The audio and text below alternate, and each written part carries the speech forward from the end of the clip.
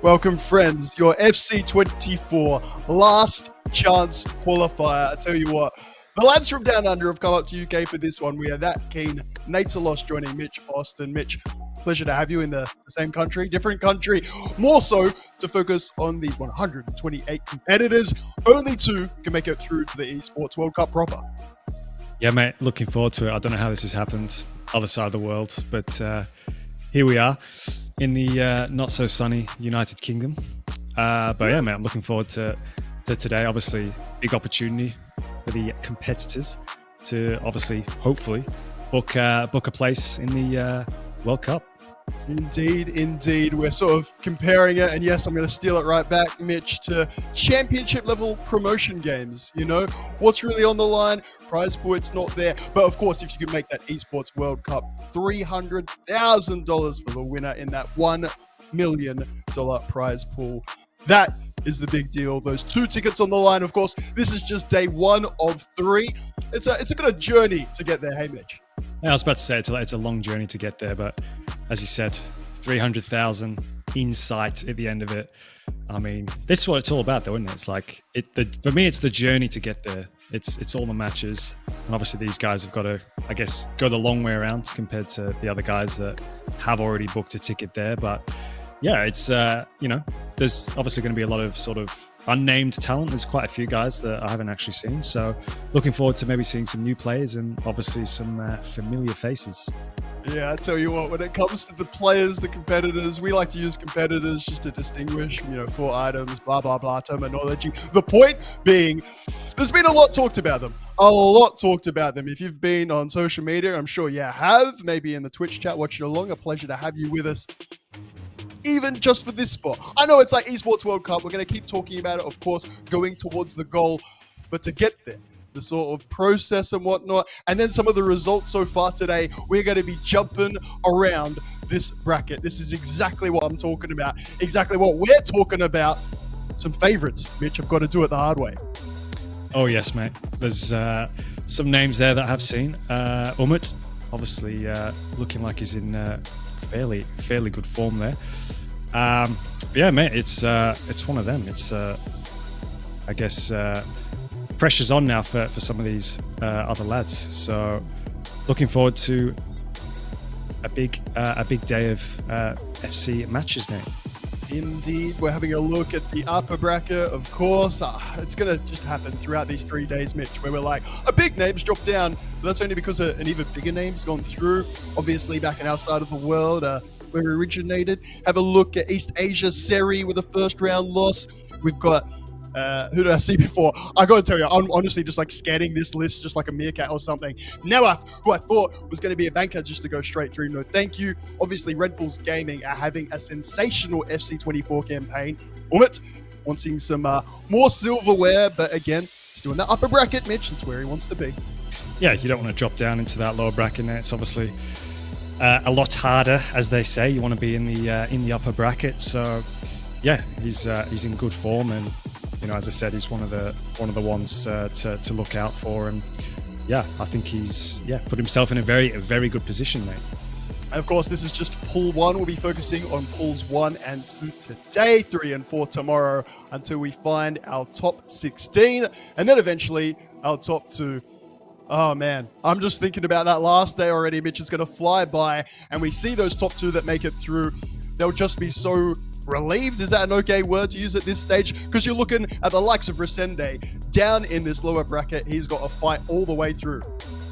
Yeah, I mean, look at the state of that now. There's a lot more matches to try and fight yourself through there. But yeah, it's I think the mental side of it, knowing that you could have had that opportunity to go through the upper bracket and dropping down into the lower bracket. I don't know. For me, it's one of them where you just got to try and mentally get yourself right for it. But everybody's in the same boat. So yeah, interesting to kind of see how these guys react to it and how they handle it.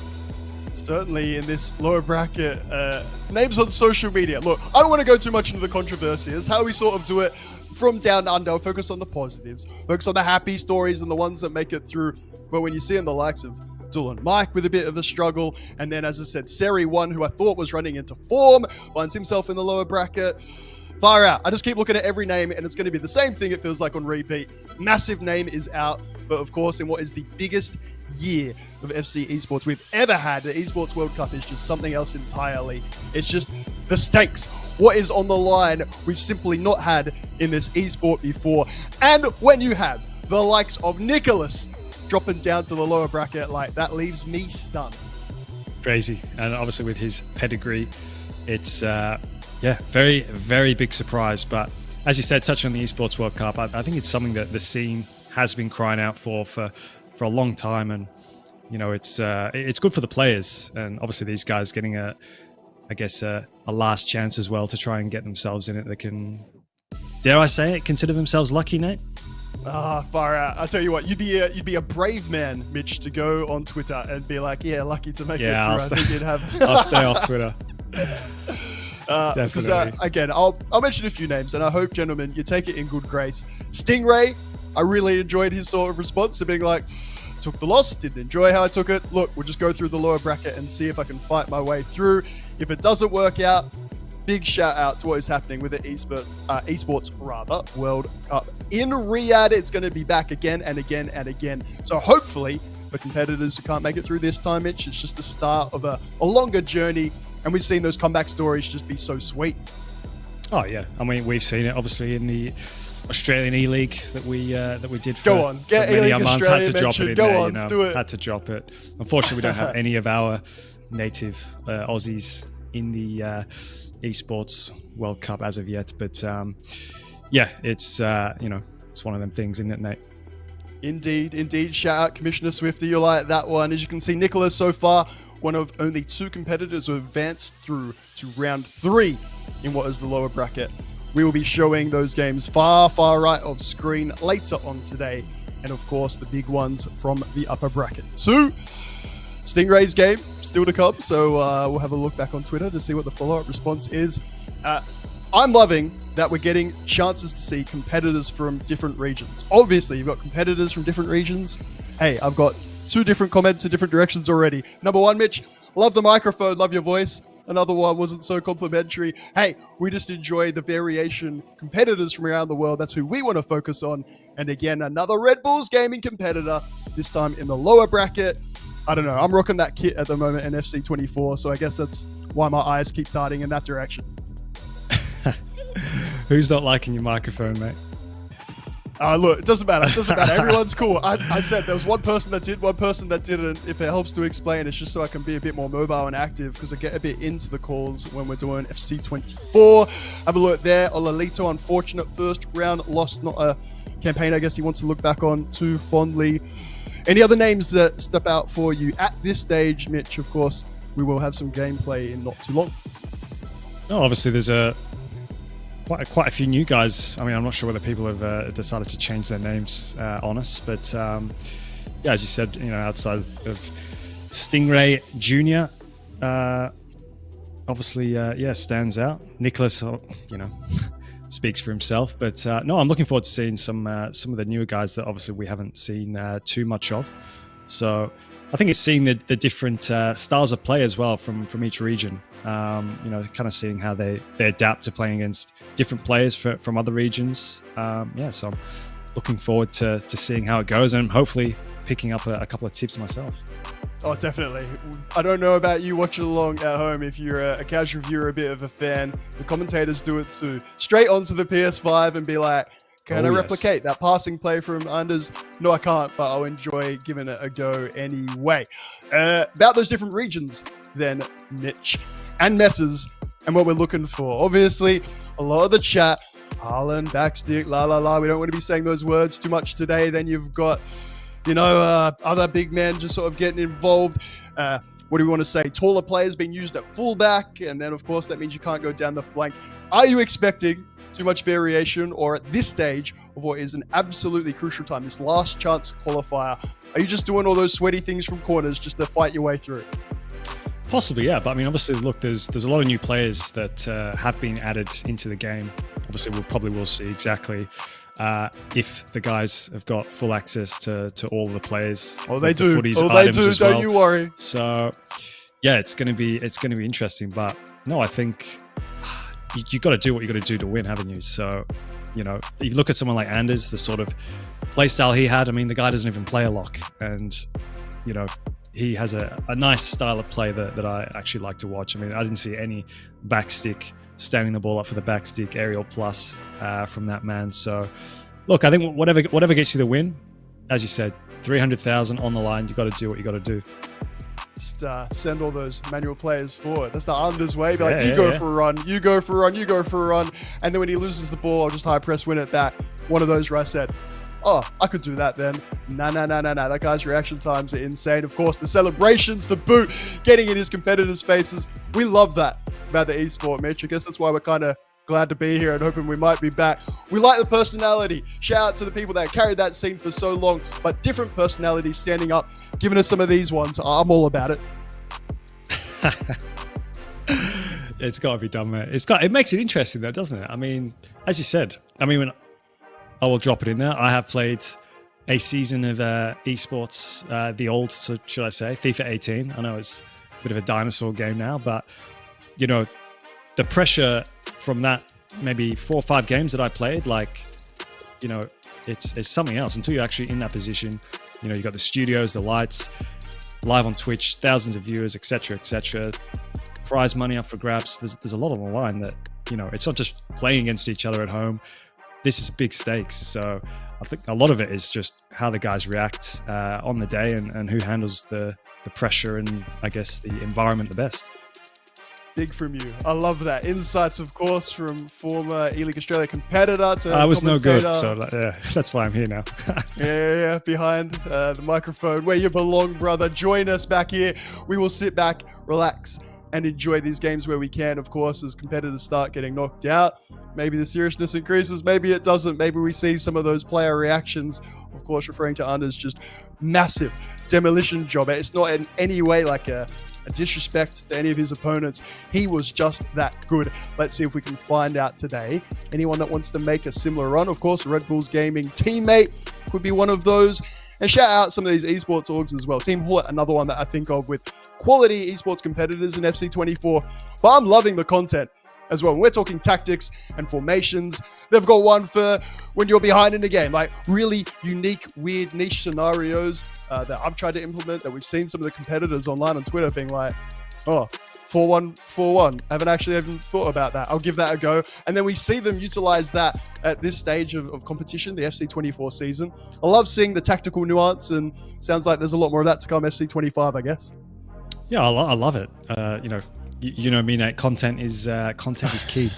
So I think, you know, the general casual player, you know, they love, I guess, you know, getting a bit of insight into kind of the pro gameplay and tips, as you said, what Team Hula offer. You know, it's fantastic. And the way I guess they utilize the content, you know, short form content, it's nice and easy. 30-second clip, save it. Try the custom tactics, try the corner routine, whatever it is. You know, it's fun. You can just kind of implement it into your weekend league. Guilty, I have tried a few myself. Yeah, it's, you know, it's part of it. I think, you know, 50% of, you know, especially the pro guys, you know, most of them do content.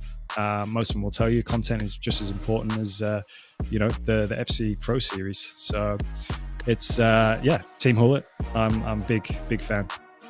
You enjoy it. I've seen, I reckon, that evolution of Tex from where I believe he was just like strictly, I'm going to make sure everything is exactly the way I need it for a competitive tournament, to I'm watching his YouTube longer form content. He's like, oh yeah, haven't changed the camera back. I just left it on there because it was good for TikTok. I was like, this man has changed. But it also means, like, I feel like we're seeing him enjoy it a lot more. Like, we got that throwback contest, if you like, Tex Desari. I really enjoyed that one, and it felt like sort of two titans going at it, maybe one last time. Yeah, definitely. I agree. But hopefully, time will tell. We've got you know, plenty of matches coming up to obviously see whether we're going to get those tighter matchups. But I think we're going to head to a break, Nate. And when we come back, we've obviously got plenty of FC action to come. See you then.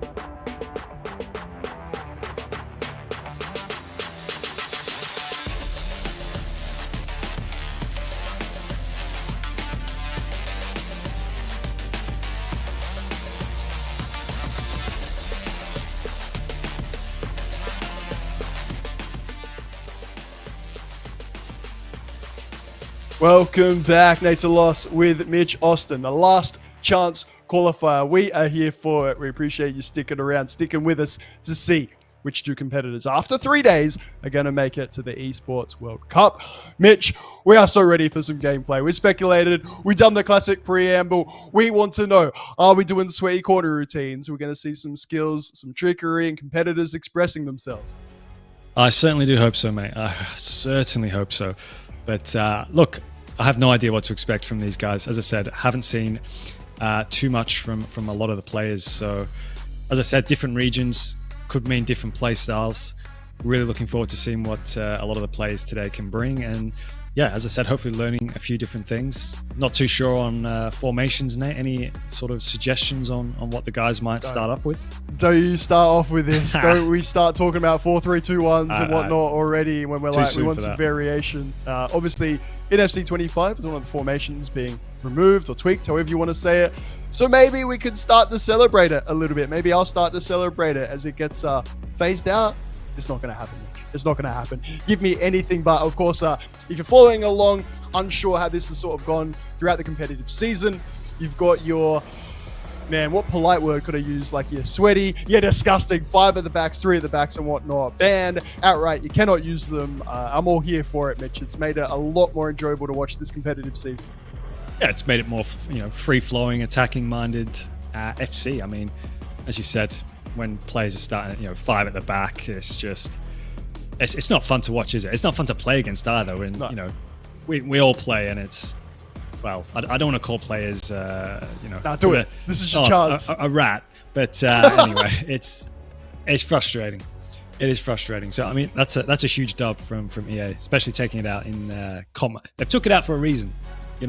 Why? Exactly. Why else would they take it out? They obviously know. So we want to see it. That's like feedback, I reckon, is one of those massive things. And I know a lot of people, social media, whatnot. And again, casual people watching on. We will read your comments. We will have a bit of a chit chat, but understand at the competitive level, the tippity top, these things are done for a reason. And I saw a comment earlier about the 5 at the back being like, oh, if they're good enough, you'd just be able to break it down. I think more for us, it's entertainment. If you've been to Riyadh, Mitch and I have had an absolute pleasure of being to Riyadh and seeing the incredible stadium, enjoying the atmosphere and whatnot.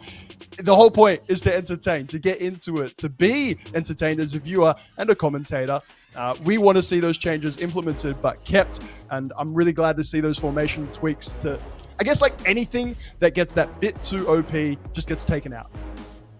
Oh, 100%. And obviously touching on, the fantastic facility in Riyadh. I mean, it's something else, isn't it, Nate? It's, well, I don't know how much they've spent on it, but honestly, it's one of the most amazing facilities, I think, for esports and gaming that I've seen. And obviously the investment that they put in behind the Esports World Cup as well. It's exciting times, not just for FC, but, all the other esports competitions as well. So, yeah, really exciting, and would love to obviously have a visit again sometime soon.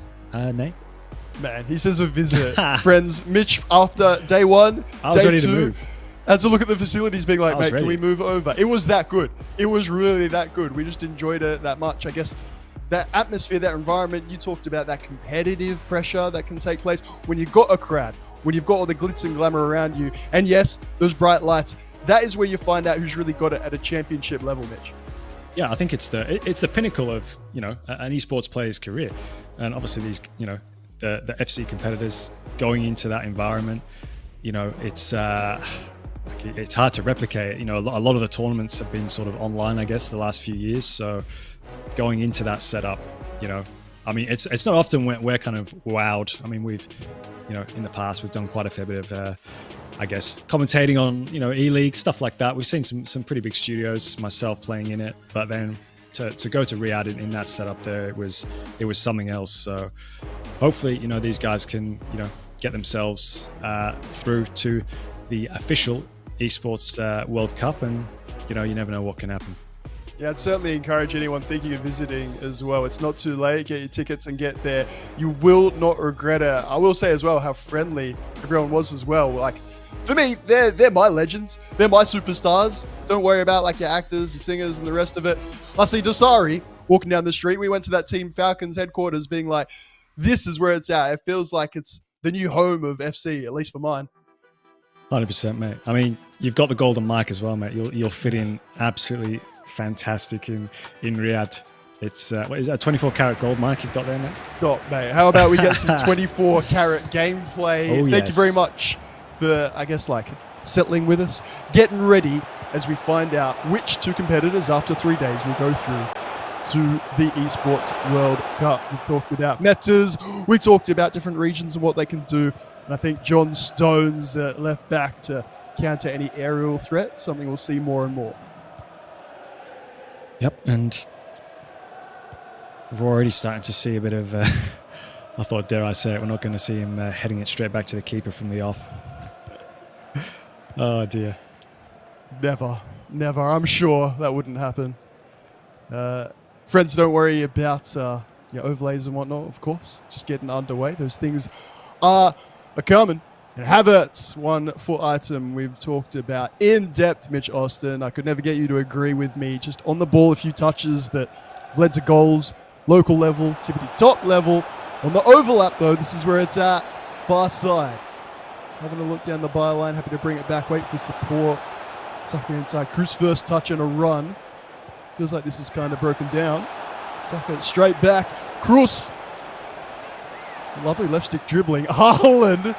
Not sure if that's a pen or just a large truck of a human being almost fallen over. One very promising start there. I thought, could he have gone down and maybe got himself a bit of a penalty there, but back on the attack here, Nate. 9 through and every day of the week, your first goal in this contest from a very familiar foe. We'll keep saying 9, Mitch, even if there's a different jersey number on the back. Yeah, I don't know. There's always one thing about that when I see Ronaldo with not the number 9 on it. Always gives me a bit of a weird vibe, but hey, he's still doing the business and lovely step over there. Bit of a speed boost and a fantastic finish there. Pretty sure if I'm like working it out through the kits and whatnot, then that should be Jafonso, but we'll wait for official confirmation. Itachi in the Man City kit, I would expect. Alexia Putas, another full item. Guess that slender body type, right on cue. Not very good in the physical challenge, Mitch. Lovely on the ball. Excellent first touch, of course, with that playstyle plus, but you need, surely at this stage of FC24, central midfielders that can do it all. Yeah, and the thing is, you know, we have the foot items available now, as you said, unlocked accounts. Bit of an interesting one, but look, I guess whatever works for you. And, you know, I think we had this in the past where, you know, certain players don't actually have full access to all of the players on their own accounts, and they kind of feel comfortable using a certain player that they've used all year or recently, and maybe they don't want to change things. But Tony Cruz, interesting one for me. I don't know, Nate.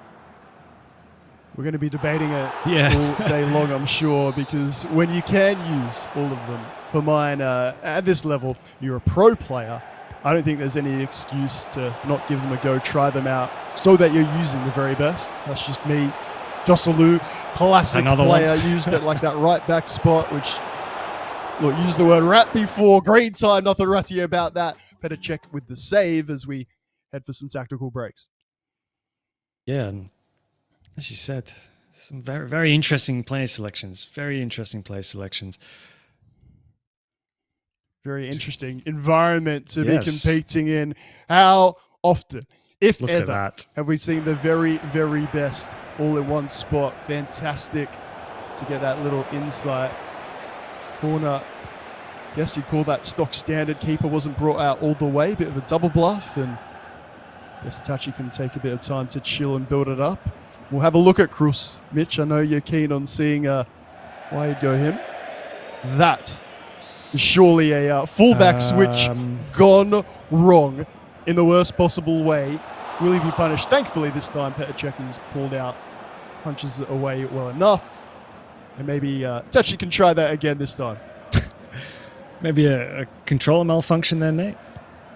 I can't say I've seen that very often. You know, I was going to just bring out some Eminem there for the first time ever. But, you know, sweaty hands. Sweaty hands is where I'm getting at. where clearly you just go for that Nerves. fullback switch and you go back towards the keeper a bit too much. R9 laid off. Mateus, save his Interesting. first touch is normally good, not on that occasion. Yeah, I think maybe a bit of the nerves getting to Jafonso possibly. As we said, $300,000, the end goal. I'm sure these guys put massive pressure on themselves. If not, we'll probably do it for them, watching along as the stakes get higher and higher. I rate that through ball down the line. Mbappe, technical dribbling, and just gets a bit of a bump. And there's been a few interesting animations from some of those players who have them as well. Haaland, Mbappe, it looks great when it comes off, Mitch, but a bit weird when it doesn't, to be quite honest. Yeah, it's just sticking to your game plan as well. I mean, look, when things don't fully go how you want them to go, just sticking to it. It's, you know, you're accustomed to doing it. Don't start trying something different that's not going to probably work for you. But Hosler right back. Back across. I still can't. I was waiting. That was what that silence was. Yeah. Me being like, Mitch, how much do we want to go back to our earlier point? Do the little sweaty things to win and get it done. That would be one of them, friend. Yep. Still getting used to it. Still getting accustomed to Hosler at right back. But the beauty of FC, mate. Is that what we're calling it? Well, no. Got him, call him out. Oh, Of course, dear. friends, this would be your 95. Overall showdown plus variant before item, aerial playstyle plus. Can you blame competitors for looking for that tall fullback option at this stage of the competition? You can't.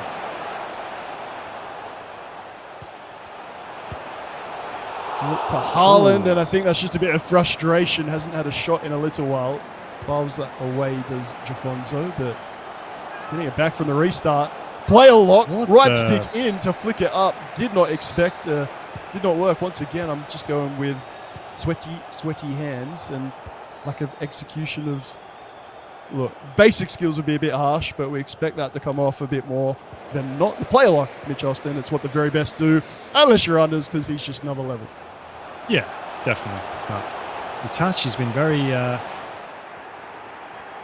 living dangerously, should I say, playing out from the back. Some very interesting balls, but that is a fantastic diagonal ball there. Saka with the technical dribbling, waiting for some support. Itachi, pull it. Yeah, Trivella's been nerfed, Fred, quite a while ago. If we see one from that distance, I guess I'll change my mind, but did not come off the boot well, to be polite. Thought we were had gone back in time 9 months.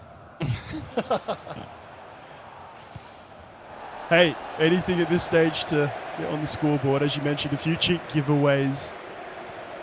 Piling on the pressure can make these competitors do things. And sometimes, I guess, like in his defense, you try a long shot, you try something from plan B, plan C, and then your competitor maybe just brings out manually some defenders. You get a bit more space rather in behind. It can be one of those things to put a bit of doubt in the mind of your opponent rather than being like, this is how I'm going to score. Yeah, 100%. And as you said, you know, it's kind of, you know, obviously I was going on earlier on about, you know, players sticking to their style of play, but being too predictable as well is another thing that's one of those things that's going to go against you, and that's got to be offside, surely, no? A check, putting it all on the line, and needs to get back on the line, and does. That's maybe I'd why like to see a replay on that one. Brought back. But yeah, no, just touching back on the point, you know, it's not being too predictable, you know, it's being able to play different attacking rotations. Saka, another interesting one for me as well. Havertz. Some very interesting player choices. I gotta say, isn't it? I keep going on about it, but it's Now go again, Mitch. One more time for me. It's Vitinha. I don't know, man. You're just like a bit stunned. Hey, I tell you what, Chris just wins that straight back. Sorry, keep going, keep going. No, just I feel like, as you said, when you've got access to the entire database of players, it's another just interesting thing. Each to their own, though. Each to their own, but yeah. How often have we done that? Broadcasting FC locally or around the world, and you call out a 4-item selection, they score the winning goal, and that's sort of it. sit there in front of the camera a bit. They'll probably go on to win the entire Esports World Cup, and that just shows what I know. Check that out, by the way. Shout out Riyadh, putting on an absolute show. Seems to be getting even more back than when we last looked there on the big screen or the smaller one. If you're watching along, big shout out that this is getting streamed, that we can see not just, of course, the best from around the world, but in this last chance qualifier, those two competitors that will ultimately make it through. At the half, it is Jafonzo leading 1-0, of course, from Luna Galaxy Esports, perhaps better known as the esports team from Diogo Jota. Of course, EMLS champion or cup winner and whatnot. It's been a really good season overall, but it's just not going to mean that much, Mitch, unless he can make it to the big dance in Riyadh in the Esports World Cup proper. Yeah. Talking on Jota there, I think if he wasn't in the middle of, about to start the Premier League season, he'd probably be in for a chance of maybe competing in this, to be honest. Might have got himself a little bit of an invite. One of those where you're like, okay, that seems like a bit tokenistic. And then you realize how good he is. He gets his own esports org. I know that the FC Pro content team have been superb at getting him to challenge some of these pro players. They've been impressed. Oh, he's played against loads of them. And, everybody that's, I guess, come up against him online, videos I've seen and things, they're all saying, he's literally pro level. So me personally, I would love to see him in a tournament, go up against these guys and see how he does. But hey, professional football for Liverpool obviously comes first. Can't speak into that a bit more, Mitch. I sense a little bit of you want to get back on that football pitch. Are you happy where you are, having a look at the best FC24 action? Oh well, I'd hopefully love to get back into it if my knee allows me to at some point, maybe over the next 12 months. But we shall see. At the moment, I'm quite happy watching the best FC24 talent that the world has to offer at the moment. But yeah, I'm not going to say no to getting back on the park if it's, the right fit for myself and my knee. So as you know, mate, we are in England. So who knows, mate? Maybe the princes in Saudi might want to pick me up for a team. Who knows? Sign him up. Signing up. We did enjoy having a look at the football. I'm a big fan of the Saudi Pro League and completing some Evos right now. Colas Junior, one particular CR7 football over there. It's on a different level. We went even just to like the shopping centers and everyone's wearing a jersey. Some good heated discussion about, which team to support or not support. It's enjoyable. It's like a really enjoyable football culture over there for those that don't know. Yeah, it's huge and it's growing and growing each year. And obviously, they've invested heavily into the Saudi Pro League, and just look at all the players that are going there. For starters, just getting Cristiano Ronaldo over there was huge, and it's just opened up more and more doors for, many of top class players to head over there. So exciting to see how it takes on, mate. Really does feel like it's just the beginning of something special for one of these competitors. We're heading towards the end of things. Upper bracket action, meaning, of course, you need to lose twice to get eliminated. So things aren't that dire just yet. That will come a little bit later in the evening. Right now, the story is, can Itachi fight back against Jafonzo, who I want to say has been in control, but has also been the beneficiary of a few mistakes from his opponent, Mitch. Yeah, definitely. I think it's, as you said, I do agree. He has been on top, but just, I don't know, from either competitor, there just seems like there could be a individual mistake from either that could let the opponent in. So we'll see. Hopefully a few substitutions to come as well. I mean, I did see the likes of 99 Ronaldo on the substitutes bench. Disgraceful for me to see him on the bench, but he would be straight in my starting 11. But hey, hopefully he will get a run at some point. Mentioned Vitinha as well, of course, 97 overall. You expect a lot of these 4 items at this stage to have 4 playstyle pluses. Power shot, long ball, intercept, first touch. Looks great on the stat sheet. I just don't know if it's particularly effectual. You get those 3 central midfielders. I feel like competitors look at that as, oh, got a bit of a luxury. So maybe at least one of them we can just have a bit of fun with on the ball or a bit of wild card. For mine, I'd just be like, who are the 3 best, and not looking at any other decision. Yeah, it's, as I said, Cruz, Vitinha, not, when you've got a selection of the greatest players in the game, you look at, the big pros teams they're using. I hate to be the guy that, you're kind of copying what other people do, but I feel like, for me, example, I would look at Cristiano Ronaldo, what he does, why he's the best, scores so many goals. You're going to copy, his preparation, and it kind of, flicks back over to FC, the top players they're using them for a reason. You obviously want to try and give yourself the best chance possible to get to the next stage of the Esports World Cup. And yeah, I don't know. Maybe there's a reason to it. I don't know, but yeah, hopefully the guys will maybe make some changes over the next few in-game minutes and see how we go. But who knows? Cruz maybe will pop up and score an absolute worldie. Right on cue, perhaps. We had Havertz on Havertz, Hullet on Hullet. This time, it connects. We said before, try it once to get your opponent off guard. Itachi says, I'll go again. A little bit closer. Mitch, the Trivela is back. It's back, all right. And, well, I'm not going to say we're going to eat our own way. Actually, it was you who said it, mate, not me. It was me. I'll put my hand up. Yep. I will. A fantastic finish there. Honestly, I thought it was gone. But the Trivela is back. It's not so much, I'd say it was gone, and if I could expand on my point, I'd try and spare my blushes a little bit. Shout out Itachi most of all. It's just to say it's not your option A. It's not as consistent as what it was, as you said, in a time machine about 9 months ago, where every single one from well outside the area was going in. It's just that consistency for mine. The best players find their way inside the area.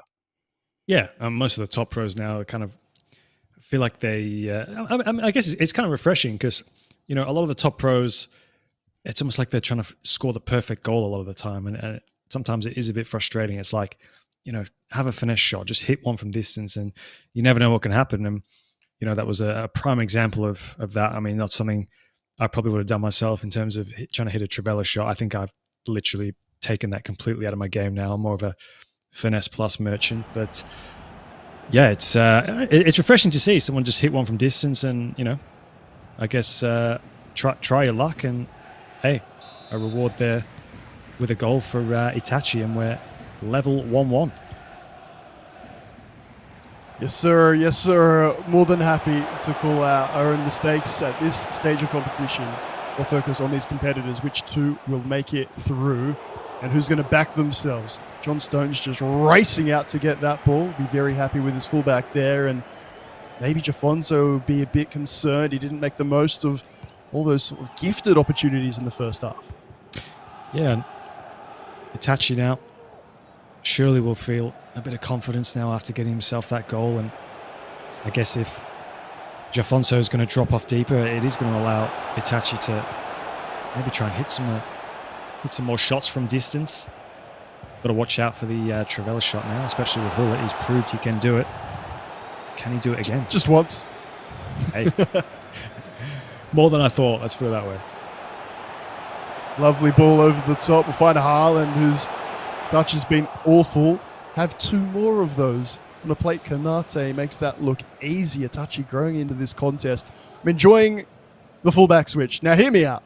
I'm enjoying it because often, particularly on this near side, there's an immediate player lock to a centre mid, which means Itachi can have the option of just running straight down the line or getting it straight to his man inside. It's just like a little evolution of that particular ball and tackle pitch. Yeah, he's giving himself a couple of options as well, but I mean, it's one of those, isn't it? You've always, I guess, you've got your fullbacks bombing on. It does leave you a little bit exposed at the back, but at the same time, it's giving you extra options. Playing that switch, I mean, it's virtually impossible to defend. But really good play, as we see again. That diag out to the right back. trying to play it down the wing into Mbappe. Sort of a bit of a pattern of play that you can see from Itachi, and it's really starting to difficult to defend, I think, for Jafonso. Put it that way. Confirming as well, best of ones, 9-minute halves, if you're unfamiliar with how the competitive scene has been going. Towards the byline, Havertz back now. Itachi, Saka, maybe having a look at the finesse.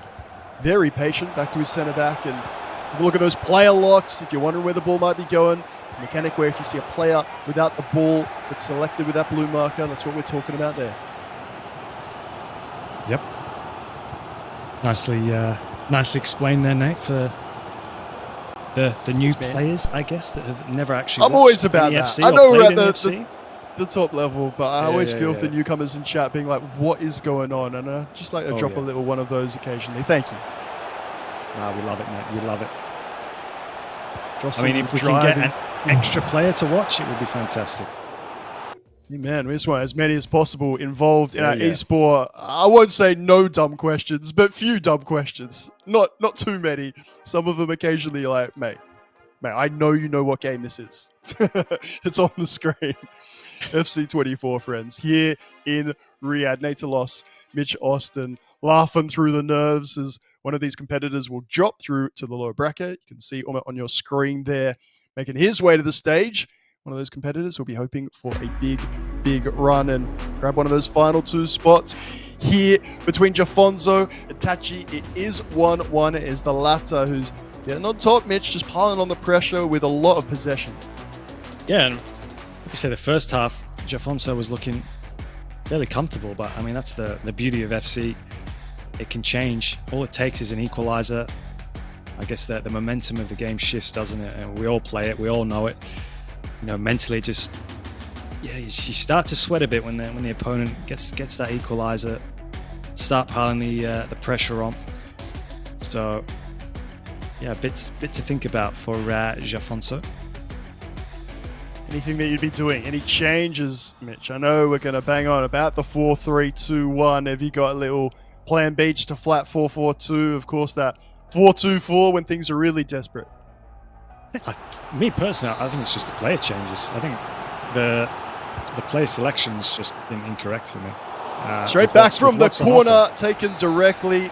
You see the very best don't give their opponent a chance to react to Vitinha. It's a shocking ball. Falls to Kanate. Puteas! Trivella comfortably dealt with by Czech, who's one of those goalkeepers you've seen punch the ball away a lot more. They're playing it clean to start. Haaland, it finds his way all the way through. It was not the intention, but the result, exactly what Jafonso is looking for. Joselu, of course, is that man. Enjoy your token goal. Enjoy getting back in the league. Bit of luck there, but hey, Joselu. It's almost a typical IRL Joselu goal. Isn't it, Josh? Bit of a fox in the box, in the right place at the right time.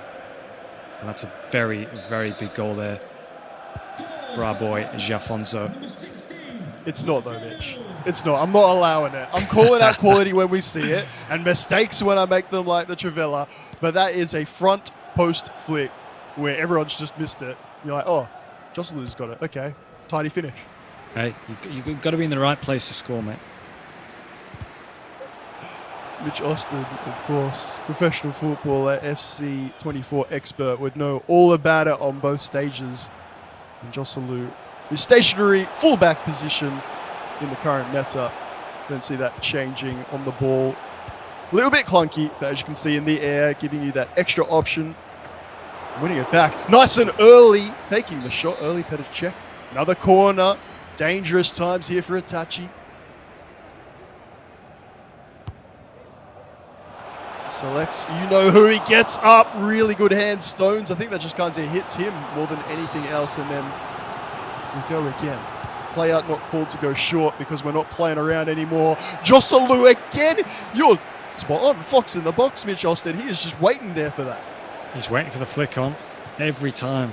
Haaland, even if he misses it, Joselu is there ready for a tap-in. Our tap-in merchant.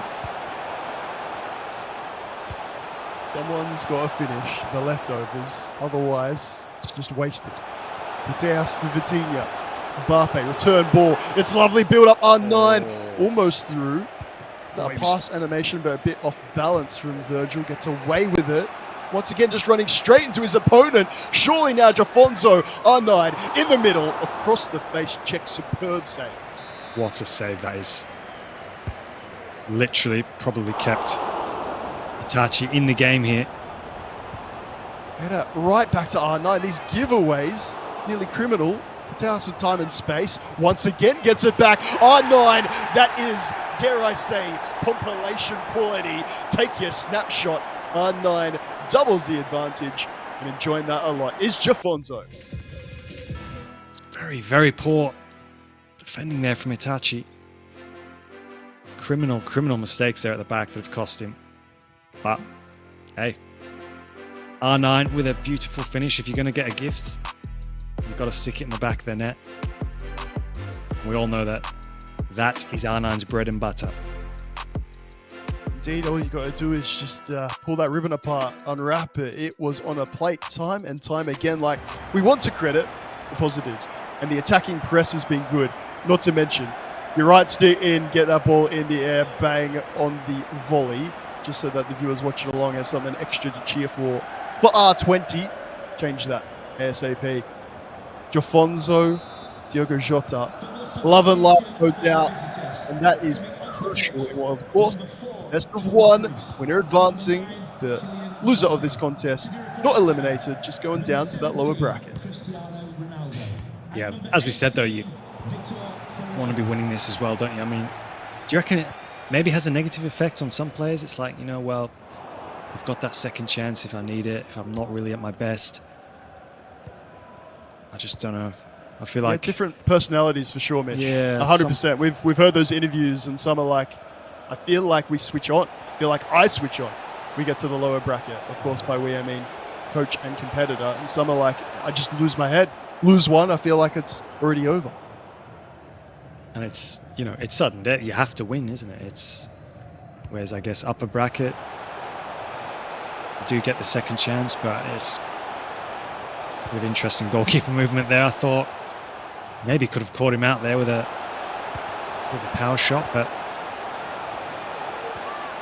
really well worked. And down on the floor, but Virgil shoving the attacker out of the way. Some very interesting animations in this one. Thankfully, none that have been contest deciding. Pull it. That has to happen. Has to happen now for Itachi. To Haaland. Has the right foot look at Erling. Not so good. Keeper does enough. Czech says, I'd like a dribble as well. And that really should seal it. Yeah, that was the moment that Itachi needed. I think he could be in trouble here, Nick. Just the 2 additional minutes. Ball over the top with that press coming. You can take it to the corner flag. You can go for a fourth. It won't matter for Jafonso or Itachi. We're sealing it. We're calling it.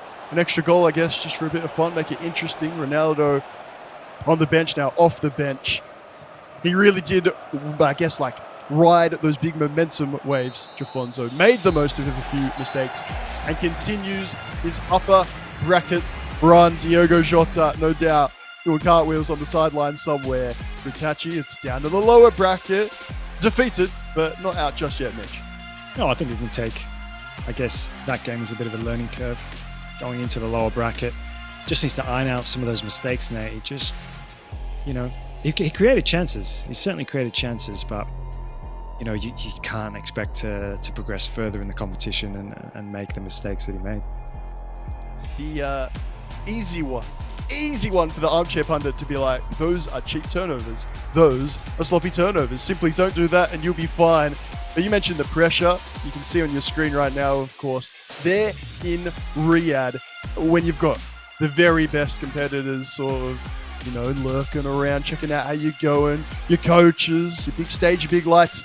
That's where those mistakes start to come into play that competitors might not make domestically, and certainly not in weekend league. No, definitely not. It's well, I think a lot of us are comfortable in our own home, not under the lights like this sort of setup is. But I mean, look at it. An absolutely amazing facility. Loads of people there as well. All the other competitors watching and hopefully maybe taking a couple of tips and things from their opponents, maybe working out that they might come up against them later on in the tournament. Taking notes, Nate. Surely you have your coach on that. Having a look at some of these highlights as well. What about that for number 3? Surely that was your favorite of the lot, Mitch. Yeah, definitely. Teas, Mbappe, have a look at Czech there. Little phantom dive. Hey, did the job. Some of these keeper animations are so dead set enjoyable, at least for mine. I'm enjoying that. Keepers being brought out for crosses, for example, from corners. They're punching that a lot more. And Petr Cech, what do you want to call him? Like your money man. He is consistent. I'm using him still in my ultimate team because you know what you're going to get from him. It's just a few of those animations, like the early dives, the punching the crosses away. Those are the only like heart and mouth moments I get. Look, I had the Team of the Year icon Cech, and I don't know what happened, but the last couple of weeks he was just an absolute shambles. Some of the animations and goals he was throwing in. I now have the footies Cech, and let me tell you, he's different. He is built different. But yeah, the punching animation, it works and it doesn't work. You know, it's good when it does work, but when he's punching one into his own net, yes, it's a sore sight. But look, he's been pretty much fantastic in the gameplay we've seen so far. So I'd imagine he's going to be in many of the competitors' teams throughout the tournament. Yeah, I guess any other goalkeeper that you're looking out for. I know we talked about it a lot in that every FC title sort of, you know, this game that we've enjoyed under a different name in the past. You have the goalkeepers having a bit more personality. It felt like at the start it was just put Van der Sar in there, probably get the job done, or just Nick Pope even at one stage because he was the tallest. Now we've got a few different play styles or just animations and whatnot. Is there someone else, maybe like an Alisson, that you'd be getting in there, or just sticking with Cech? Honestly, I mean, if it was down to me, Schmeichel is a top goalkeeper for me. I don't know what it is about him, but every time I've come up against him, he's been unreal. And another one, Emi Martinez. Yes. Them two, probably arguably would be my, well, as soon as I see them come up in Weekend League, I'm just like, oh no, here we go again. It's the one SBC I regret not doing, should I say, was the Emi Martinez SBC. So, look, I'll be interested to see if anybody actually uses him, but for me, Schmeichel or Emi Martinez, you can't go wrong. I'm enjoying it because obviously watching the great man's content, Mitch Austin, I know the exact questions just to get under your skin and be like, oh, remember when this keeper did this or did that? Schmeichel for mine, at least on the pro level, twice now. Trying to remember, I believe 2 times, and stunning saves, incredible like athleticism, and then some of those shots that go nearer to his body and he's dead set like jumping over them or through the legs, it just hurts. Even though you're keen or prone, I guess, to remember some of the epic ones, you just really want the bread and butter, right, Mitch? Tell me I'm right on this. Anything close to you just want saved, and anything else is a bit of a bonus. Yeah, just the saves that should be made. For me, this is probably very questionable, but the keeper movement for me, I don't like it. Me personally, I don't like it. It's just... You're going to be happy FC25, that's what you're telling me, right? Yeah, with those limited movements. Keepers literally running to the opposite side of the goal when you're through on goal. Like me, I think football brain, IRL football, all I learned, hit the ball hard and low across the goal. But FC, you do that, the keeper's stood at the opposite corner just waiting to pick it up. Maybe it's a skill issue, probably is. But another one, off the corners, you know, you get your keepers, opposition keepers now are literally on the edge of the box, you know, waiting to collect the ball for the you know, off the corners. So, hey, another thing, you know, you got to do what you got to do. But yeah, annoys me. Swing it in direct, Mitch. We had an E-League Australia. Shout out Dylan Campbell, Olympicos, mate. No need to worry about anything else. If the keeper's out, just kick it straight in the goal. Haven't you been paying attention? That easy. Oh yeah, easy as that, mate. Easy as that. Trust me, I do try scoring direct from a corner, but I don't have the skill, mate. I haven't got the skill. Look, that is a big respect from me. Mitch Austin alongside Nate Loss, enjoying day 1 of 3 days of these last chance qualifiers. We're trying to find out the top 2 to join the rest who are there in Riyadh playing that big prize pool, and of course that top prize of $300,000. look, you and I can only dream about it, Mitch. Sit here and rant and rave and be like, oh yeah, do this, do that, or whatnot. What about if someone made it through from this last chance qualifier all the way through, maybe even at least to the final, where we talked about competitors who have their backs to the wall? Anyone who sticks out for you, maybe like a Nicholas late surge? I know I'd be a fan of that. It's got to be. I mean, you can't look past Nicholas, and obviously Umut as well. You know, they've got a really good pedigree. And I think that, you know, it's having the experience that these guys have throughout the last, you know, Nicholas obviously been around the scene for many years. So having that past experience, you know, it's nothing new for him coming through, I guess, the last chance qualifiers. But yeah, it's, you know, I guess he'll be almost disappointed that he's not already there. But look, as I said, these guys, they're lucky to obviously have this opportunity. And I feel like it's a bit of a golden ticket not to waste it and get yourself through. You'd be looking back at these ones like, really? I made it, like I was going to say, all the way through registration just to have a chance. Of course, it's double elim to get out there as well. There'll be no more excuses. And particularly, you mentioned one competitor, Umut, who has that pedigree, quote unquote, Mitch Austin. Surely unfathomable that he won't be there in those last 32. Yeah, it's, well, stranger things have happened. Let's be honest. Stranger things have happened, but it just would not, it wouldn't feel right. And the fact he's so close now as well, you know, there's got to be a lot of pressure on him though. I mean, if I'm him in his shoes, knowing that you're expected to be there, and look, we all know the guys talk. You know, all the other pros will be thinking, you know, he's not there. What's going through his mind? And I guess you want to kind of show that you're still up to the level. A lot of things do go against you, you know, in FC. But at the end of the day, you know, it's probably considered maybe a disappointing season if he's not there. So there's going to be high stakes for him, and the pressure's high. But he is, you know, definitely going to want to be there. You know, come Monday, he's going to be wanting to go through to the Esports World Cup. And considering, of course, that it's been like a somewhat successful season already for him, and yet when you look at his teammate at Red Bull Gaming, Unders, you're like, maybe just why can't that be me? We all know he's on a different level this season. In his shadow, yeah. Dare I say it? It's not a big shadow. It's a very big very shadow. Tall. Well, in FC terms, I would consider it a big shadow. The Unders slander, completely unnecessary. And I'm here for it as we head on into what could be a big, big moment for Red Bull Gaming. For Umut, what can he do starting? Heavy favorite. Maybe that's why he's got the big number 1 next to his name there. In the top left, I'm not saying straightforward, Mitch Austin, but let's hope for his sake, for that organization's sake, that could be a second one in Riyadh for the big dance. 100%, Nate. And already we're seeing the green time finesse shot. I can imagine, I think we're going to see plenty of those, especially from Umut. A bit surprised we had, correct me if I'm wrong, 0 to start off with. Yeah. It's been used more and more, I'd just say more consistent than it has been at any other stage of the game. No, I definitely agree. And you can already see similar patterns of play. The right back on the overlap for that diagonal ball to create the space. Really good pressure to win it back. Haaland on 9, I was going to say into feet. And yet, KDB caught lacking on it. That will surely be, what are we saying, penalty kick, free kick. Looked well in the area to me. Guess it's one of those, you're trying to clear it. You're a bit late and you tackle the man even later. Yeah, it's a bit of an interesting choice here. We'll see what... Oh, no way. Is that offside or a foul the other way at the end? I was so sure that was pointing the spot. That's on me. I was like, I'm going to wait until... You're smarter than me. The pause is over before I say anything here, but... Yeah, and Saka again as well in the starting 11. Another 2 players back-to-back now that have got Saka in the team. Maybe they're...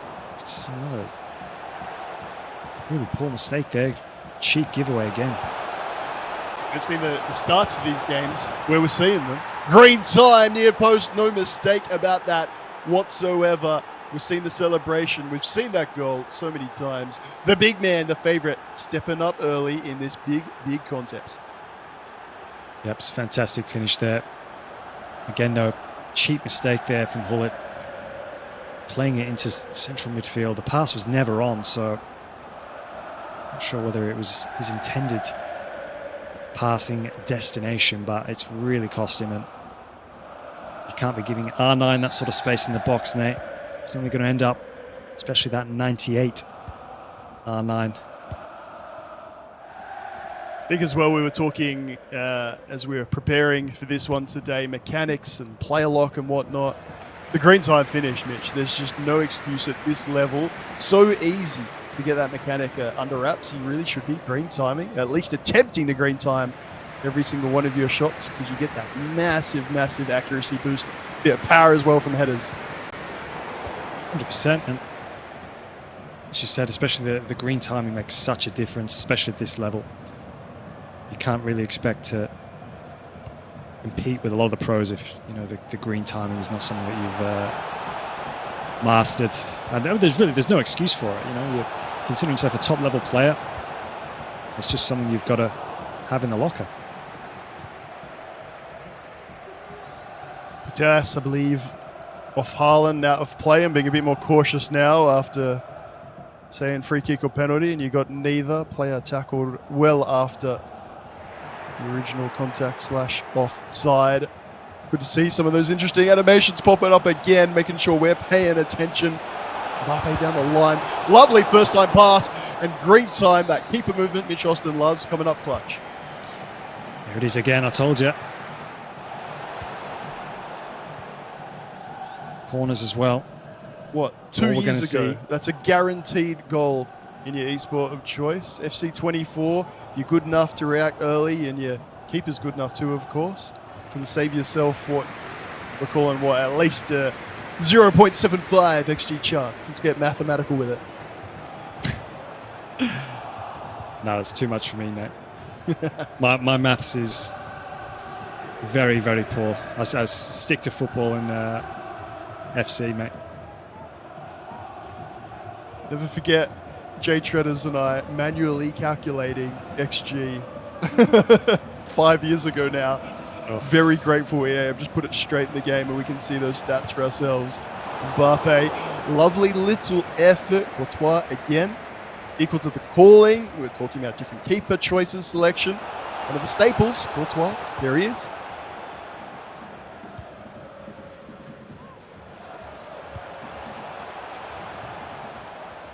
Down the line, Stones on the overlap, but not for very long at all. Really good defending. Umet just forcing it all the way back to the centre back. Kanate, lovely switch. Laws, JDB, just having a look at those front four, very far forward indeed, to get them into their feet, to get the ball rather into their feet. Difficult effort. Straight away, that pass comes, heavy touch and given away.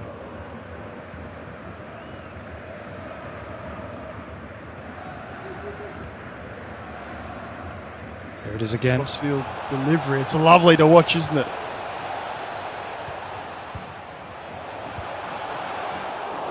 Oh, where was the finish?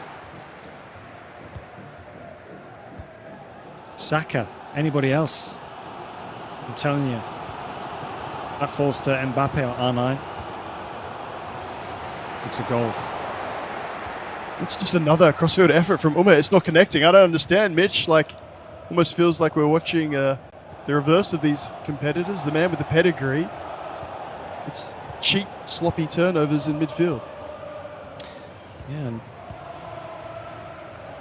Laws, I think he'd be very probably surprised to find himself 1-0 up here, especially before the match anyway. Umet, as we said, talking about his pedigree. I said he's got that big number 1 next to his name for the reason, of course. Friend of that top left, EWC 0-1, and many of our books it should be the favourite. Now he's in the last chance qualifier. Now he's down 1-0. Was looking for number 2. Courtois making me a little nervous, but collects comfortably in the end. Still best of 1, still upper bracket, so not a disaster class just yet for the big favourite, but the lack of fluency. Like passes that are being connected for him right now, right on cue, straight into the noggin for what should be a gentle, easy cross-field ball.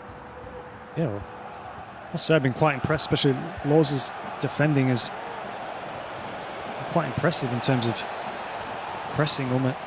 Obviously, he really wants to try and hit that switch, but Laws has been all over him to stop it. Really needs to... Just seems to be no space for him again. He's maybe on the counter-attack here. Having a look at support. One's the one player that's there. Mbappe gets stood up well by Kanate. You're right. Laws defending. Fantastic, really clear, incisive decision-making. Just thought he was going to have Umut on the counter-attack there, Laws.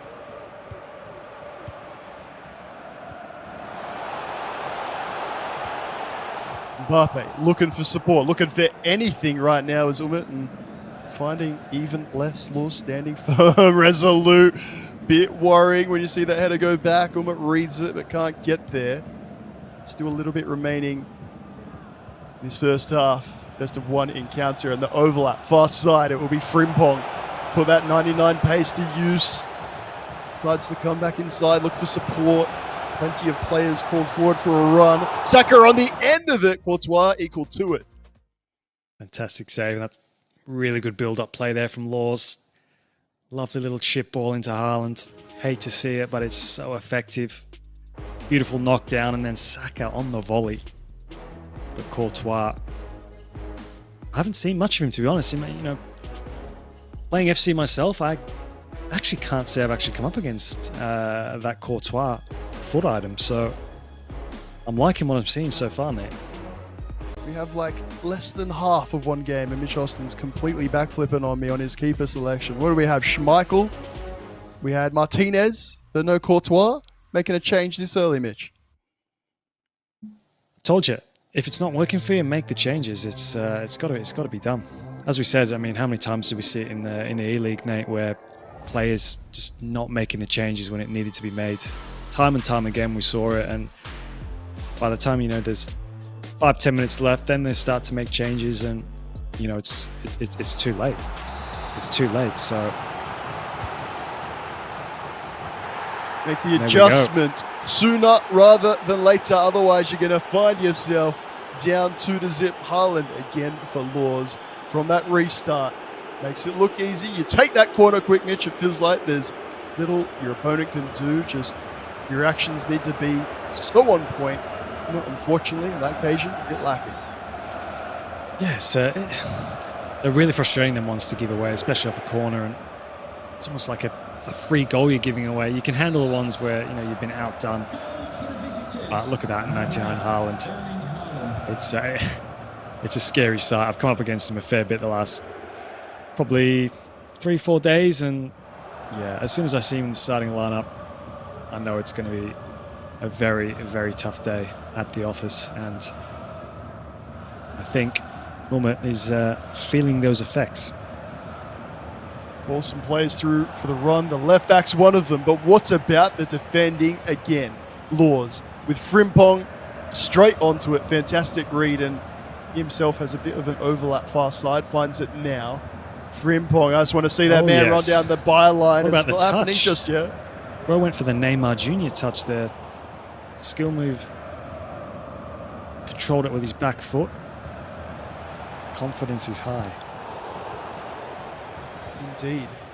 Getting in the way of that passing lane, Laws, but not holding retention of the ball. Mbappe, there's a player inside. It's Haaland. One more and out of feet.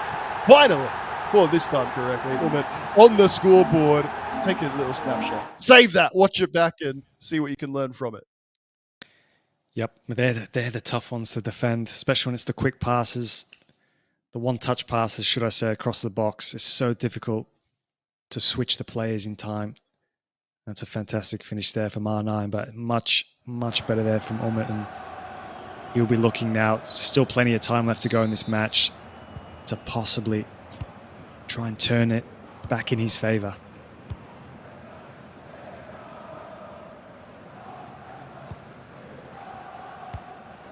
Just wanting to hold possession to finish off the half here.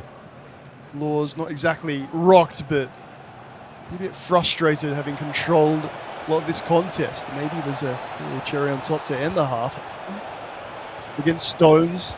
Saka inside, another one, Hullet first time ball ping pass. It's still in there, near post, and there is the cherry on top of that first half Sunday. Laws, 3 to the good, and just making the most of those little rebounds and extra touches, Mitch. Yep, it's frustrating for a moment. Just nearly get yourself back in the game, and it's thinking, just get to half-time without conceding. Then you can rebuild again, but to concede straight away, it always happens, doesn't it? You score, you think you're back in it, and then you concede straight away.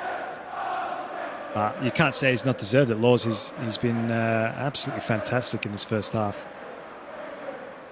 This is me, by the way, when you are forced to take this kickoff. I ain't touching the controller. Nope. You make me kick off. You'd be kicking himself just a little bit there, to let that one slide, and yet you see a plethora of goals at the end of halves, the end of full time. It's not unexpected, Mitch, but it does mean it's got to control those big moments. If you know that's going to happen, you think that's going to happen, just hold on to the ball, you know? Oh, that's it. You got to do what you got to do, and it's game management. It's being smart. As we said, you want to win. You've got to do what you have to do to win, whether it's, consider it, I don't know, toxic, whatever. But at the end of the day, there is $300,000 up for grabs, Nate. I don't know about you, but I'm doing what needs to be done. If it means holding the ball for 20 seconds, a minute, it's got to be done. We'll say if you are headed to Red, and you should. It's fantastic. Mitch and I enjoyed ourselves there. Make sure you behave yourself, please. We want to make sure these competitors are safe, enjoying themselves, and they've got a job to do. And for many of them, Mitch, it is indeed a job. They need to lock in, focus up. These are fine margins that could decide whether they make that Esports World Cup proper. Yep. And as we said, a lot of them have, the backing of their esports orgs as well. So, you're not just playing for yourself. You're playing for the org as well, so and their fans. So Umut cutting a bit of a frustrated figure right now, but he's got his coach in his corner. What do you think they changed now, Nate, going into the second half here?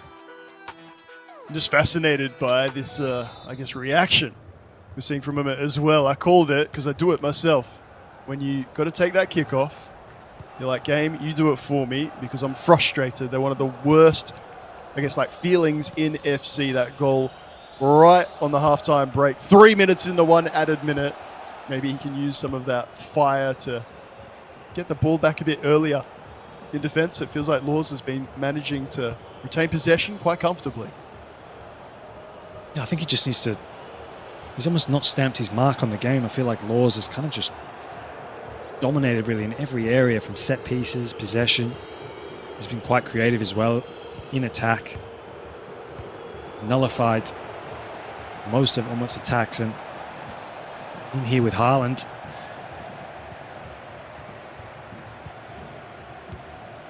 Look, if he's going to stay deep, all I can ask is that you make sure your defending is on point. He waited perfectly the execution of the tackle. Not rewarded though. That's Kanate charging out from centre back. So those early wins from Laws, get it back nice and high. That's led to some of those half chances, at the very least in transition. I think that's almost where Umut has kind of struggled, especially the transitional balls on the counter attack. Almost could be in here. Nope. Well defended there from Virgil, with almost a Cruyff turn to bring that down. What's crossfield switch? Not at all on point. Yeah, lost for words. Mitchell, we just don't expect it. The man, of surprising. course, former two-time champion, is one of the absolute legends of the esport. It's, had me calling the action incorrectly to start it, to be quite honest. I couldn't believe it. Yeah, it's been very, very surprising. As we said, for a man of this guy's caliber, it's just something we're not really accustomed to seeing. Just really hasn't got going here at all. Nothing seems to be going his way. Nothing's sticking. At the end of the day, Laws has just been fantastic. In with a chance in there, that was almost like his player locked off from the ball there, Nate. Yeah, nothing at all he could do about that. That is just unfortunate. Like to see that ball being pinged laterally. That is from top to bottom, bottom to top of screen. First time a lot of goals created that way. Anders being one of the competitors. You'll see do that. Keeper movement is fantastic.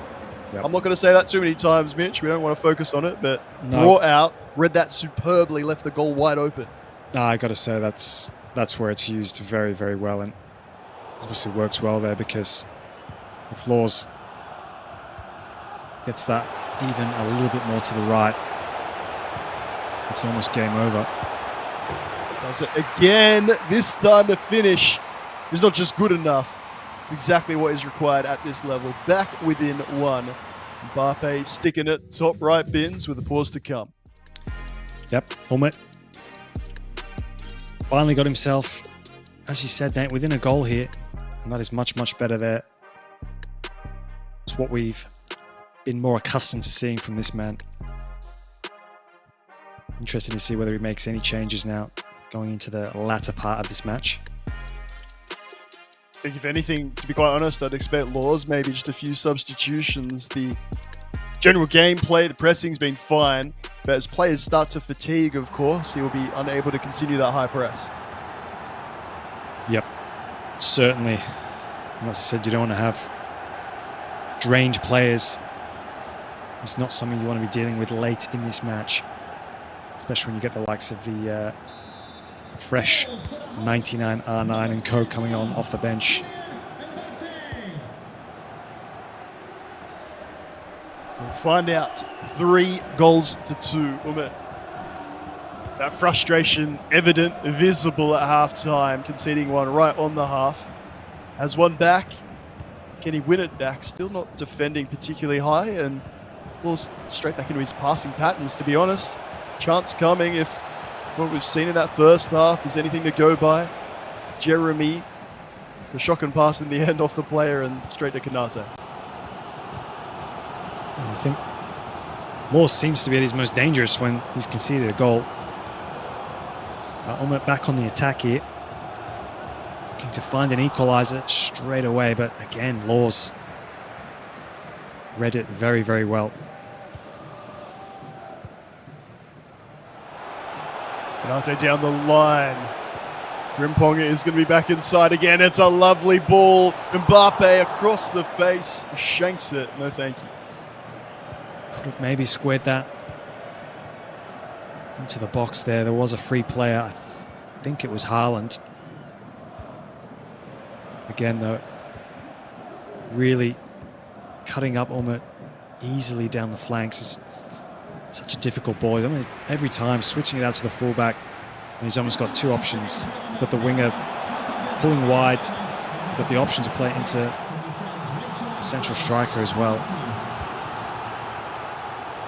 Maybe a taste of your own medicine. Straight back at him, Verge. Into feet. Haaland just lacking a little bit, to be quite honest with you. Laws holding on, but only just.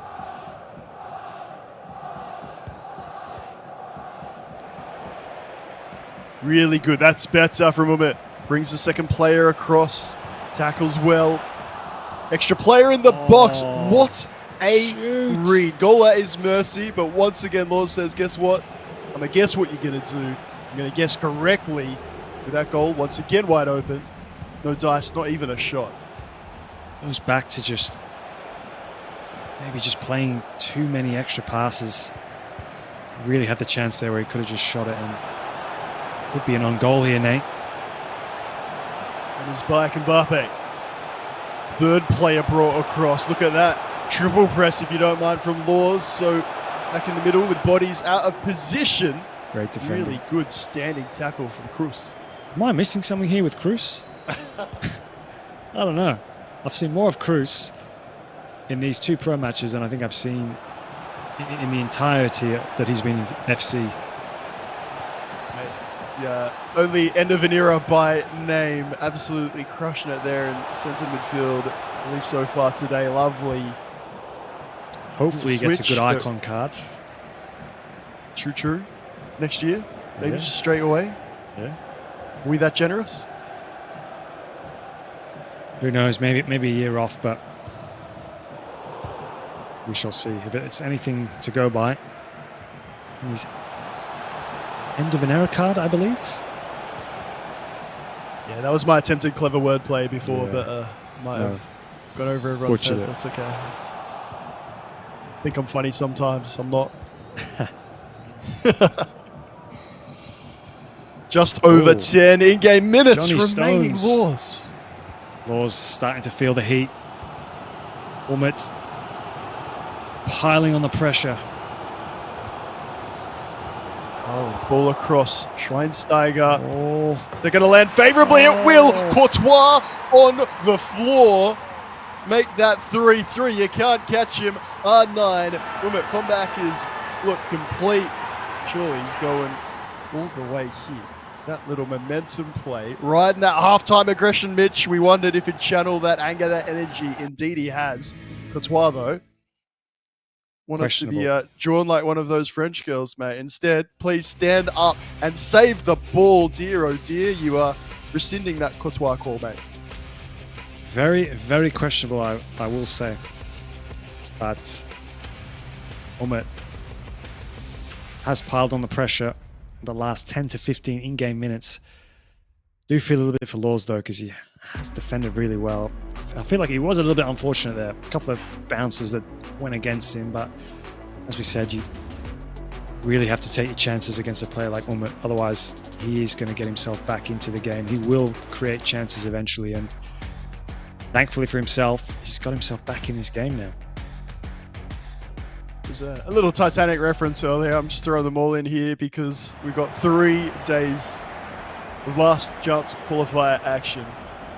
We're a little bit surprised to find Umut here in the first place, still in the upper bracket, and now leveling things at 3-3. He was having a bit of fun with it. So are we. We hope you're enjoying watching along as we head into this final in-game. 10 minutes. Everything to play for. Laws, maybe Mitch just pondering, what have I really done wrong to deserve it? Yep, but that's, well, dare I say the beauty of FC, but it's one of them things you just have to expect as a player when you play FC.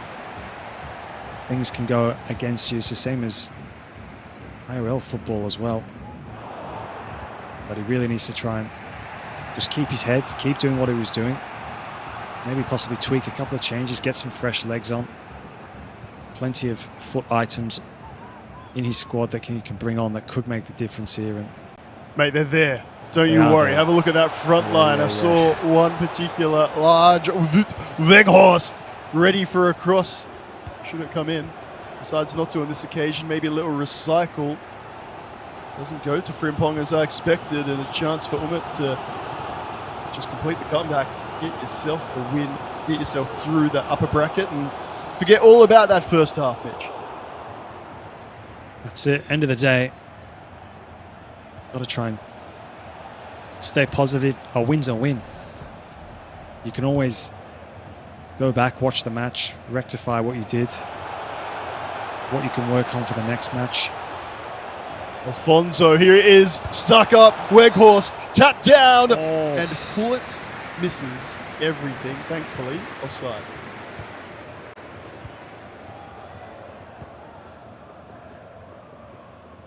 It's about to be the miss of the day, guaranteed, Mitch. Yes.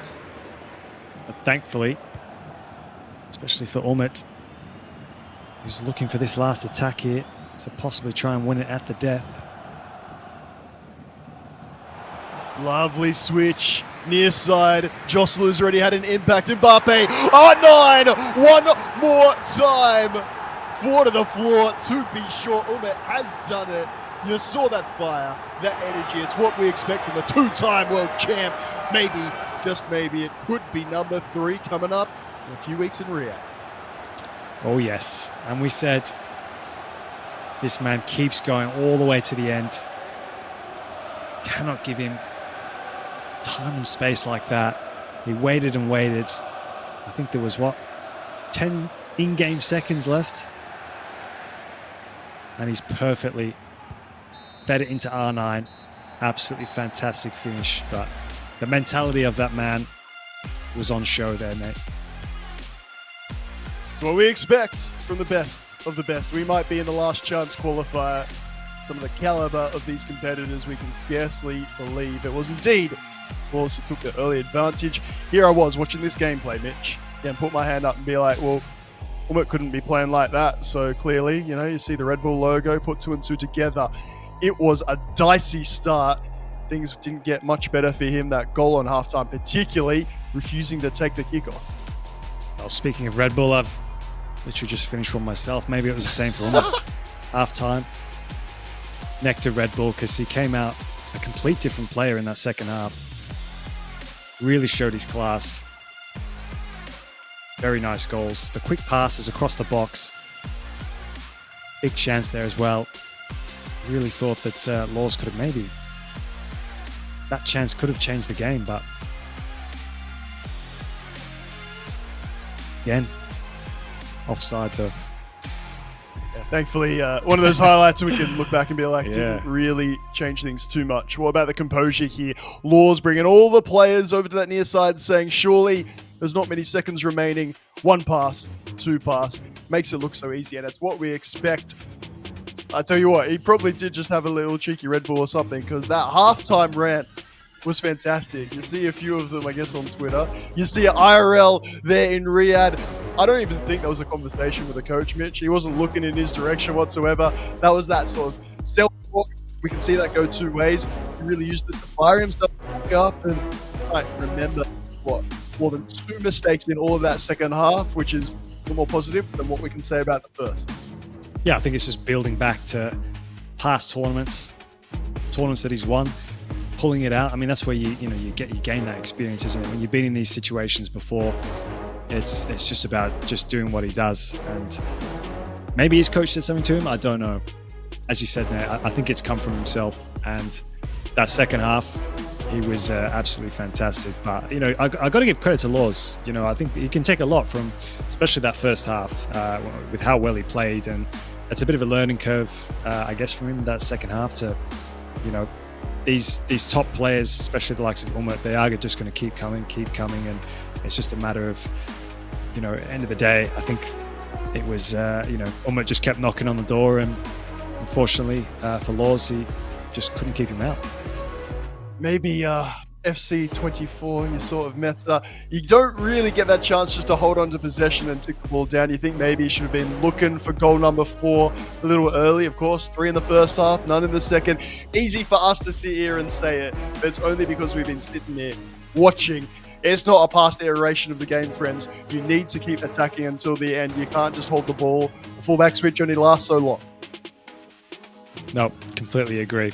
And as I said, I think tactically, I think it just shows where this game's at. You've got to get the tactics right. And I think the shift in play from Umut, you could tell he just sort of changed something up, because to go from where he was in the first half, where literally nothing was going for him, Laws was all over him, and then to come out and do what he did in the second half, where it was just a complete different game. I don't know what he did, still trying to work it out now. That's why I'm a caster. Probably not a very good one right now because I can't work it out, but well, I'll give you a little pointer and whatnot, because this is the classic nerdy note-taking lad over here being like, it was just a bit of a higher press from Umut, particularly we got about 10 in-game minutes in that second half, and I was like, all right, there we go. He's not sitting deep. It's time to risk it to get that biscuit, your last chance biscuit, the one left in the packet, and you see him going through to your last round of the day. Another win. You are qualified. You'd like to see that little name, unfortunately. Not just yet. And for Laws, we'll drop back down. Earlier today, we also saw Jofonzo, mentioned Diogo Jota watching on. Shout out that win over Itachi. Job, what are we going to say? Done? You happy? You see that qualified, Mitch? You don't worry about much else? You'd be like, that was a good day at FC.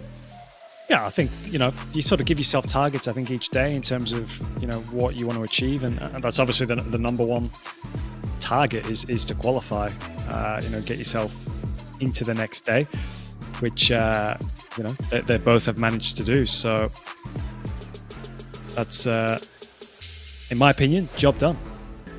Delio, day by day. Love hearing that from you, Mitch Austin. Of course, you have Itachi, Laws dropping down into this lower bracket. They'll face competitors yet to play some of their games just yet. We like the second chance, Mitch. Sometimes can feel a little bit brutal, a little bit harsh, and with these best of ones, even with 9-minute halves, it's just good to see them get that like second bite at the apple, so to speak. Yeah, it is.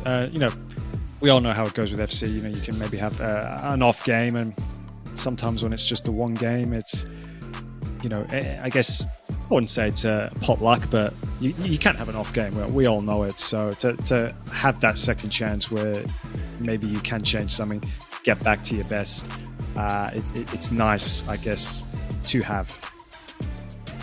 Having a look here, of course, looking at pools 1 and 2 today. This is number 2, Hez's. And I enjoy everyone using a different variation of his name when he's talked about, even though FC Pro do the content.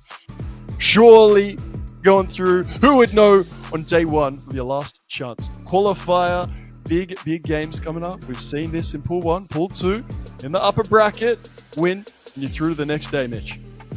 Yeah, and obviously we have Hez's, and I would love for you to possibly give us the name for Hez's opponent name.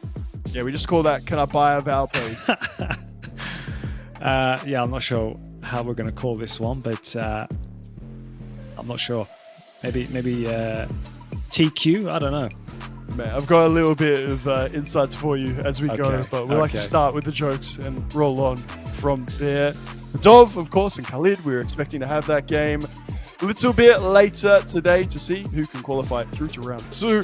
Reminder, loss, you're not done. You just drop down to the lower bracket. Here we go.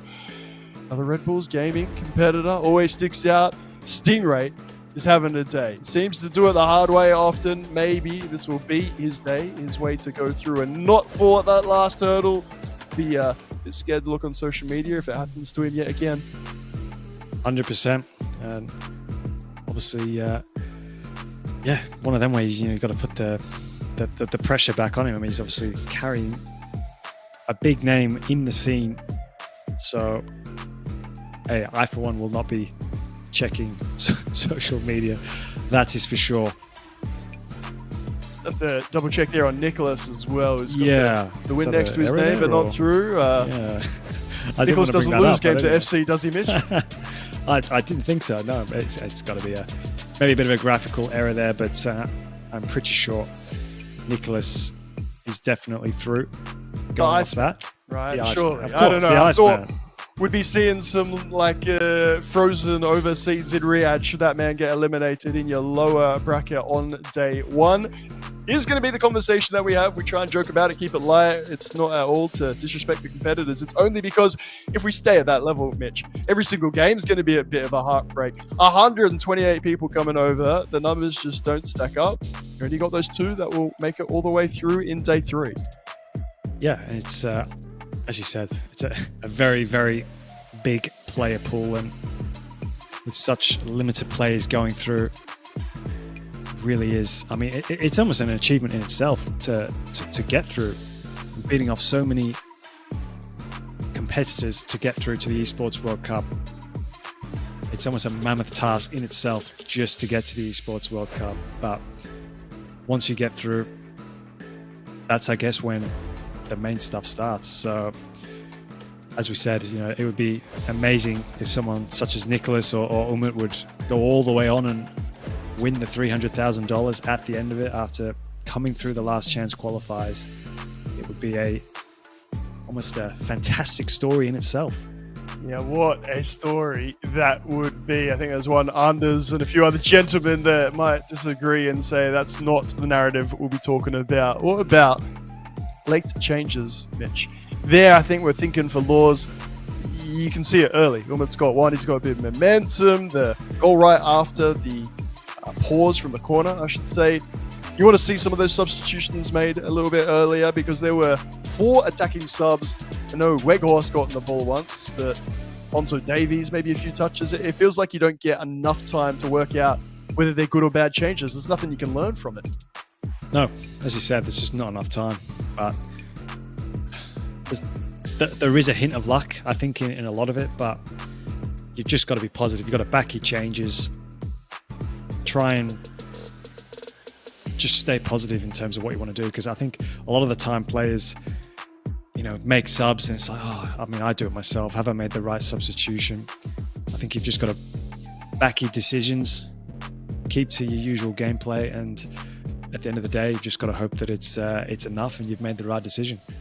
Know for yourself with the unlocked accounts is something that you and I want to say joke about. There's a lot of truth in there, isn't it? We're like, if I had that account, if I could use those players, I'd be doing this and that. Part of it is just we're really curious to see what those sort of fringe players at that level can do in big games. Like Weghorst, we sort of know. Davies, I reckon we sort of know. It's just with the new content that's happening all the time in FC24, we really want to see what some other foot items can do at the top level, and this is the time you're going to find out. Well, I'd hope so. I mean, as you said, unlocked we want accounts, it to happen, yeah. there's no excuses. There is no excuses. And I think it's great to be a player, especially at this point in the game as well, right at the end, to have all these players accessible to you. Compared to, the earlier tournaments where obviously you have, you don't have the 99 rated cards, etc., etc. It's a fantastic time to be a part of it, and it's the peak time for FC. So hopefully, some of these guys are going to put these foot items to the test, and we're going to see some magnificent goals. I'm going to stay positive. I want to see some top level FC in this next match. Look, Cruz with a few decent challenges. That was about it. Vitinha went missing. Maybe, just maybe, this is the game to see a bit of a left field selection. Let us know, of course, watch along in the chat what you would prefer. Which foot items in particular you like. It just has to be them. It has to be them.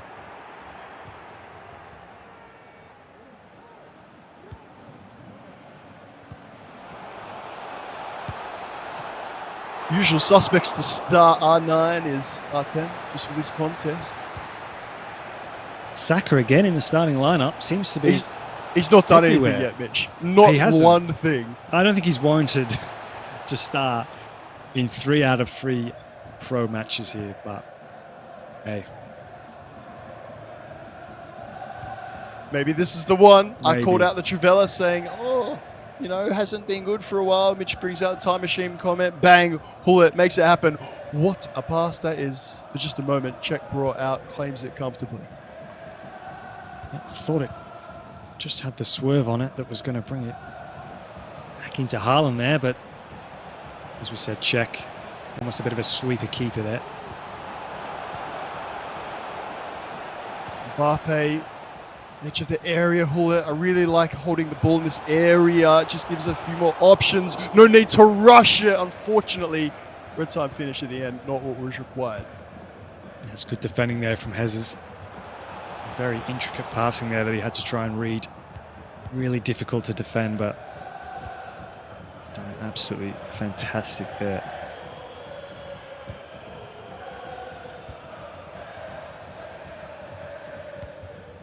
Got a few more comments about the commentary microphone. Most of them favourable. I'll take it, Mitch. We should have a little poll at some stage being like unexpected wins of the day from your competitors, and I'll just take one little one at the end of it. Maybe starting from the start here. The Arsenal winger getting involved. Not needed. I love that. You stop, you prop, defender moves out of the way. Power that into the back of the net. Yes, please. Fantastic finish from R9. It's just a familiar sight, isn't it, Nate? Play it into him. The man does not miss from there.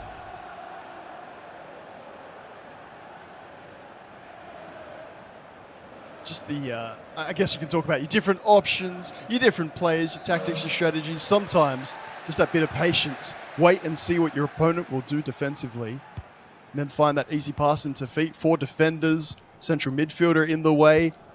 It was underrated, I think. The very best will show that level of composure. Definitely.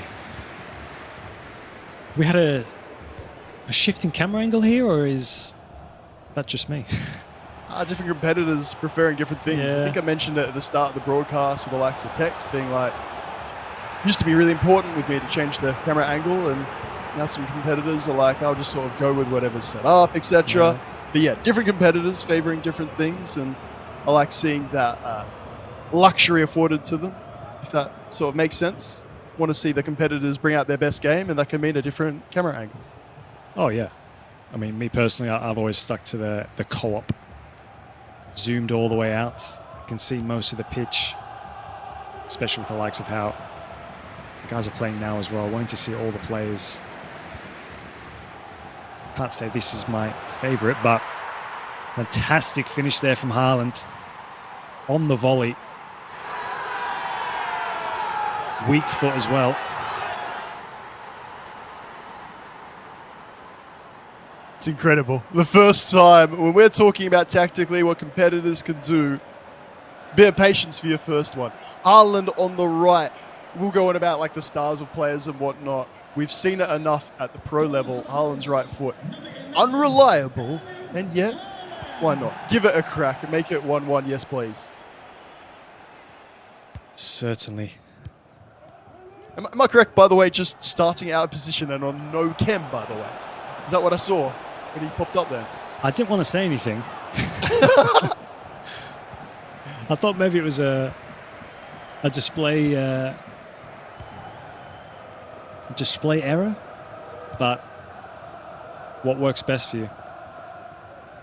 We have seen some interesting things today. I must admit. It's great. Honestly, I think of Chem it. Styles as like another one for mine where, yeah, I'll go full geek mode, right? Full geek mode. And be like, I'm going to go on the 3 different top, FC sites and work out who's voted for the best Chem style just for this one player that I might use for one game. And then you got some that are like, yeah, can't even fit you in. You don't need the Chem. You're all good. No Chem styles, no nothing. Just give me 99 Haaland,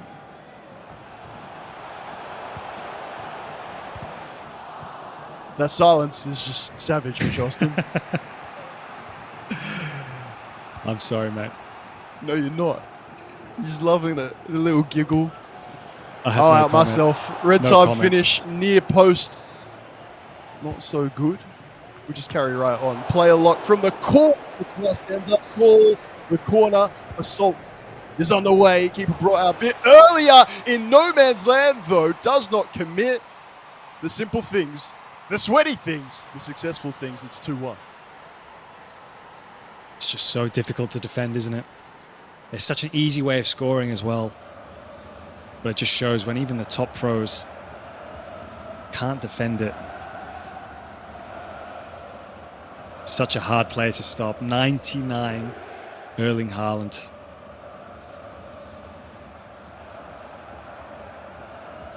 We're just going to silently let the big man walk across the screen. He's got the aura. I just had to let him just take center stage there. Plus 99 aura, the only chem stat that matters for us. 99 aura.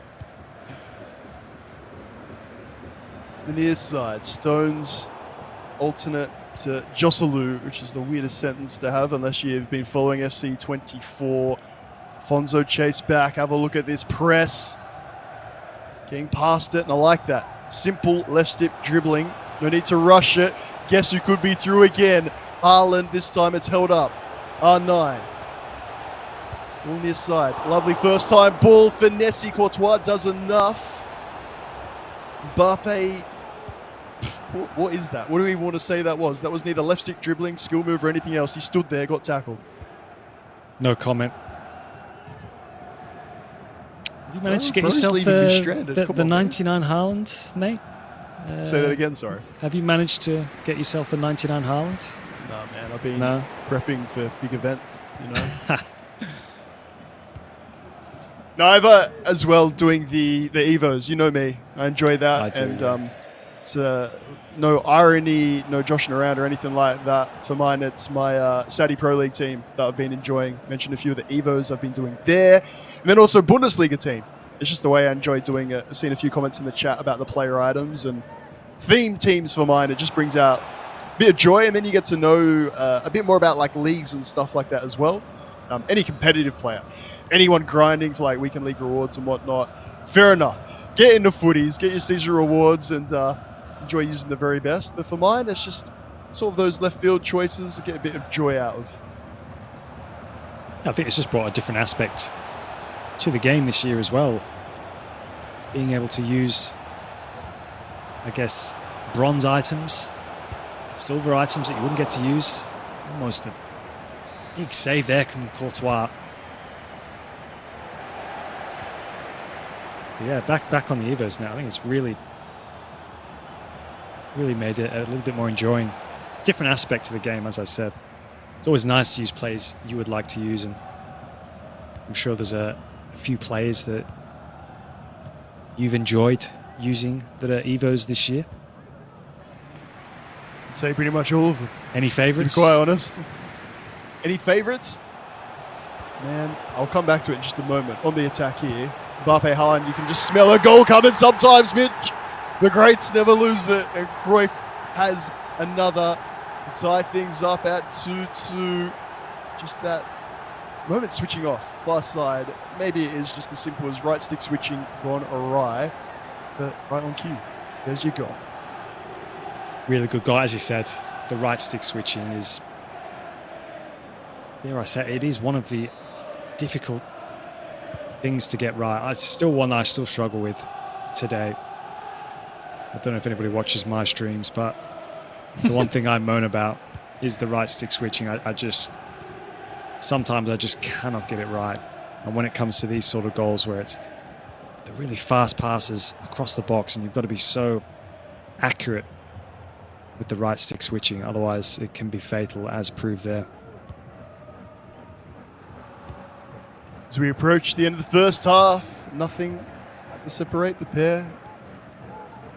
We'll go TQ for you, Mitch, if that helps, but a Arabian local, obviously to participate in Esports World Cup would be massive. To do so in front of a home crowd, or indeed just having a lot of passionate local followers. We'll call this one nice and early. Penalty kick. Who's going to step up to take it, Mitch?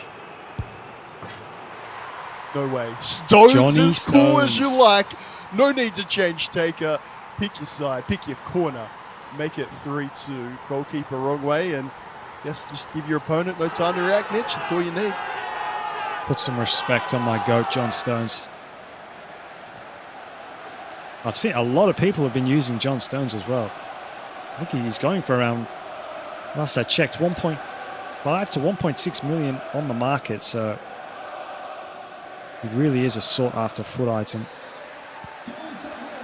Did I just hear like my GOAT, John Stones, though? He is one of the GOAT. I mean, the flack that man copped when he first signed for Manchester City. I know he did make quite a few errors in the first season, but there were talks of him getting sold from Manchester City, and he really has turned into a stalwart, should I say, for Pep Guardiola's Manchester City. And all right. So we're going to talk about Man City. All right, just because I'm a Man City Mitch, fan. All right. Mitch. I apologize. 66 penalties. Like, we'll come back to it just at half time, because once again, there's something cooking. We'll throw it out. We're going hungry into the defender. Davies acrobatic clearance. Man, I had like 35 penalties, and I'd still back myself. All right. My old FC card. In the last chance slot qualifier, trying to make it through to the Esports World Cup Pro here in Riyadh, and you're justifying using your penalty taker who's got 66 penalty rating. I've checked it. It is 66. It's backing your ability. Well, and John Stones. But like, I saw that circle, mate, and I'm like, yeah. Hey, Where if did you it risk end it up? and it Where comes did it off, end up? we'll just have to applaud it, right? It went in the back of the net. Obviously, if he misses, yes. But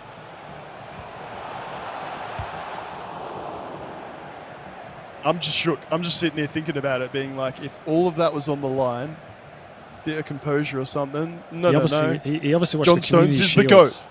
the GOAT. Do we talk about that? Never again. Mbappe, simple as you like. Burst through the line. That's a lot more conventional. And that will double the lead. There is no catching that man when he goes through on goal. I don't care what anybody says. And he's not going to miss from there either. Questionable goalkeeping there. Went down way too early. for my liking. It's going to be difficult now. 4-2.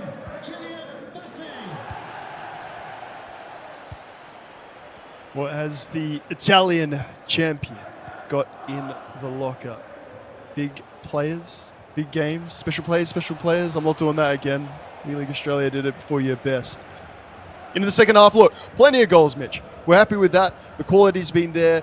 Defending, like, not anything really to put a finger on that's of note negatively, apart from that right stick switching, which, again, at this level, the reaction's necessary. We can forgive that, surely. Yeah, and I think the game, sometimes we know what it's like when you play at home or you're playing in the esports arena. The gameplay does slightly change, I think, from time to time. Well, sorry, arena to arena. So sometimes you can maybe just get a little bit of a different style of gameplay for the right stick switching. Something's just not being correct. So you can, as you said, give a bit of slack there. And it's adjusting to the gameplay as well. Hopefully the guys have had enough practice time to kind of get used to the gameplay. But I do remember my stint in the E-League, playing at home to then playing in studio. Gameplay did feel different, and you had to adjust. Maybe so that's what we're seeing. Maybe that is the difference maker at this level. As I said, Yamon's a champion in Serie A. He's got a bit more to do now, though. No sooner can I get that out. TQ strikes right back, wanting that home crowd advantage. Should he get there all the way through? Contest well more than alive, Mitch. Yeah, it's really well worked there from TQ. Fantastic turn there. Haaland just looks so agile, and it's 99 Haaland just looks different gravy compared to my 97 Haaland, that is for sure. Hey, wait. So you gave me that slack for that before, and you've not done 99 Haaland yet either?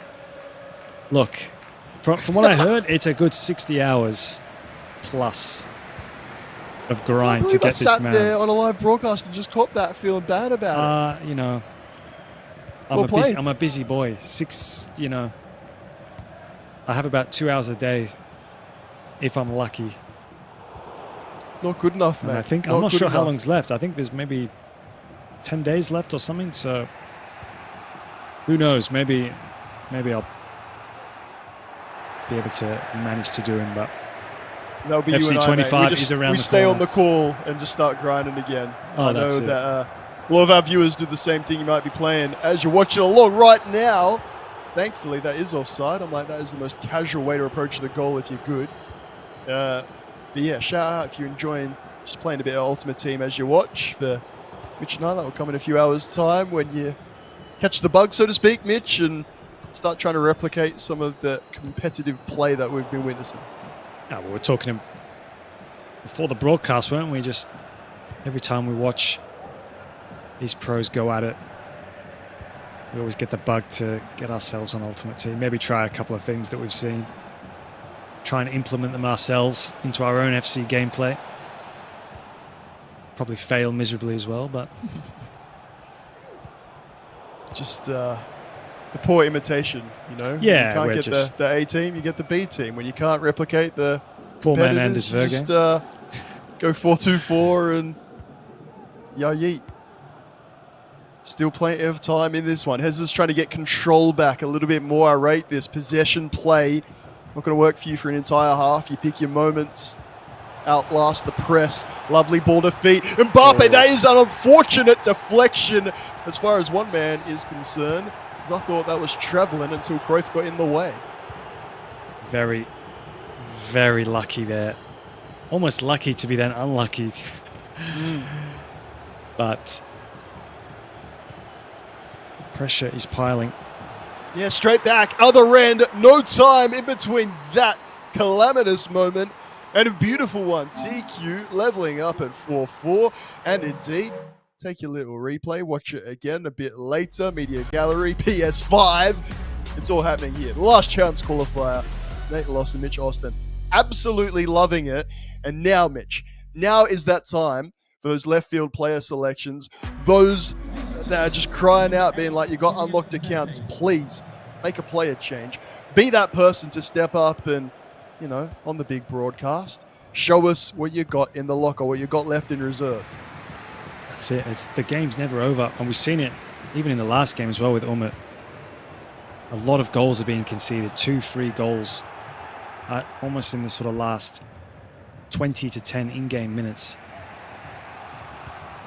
Really need to concentrate. As you said, one change can make a big, big difference.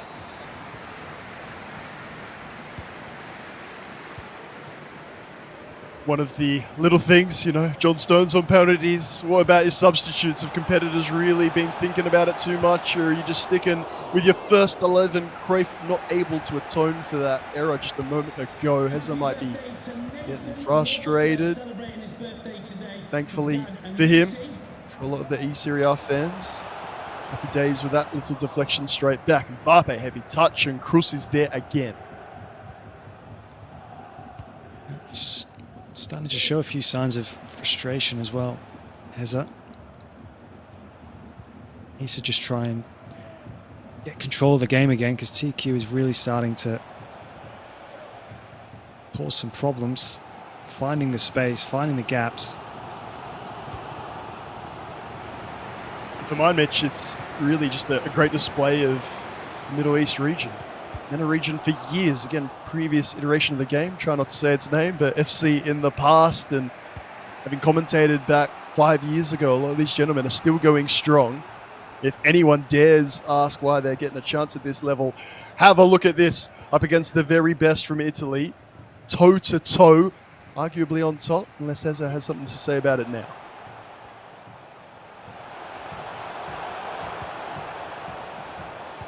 Calmly back across. Schweinsteiger still on the pitch. Puteas, two of those midfielders where we're expecting, due to that team press being activated, might be depleted a stem and could come off sooner rather than later. Just thought he was going to wait for the fullback, making that overlapping run. TQ could be in here, Nate. Alfonso tries the ball roll. Courtois enough just to get a hand on it. And then at the second time asking, claims it cleanly. Hanging on by a thread. These defensive lines, these keepers, we asked for subs, you ain't getting them. We asked for a bit of like stamina management, not happening. It's one of those just sort of knockout contests where we're just going to do this until there's a goal right before 90 minutes. It's just, who is it going to be? There's it with Mbappe, ball roll, back in the left stick dribbling. Does really well, has two options. One of them is Cruyff! He's finally made amends, sticking with him.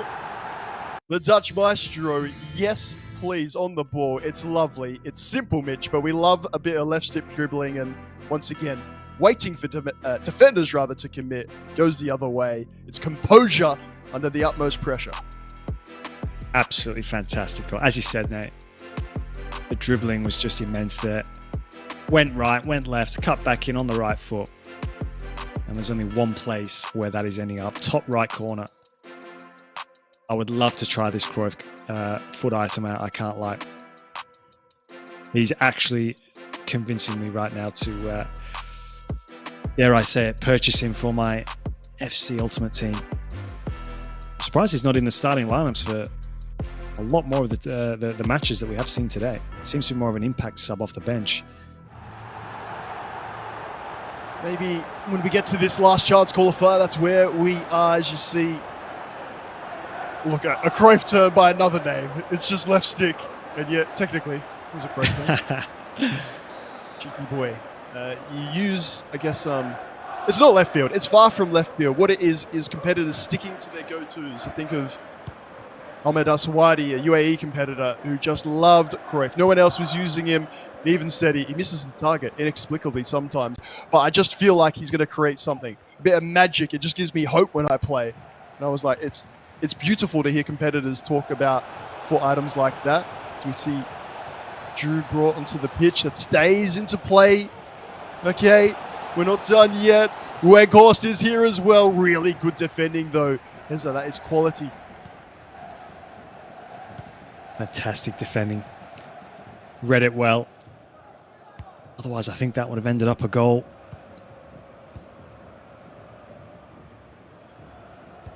Really high line.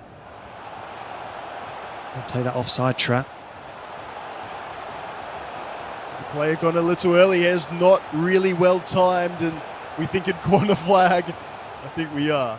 Haaland, get your big body back towards the corner.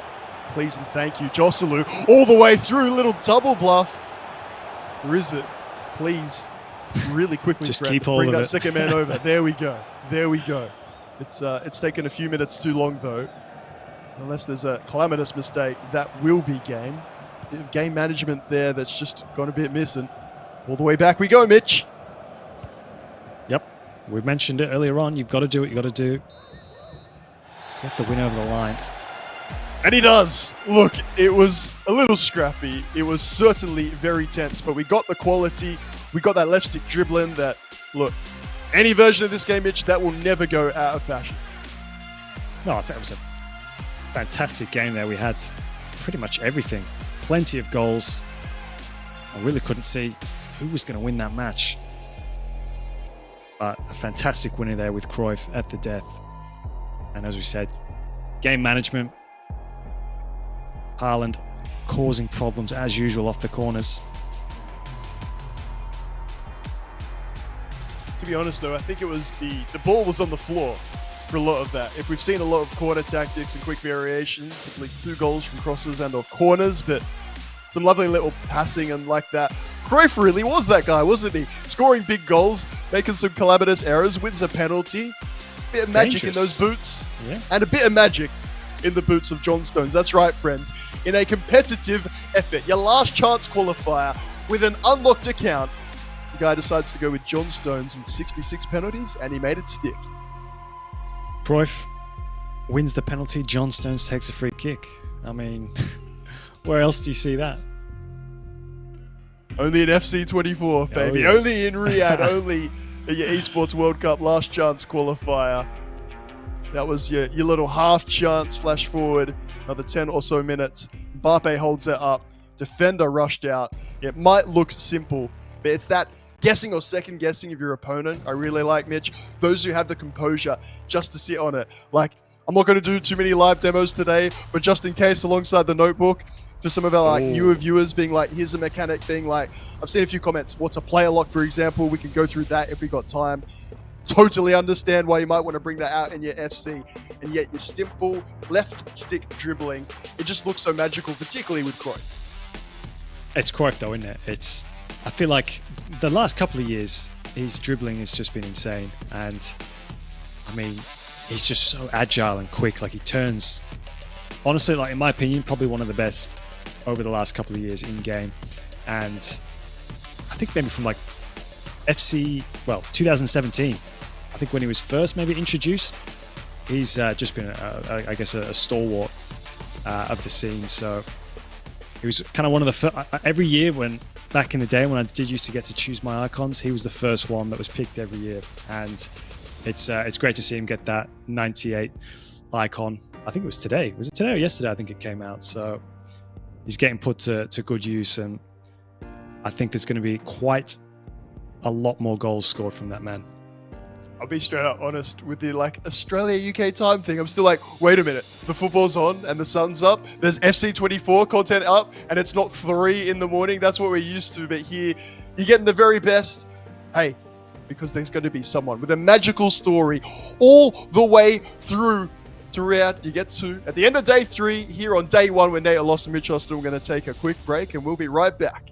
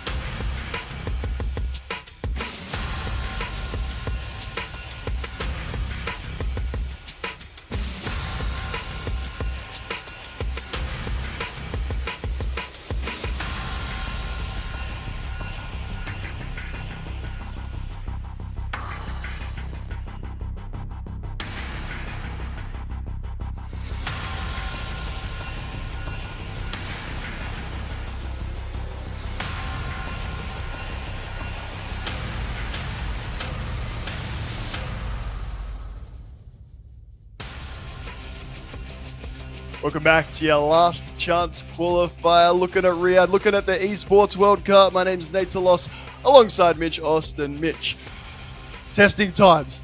We get a bit nervy, we get a bit excited, about giddy, a bit funny with it, to be honest. A few jokes here and there. But the competitors are stepping up.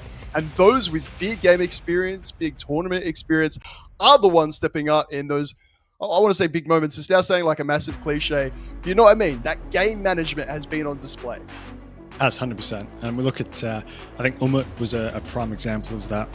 Obviously, look, had a pretty shaky first half, but the way he implemented his game in that second half was just phenomenal, and really kind of looking forward to seeing how he can, I guess, progress throughout these last chance qualifiers. But for me, yeah, I think that's probably been the highlight, I think, of the first few matches that we have watched, and hopefully some of the other competitors have watched what he produced in that second half performance. I think we've seen a lot of, like, the goals have come late, so I think it kind of says, like, keep going to the end. Like, you're not fully out of it. Even if you're maybe 2 or 3 goals down, you can get back into it. So let's see how we go in the upcoming matches.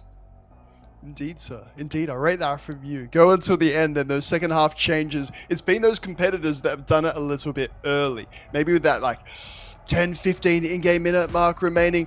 We're not even seeing some of the players, some of the substitutions get on the ball. It's those, I reckon, around, like, to be quite honest, 10, 15 minutes into the second half, we're seeing some of them have a bit more of an impact. There's not so much been a tactical shift, maybe more mentality. We saw Umut, for example, sort of raging at himself and then come out in a higher press at about that time period. A few players, you look like your Cruyff or whatnot, you find out what you've been good at, you stick at that. And if that ain't working, make those changes nice and early. And as Mitch Austin says, push until the end. Having a look now at Badov versus Khalid to see the last, I guess, of our upper bracket fun times until the lower bracket, Mitch, and things will get testy indeed. Van der Sar called. Harlan green time hits the floor. Did you just call him the Dov? I love it.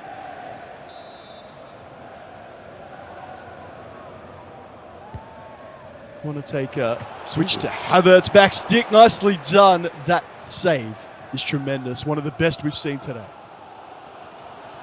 Thought that was a guaranteed goal there when Haaland got on the end of that. No surprises. We say it time and time again. Should I say, see it time and time again from the corners. Always aimed in at Haaland, usually at that near stick. So difficult to defend. That's a huge mistake there. Oh, 9 could have gone all the way. Gets it straight back. Saka has not yet scored today. Might not score the whole day. Falls to the floor there. Nothing to it. Big mistake from Khalid at the back. Definitely want to keep them out of his gameplay. Maybe get them out early. Seen quite a number of players use Havertz in that left-back position as well. Going for the height. I think, is he 6'3", I think? If I'm correct, Nate? He wants the clarification. Yeah. So bad. So bad. I do. I should know my players' heights. Do we have a little wager? Maybe hold that thought, because look at that dribbling all the way through. I felt it. You saw it. Very nicely done. Bit of technical dribbling and the finish. Unknown. He ain't going to miss from there. Certainly not. Fantastic finish. Lovely agile dribbling. Nothing Petr Cech can do about that one. So difficult to defend when he's in and out of the box, doing that technical dribbling. There's no player better than R9. Just touching on the height, Nate. Can confirm. In 2018, I was 6'2". Followed by 2019, I was then 6'1". Bro is I shrunk. Literally shrinking. Still to this day, I have not had confirmation from EA Sports. We need to know. We need to know what happened to that crucial inch. Yeah. Haaland and Mbappe, lovely knockdown. It's your meta from a few months ago. Their celebration is back too. Yes, please. little cute throwback before this formation is done, and maybe Haaland can't do what he wants from right forward. Perfectly done and nearly undefendable. I think that's a lot of the sort of play style that we see from the pros. Loft the ball into Haaland for the knockdown into Mbappe. Lovely finish into the bottom corner. It's just Haaland, so difficult to defend in those knockdown instances.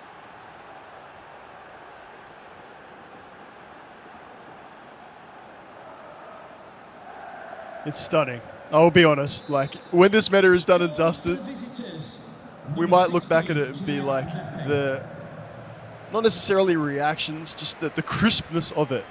As I said, undefendable. I'll enjoy it one more time before formation removed and I'm sure slightly different meta in FC 25. I wonder what we're going to get next. To be honest, I quite enjoy the El Tornado crosses. Bring them back. What a time. I did try a lot IRL to try and do that. I did fail miserably. Hey, there is the first of today, Mitch Austin. We're talking about it. The Arsenal man, when will he get on the score sheet? Well, lock it in a little bit before 11 p.m. local time.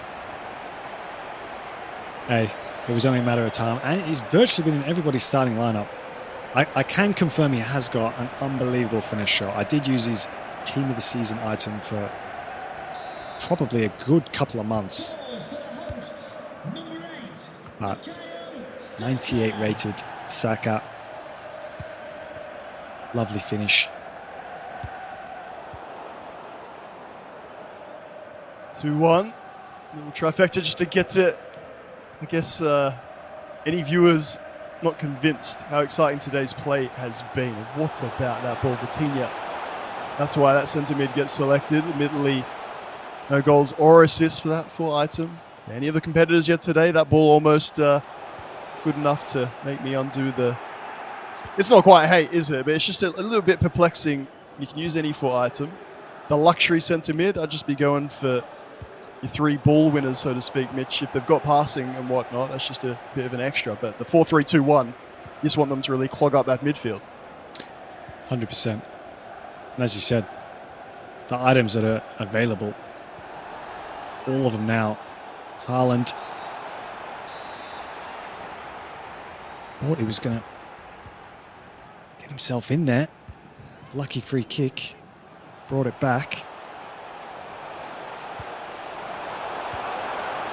Still going. Oh, it's an extra pass. I thought that was going to be the shot. Mbappe is straight at Petr. Corner taken quickly. Keeper's coming straight back. Be careful, Czech. He's there. On the follow-up, there is that phantom dive I was talking about. Panics me every single time, Mitch. It's dangerous, isn't it?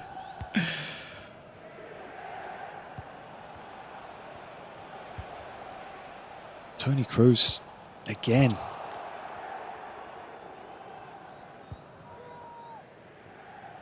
Really enjoying some of the comments. Viewers getting really involved and into it, and I respect it and appreciate it. And Mitch, it feels a bit like a, dare I say, like a watch along at some stage. And I mean that in the best possible way, because there's so many opinions going around. And when we're talking about particular foot items that we want to use, and it's like a voice of the people type vibe. Why is this player here? Why are you not doing this? Why will you not change your left back to someone possible of stopping a Haaland knockdown? Because Frimpong Davies are going to get absolutely monstered, Mitchell, every time. I think it's just doing your research, isn't it? Yeah. I don't know. Obviously, look, people want to do what they think works best, but I think maybe that's the difference with having a coach or somebody that's kind of been at the top level to maybe help with these small little things like this. As you said, I mean, the last goal he just conceded was, you can tell the way, you know, when your opponent's trying to play like that, he's playing the lofted balls up to Haaland. You're struggling to deal with it. You know, you've conceded a goal already. Maybe just look at changing it. Simple. Or maybe not. Of course, the counterpoint is, then that's my fullback, and I really want that speed on the overlap. Fullbacks absolutely instrumental in FC24 in your build-up play. I'd also say a liability in defense, or at least just make that sort of fullback switch if you like. If you really needed Jeremy, need Alfonso Davies, put him on the opposite flank. It's not hard. You get a bunch of pauses. Just make that quick little change. Best of both worlds, surely. Menisa called out, claims it easily on that occasion. Am I thinking a bit too simply, Mitch? Am I missing something? No, I totally agree.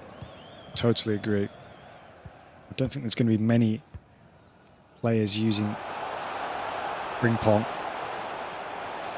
but maybe this is where he's going to come in handy. He is on the attack. He certainly has the pace. It's like I just thought he could have taken the shot earlier there instead of cutting inside. He's left-footed. Header back across. That's very calmly done under pressure with a bunch of turnovers today and a bit of sloppiness in possession. That is beautiful. What about the pass? Kanate just gets there. Nearly tore his hamstring. Plucking that one out of the sky. Great dribbling. Oof. Thought Mbappe was about to go every single one of the defenders. Of course, Khalid utilising, or should I say, hoping to utilise that home crowd support. I'm sure there'll be a bit of it there now, but for the Esports World Cup proper, can't imagine what that would be like. Wonderful to see the Saudi Arabian competitors, indeed the Middle East region, back one another, get excited, get into it. If only Mbappe could hit the target. Wow. Did everything right there. Everything right. Not sure how that has not gone in. As you said, Nate, just touching on the home support. Obviously, our trip to Riyadh not so long ago.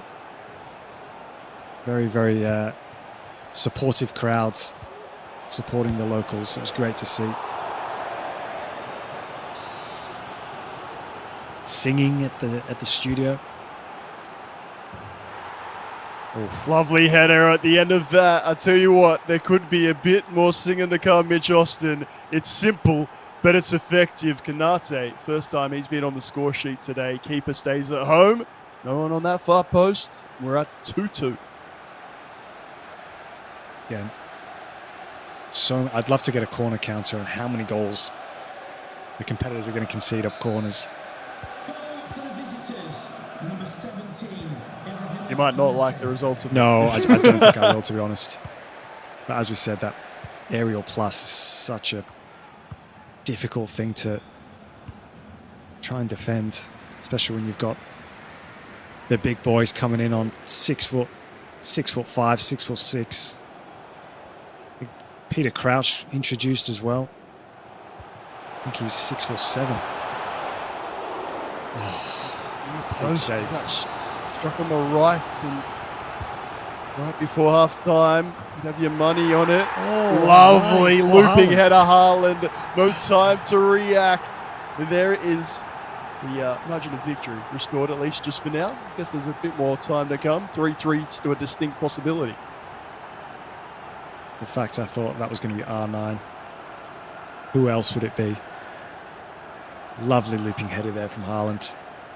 Just unexpectedly delicate, perhaps, from Haaland. Mitch, I wouldn't flick blame on, you. It wasn't just it? sort of hung in the air. Some orchestral music played in the background, and eventually just tucked it in.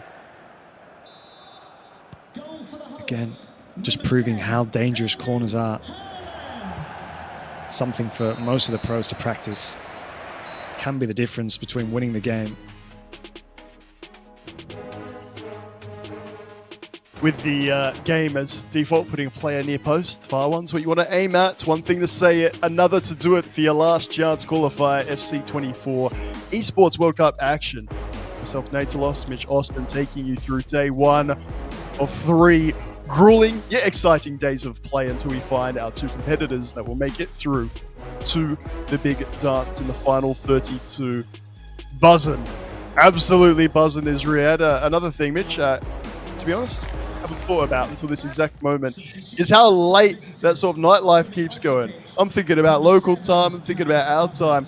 They just keep on going. The FC doesn't stop. The football doesn't stop. It's really enjoyable nightlife. We enjoyed watching a bit of Premier League at one of the sports bars. Thoroughly enjoyed my time in Riyadh. As you said, I think it's more of a, almost like more of a nighttime place, isn't it? Night city. Everyone comes to life at night. You get your Wakes up Starbucks late. Frappuccino in the morning, and you just wait until the lights go out and the nightlife starts. Had some really good conversations with the locals and an Uber driver or two or whatever, getting into their football and more than that, really into their FC Esports. First time I've had an Uber outside of Australia, and they're like, "You Nate?" I'm like, "What?" It's like, "Well, I'm taking you to Riyadh, so obviously you're there for the Esports World Cup." And I'm like, "What is going on?" What like enjoyable, I guess, when everyone's sort of got that unity and the common interest, you can just have a chat about your FC and your football. Nate Olos, known worldwide. Golden Mike, that's what you said, Oh, right? yes. 24 karat commentator. I'll just start writing all these down so that they never have to get said again. Frimpong, our left back. Lovely little switch. 3-2, time remaining. Khalid, Badov, give it time. Bullet has the second defender to beat. Really patient, nicely worked. Extra player Saka now on the score sheet. Frimpong, Mbappe. How many passes in this play? The extra one at the end, just slightly heavy. Going for that tiki-taka style of play there. Could be in here. R9, it's not often you see that man scuff a shot.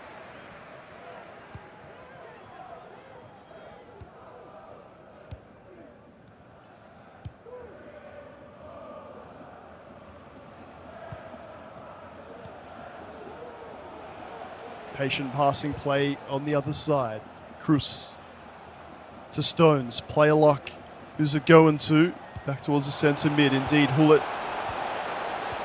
Frimpong, Saka. We could just keep reading out these names. It doesn't feel like... There it is. The final pass is coming inside. It does. Forced double tap lofted pass, and yet straight back at you. Hullet. Technical dribbling. Oof.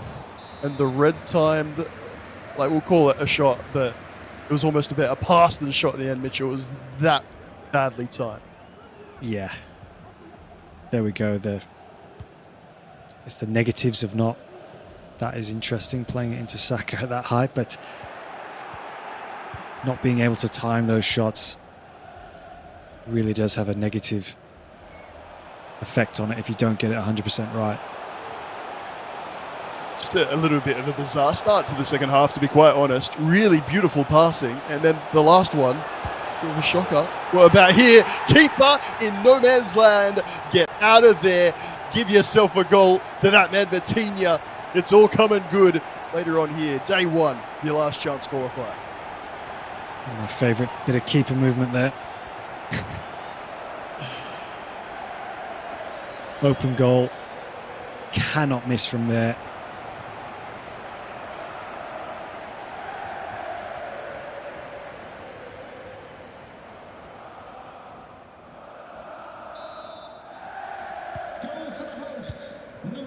I think I don't want to say game over yet, because we have seen many a late comeback so far in these earlier games, but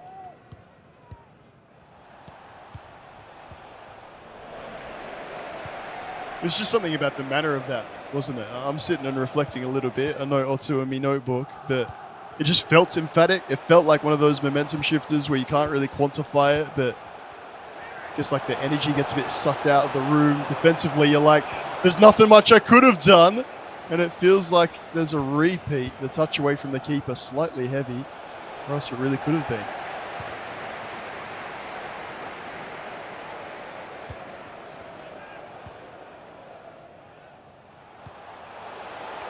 Dare I say that fifth one is coming.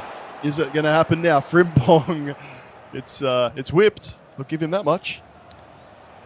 Yep. Oh, Through ball, comes off this time. Haaland on the second attempt, sliding pass. And just like that, the Flamingo dances out. It's 4-3 to gilt-edged chances on one side. The simple lofted through pass at the other. Mitch gets the job done. It's mad, isn't it? Almost bet off going to be 5-2 up. Straight up the other end. And now that we know how the momentum works, especially on this game, Khalid now really is going to start pushing. I think it was just the confidence he probably needed as well. It was starting to look a little bit stale going forward. Tried that exact ball, sort of the half stretch from Haaland. Didn't really look like he committed to the bit in that time. Not only did he get there, he won it back, and yet the beautiful passing play, and that time the keeper movement comes up clutch. It wasn't the double bluff, it was the exact same thing.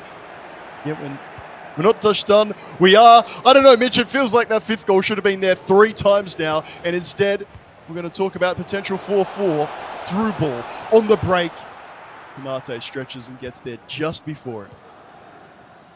Really, it's fantastic attacking play from Bedoff, but the keeper movement again has been the downfall to him. I almost thought he didn't really move the keeper too far in that last play there. He almost just hit it straight down the middle, anywhere to the left, and he's 5-3 up. As soon as he gets a golden chance, Khalid is straight up the other end and almost looking like he's going to get an equalizer. It's just can't seem to kill him off at the moment. Here we go. What a challenge, Mitchell. Wow. I said before, potential miss of the day. I don't care what happens after that. That is your challenge of the day. Gets the man back, gets the ball. That is huge. And at the other end, it'll be a little double blow. Jeremy holds on to it. R9. Gola is mercy. Oh. And then waits for the keeper to move and hits it that same spot again. Wow. Far post. That's the thing with the keeper movement. It gets in your head. You start doubting where to hit it then. Really frustrating playing against players that move the keeper so well. What a ball, by the way. Keeper brought out. Goal at his mercy. Sneaks it in there. The second of its kind. And we are locked up at 4-4. And yeah, the angriest pause you may well see of the day. 4, not just half chances, Mitch. Goal wide open chances. And then he's gone straight at the keeper that was moved. And at the other end, lofted through balls. Keeper's fallen over. Can't believe it. The angle there for Hullet to hit was absolutely minute. He couldn't have hit it any more sweeter. Found the angle here. Look at this. Really, I thought Van Dijk was just going to get there. But as we said, Nate, earlier on, the game is not over. So many goals conceded in the last segments of the match. 10 in-game minutes to go. Can we get a winner?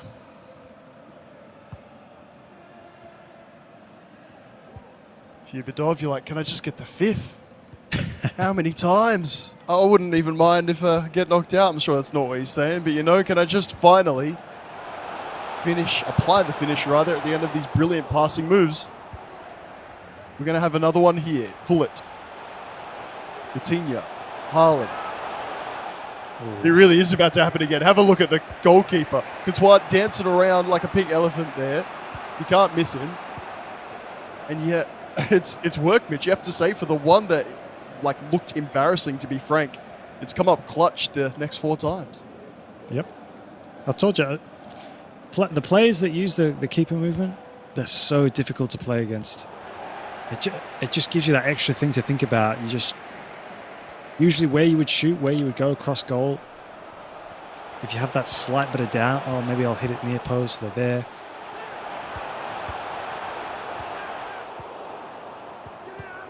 Really nice looking passing again, but we're getting to that stage where attractive FC 24 is meaning less and less, and Route 1 lofted through balls would be the way forward. Unless, entering the last 5 in-game minutes with the overlap, there could be some reward. Frimpong inside. Haaland finally picks the right spot. That 5th goal does appear. A little bit of time on the clock, but we talk about just reward, Mitch. That one's been coming, but for about the last 40 in-game minutes. Yeah, absolutely deserved as well. Nothing the keeper movement could have done to try and save that one. But the passing's just been exquisite. As you said, the finish just hasn't been there. You're having a look at Riyadh, the sights, the smells, the scenes, the electricity in the air as we get prepared for the Esports World Cup proper. This is the last chance qualifier. Day 1 of 3 competitors. Double knockout, so best of 1, 9-minute halves, and then if you lose, you go down to a lower bracket. And if you lose that, then your dreams are well and truly dashed. At the end of day 3, we'll have 2 golden tickets through to make it to the last 32. A chance at that prize pool, Mitch. It's what we're all here to see. $300,000. Mouth-watering. I mean, it's almost be a life-changing sum for some of these players to win that amount of money. So there is a lot on the line. For a day's worth of opening packs for me, Weghorst.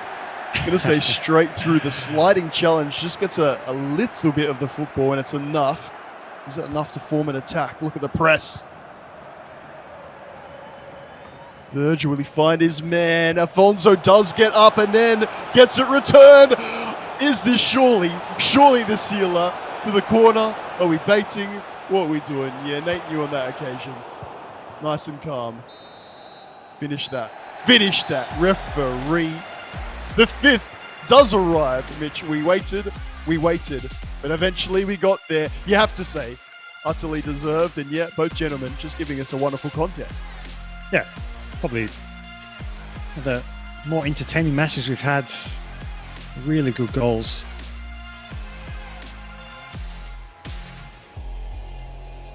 And your favourite goalkeeper movement, Mitch. I must say it. I must say I've got to say, we got a masterclass in keeper movement. We really did. We'll get there. Second half particularly is where we started to see it take its toll. A little bit of left and right Petr Cech dancing around, I think is the way I put it before. You're going to see him at the exact wrong location just twice. We might miss some of the times where it came off extremely well. That one missing the target, I guess. You know those half chances, Mitch, that maybe competitors look back on? I don't know, big stakes.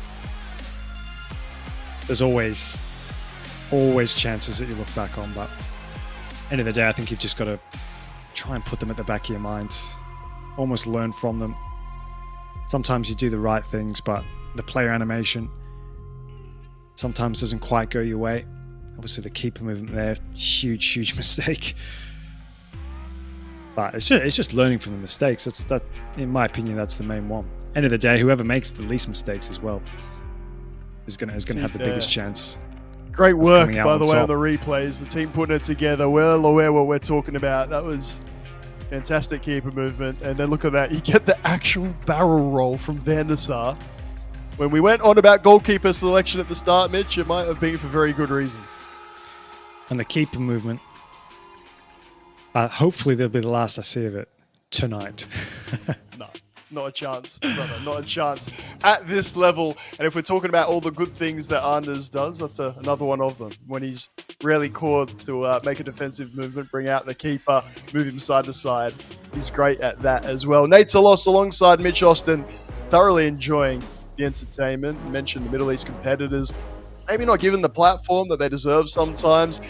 And with a few wins today, even the ones that haven't won, Mitch, it's been fantastic to see them take some of, I guess you call them like the bigger names, so to speak, all the way. But really more than that, just thoroughly entertaining us. Like every game's had a plethora of goals. The corners have not dominated.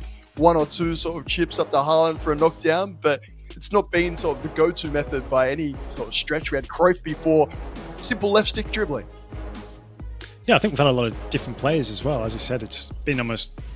I mean, I know we were talking about players not using the meta players, so to speak. You know, we've had the likes of Tony Cruz, we've had Saka. I think Vitinha was thrown in there at one point as well. So the players have been quite unique with their player selections. So I'm kind of all for it now, to be honest. Obviously, most people are going to have Haaland in there for the aerial plus headers, the knockdowns, etc. But to be expected. But no, that was a good game. Bedov and Khalid played a very thoroughly entertaining match there. All the matches have been quite close, though. We've not actually had a one-sided game. So I mean, I guess it kind of shows the level that these guys are at. They're all sort of in and about sort of a similar standard. So it's kind of tough to see any sort of favorites as of right now. I'll allow it, Mitch. Fair enough. Competitive games, close games all the way through. Thoroughly entertaining at the very least. But we're not done, friends. Not by a long stretch. I'm a little bit worried, Mitch, for lower bracket play. I've got to be straight out honest with you. Like, when we've been laughing about how it's been going, we get to these types of games and maybe feels like the mood needs to alter a little bit. We don't really want to see any competitor going home. But that is the reality. At this level, at this stage of the competition, we start to say goodbye, and those fine margins, it's what it's all about. All that practice, having a coach, as you mentioned, these little things truly do add up. Yeah, and as you said, the lower bracket is really where it starts to come into play. You've got to win.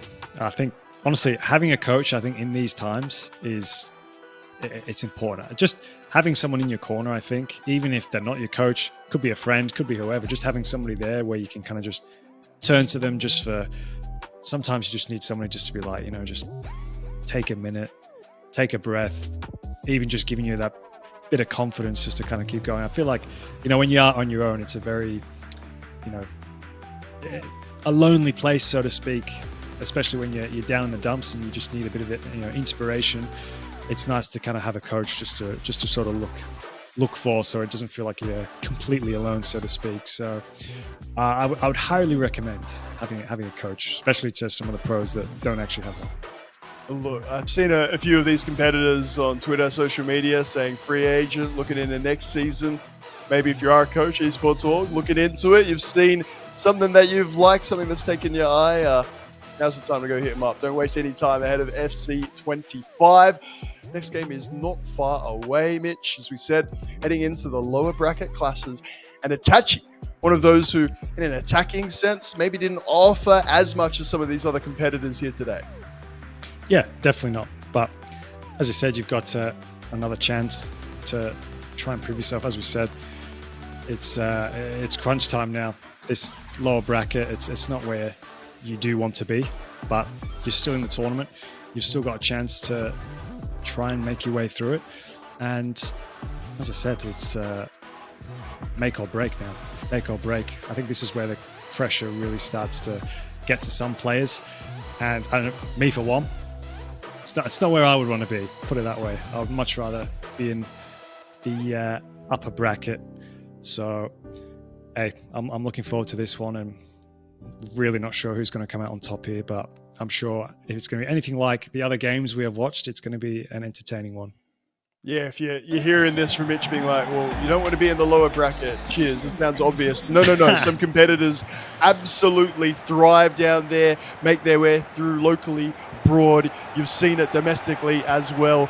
FC24 Pro action. You're in your last chance qualifier. Tell you what, one of the GOATs of the scene.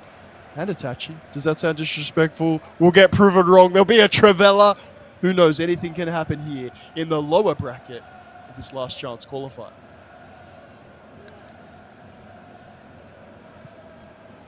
Joselu again. At right back. Love to see it.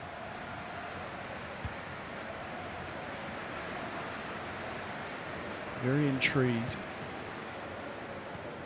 as to the player selection, looking at those fullbacks. Sorry, that was a weirdly dramatic pause for no reason, as I'm just looking at my notes, scrambling for Joselu information and stuff like that, because Frimpong did get caught up. You could argue that was the difference maker in that last game, those free cheap goals, so to speak. Rosselló, as much as we laughed and criticised, it wasn't criticised, we just laughed at the start of the day, is that type of clutch, bold decision that could really make a difference. Just stop any of that aerial threat, I should say, coming from your opponent. That ball is fantastic to find Haaland. Rosselló will need to catch up, but this is where you want that player. Defensively, you're happy to see Haaland out near that left wing. Oof. Definitely. In and around the box where he's most dangerous, whether it's the cut, knockdowns, cutbacks. Especially the 99 Haaland, he's agile, he can turn. He can use both feet. Not almost, pretty much is the complete striker.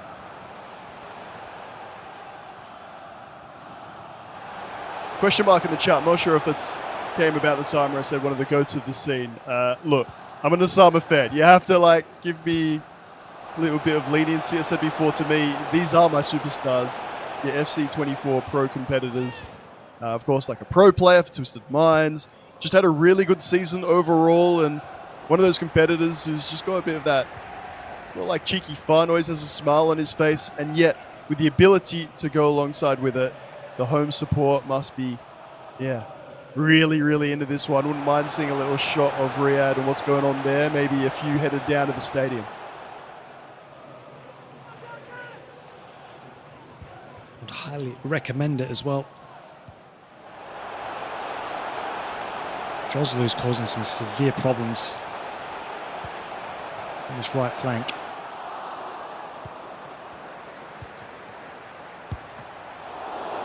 Great ball in the feet. Schmeichel moves across, makes the save. Mitch, it's less about the movement there than the selection himself. First time we get to see him today. I think the little review there for you was he stops me in weekend league all the time, so I'm not a big fan. And for mine was something along the lines of makes spectacular saves, but some of those shots nearer to him just seems to dive over the top sometimes. Yep. As I said, it's personal preference. I think all it takes is sort of one bad experience in a match, and it can pretty much make your mind up on a goalkeeper for the entire game. But I have had some very, very tough games against Schmeichel. I think there's a little bit of keeper movement there on that save as well. Not just the slightest, which he managed to make that save. Tachi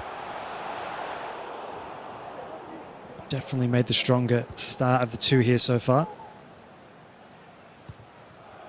Plenty of time for Osama to work his way back in. Of course, was your champion of the Saudi Electronic League. We talk about the E-League. Try and put Australia at the end of that when we're using our domestic tourneys. It was fantastic, and I said, big smile on the face. Unforgettable. But for him, his job not yet done. Got the trophy, bit of prize money, but here it's all about one of those final tickets. Firstly through to tomorrow, Mitch, but following that, trying to be one of those final two competitors. That's it. As you said, first aim. He's just getting through to tomorrow. And then you can start to put a bit of a plan together for getting yourself through as one of the final competitors through to the Esports World Cup. There's plenty of matches to go first.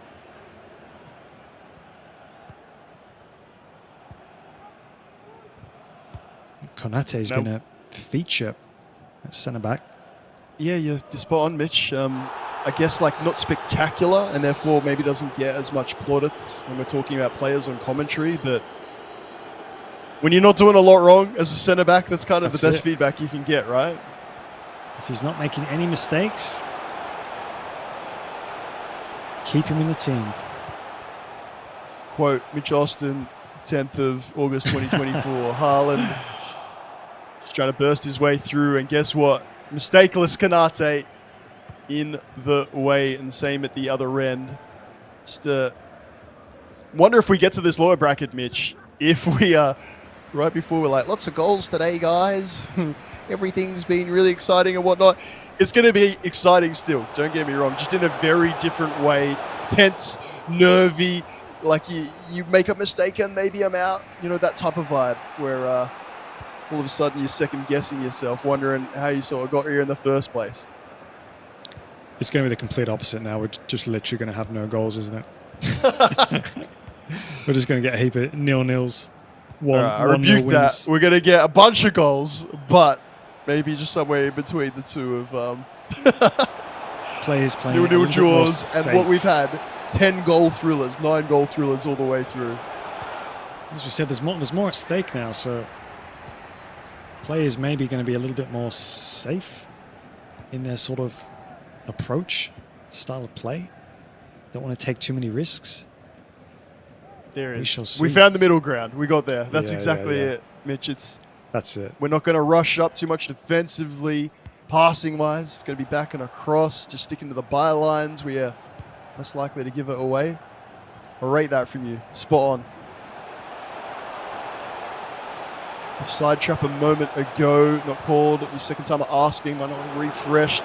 Kroos, lovely find to be fair, Mbappe, but at the end of it, just not sure that we're seeing much coming. So we'll go the Trivela, and there is the spectacular, the Schmeichel save. It's been a feature so far. We've seen a good number of those Trivelas cause problems. Certainly not back. They have been nerfed, but plenty of the pros still not afraid to try it, especially when you hit that green time. Yeah, just that one goal. It was the timing of it for us, wasn't it? Being like, it was. I hope we don't see too many Trivelas, and immediately there was a goal. None since then, and now we've pointed it out. Probably get another in quick smart time. But once again, I'll repeat the original analysis, which is still bang on. It puts doubt in your opponent's mind. You don't get too many shots outside the area.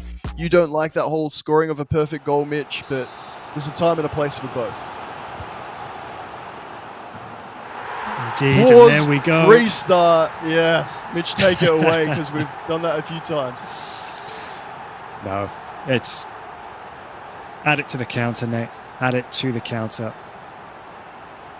I think every game we must have had a Haaland-headed goal off a corner.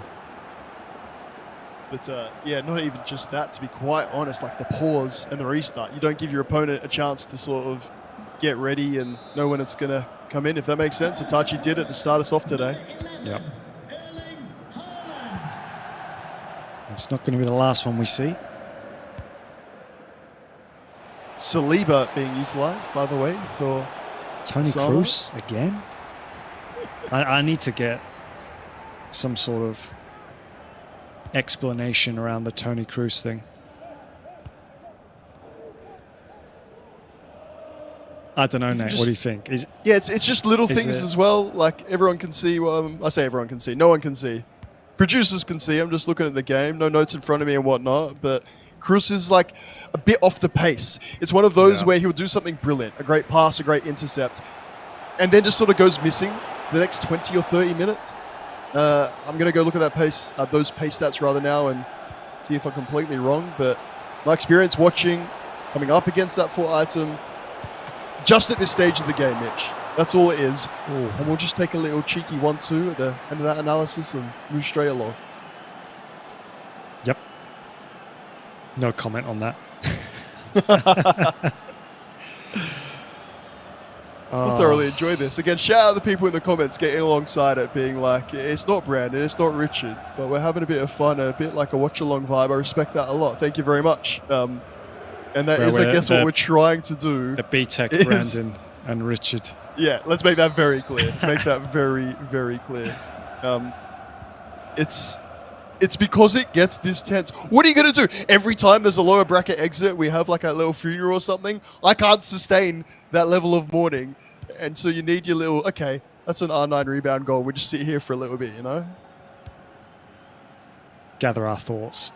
Think about what we're doing with our life. It's because it is. I see it enough. Exactly. I play the game every day. Exactly. You're like, I could break it down, but maybe the best bit about doing your job there is to stay silent. Kroos, lovely first time ball. Vitinha power shot cancel. Back to the best centre mid in the game. Out to Frimpong. Ball not going anywhere. Little recycle is Osama. Look, I've said he's one of my favorites. I actually just called him a GOAT a moment ago. So anyone hating or perceived bias, we just don't like rebound goals. That's all it is. If you are a big fan, he has leveled it up at 1 apiece. Take it any way it comes. I'm sure he's had his fair share of misfortune up until this point. Needs to be alert here. Before the break, centre back is brought up magnificently offside. And that might seem like weird celebration. But if you watch that one back, if that makes the replay, have a look at that. You play a switch, you bring him forward. Yeah, again, I'll say one last time. Fans at Riyadh, we love your passion, your enthusiasm. Also let the professionals do their work. Stay in the safe area, enjoy yourselves, but yeah. It goes to show, I guess, the further. If nothing else, Mitch, how much is on the line? 300,000 on the Just for line. the winner. Just for the winner, yeah. I mean, what would you do with that, Nate? I told you what I'd do a moment before and then swiftly move along, pretending like it wasn't the truth. I will tell you about Tony Cruz as well. 99 acceleration, so no problem there. It's just that sprint speed. And, of course, you center mid. You're not, like, often running full pelt. It's just those little moments when you've got, like, an attacking opportunity and a center mid comes forward. At this stage of the game, Mitch, at this stage of the game, you can get, particularly with, like, a chem style, max that out. And sure, someone might be like, well, you could put a hunter on there or something. He doesn't need it for the shooting. It's like we put a shadow on. Maybe that bumps those up a little bit more. Then he's still only, of course, got like 80 jumping. He doesn't get up in the air. It's not that he's bad. It's not that it's like maybe even going to decide games. It's just the play styles for mine, the lack of height, and the lack of what feels like explosiveness just disappoints me. I don't know how to say it as well, but sometimes some plays genuinely, like, they can have the best stats, but they just genuinely feel terrible. Like, sometimes it's just how it is. I had a 99 rated card. I think it was like FIFA 18 or something. All 99 rated stats, and it did not feel like a good card. No, and like all the stats were 99. So sometimes it's just, body type obviously plays a bit of a factor as well.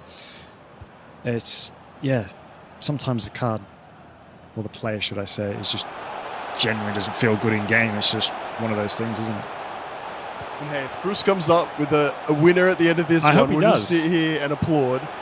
But here he is, and immediately there's no confidence to do anything. Medium attacking work rate, like, you just know it's going to be an attempted pass, and that just makes him predictable and easy to defend against, at least in my opinion. Yeah. I think his team of the year, was it maybe 2017? I think he got a team of the year. I still remember it now. He had like 50 odd. Back stick, Harlan volley. Sorry, Mitchell. Just got a bit nervy. You never know what Czech will do. Back to you, sir. Back to you. Cross history. Cruise history, yeah. No, I think it was 2017. He got a team of the year. And even then, his pace, I still remember it. 50 odd pace it was. Favorable bounce. R9 almost winning it. And look, chat, you can decide. Ultimately, it will be decided out here in the digital pitch. Let us know your thoughts. I think we've made it pretty clear. Happy to be proven wrong, as per. But friends, it's August. You can use whoever you want. Unlocked accounts, the admin team giving you everything you need, apart from a far post finish. Good save.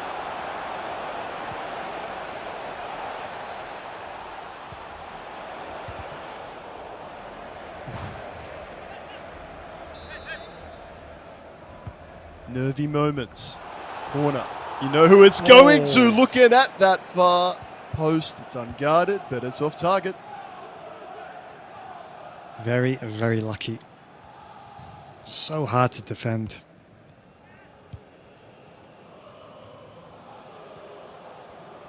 Beautiful ball. Out to you-know-who. Joselu, the far flank. He wants it. He's not going to get it back, friend. You're there for headers and not much else. Near side. The GOAT. It's called by Mitch Austin. John Stones coming forward. Driven pass. Harlan straight into Vitinha. Nowhere to go. Felt like Stones maybe could have just wandered a little bit further there, Mitch. No confidence in the left back. See, that's where I'd be different. Being a Man City fan, all my confidence would be in John Stones. Needs to drive in a bit further with him there. Again, comes down to decision making in the final third. I do like this. Little recycle. Stones. Little step over or two once again. Dinked. Haaland. He needs to go back. Cannot go across. Goalkeeper, defender in the way. Just thought the flick on might have been possibly the better option there. Did look like it was on. Welcome to lower bracket, Mitch. I think that's exactly, you're spot on, being like, you see it. We saw it last game. I'm sure these competitors were doing it not too long ago, and yet now it's like, oh, but maybe I just play it safe. Maybe I just hold on to possession just in case, you know, that change of mentality. That's it. Especially 20 minutes to go. 1-1. Competitors not wanting to make a mistake. There we go. Speaking of the devil. Joselu, no. I was like, Mitch, don't say it. Don't say it, check. Spares the blushes for now. I'm still counting this as a massive, massive moment if that goes in, thankfully. Just over the top. Haaland. I don't want to make a mistake. Quote again, put the date down, Mitch Austin. And Joselu with one of the worst touches we've seen all night. Dear me. Oof. It's like so embarrassing always to listen to that back. And you're just like, why did you laugh? But the timing, it just, you know, it's the magic of FC24, isn't it, Mitch? I mean, that diagonal ball, that was like a no-scope diagonal. Bro was literally facing the touchline and then somehow switched it. The 100-yard diag facing the other way. The 180 green finesses. Oh, yes. Of a particular iteration of the game. Good times. Big fan. the no scope. The no look finesse shot. Joselu, make up for it, lad. Charging down the far side. Itachi. Deciding to give the big man a chance of redemption to Cruz. Once again, you know it's going to be passed off. R9. Mitch, I'm locking it in. Get that man out of the team. I'm sorry, Tony, but there's no confidence at all to shoot. And that's your centre mid. He's had 3 or 4 chances where a Hullet, for example, has taken that every time. That's it. Get the likes of just some form of an attacking player in there. Someone that can possibly hit a finesse shot in the far corner. They're really good areas that he's getting into. Dancing on it, offloads it, finds a teammate, and it's predictable. Incredibly predictable at 1-1. Time to make those changes, and pause has been cued. Maybe we'll see that response. I think both competitors just need, here we go, it's a little bit of a break just to kind of gather their thoughts here, make their final changes. Look to your coach if you have one. Try and work out the best approach now going into the last part of the match. I'll just say it, Mitch.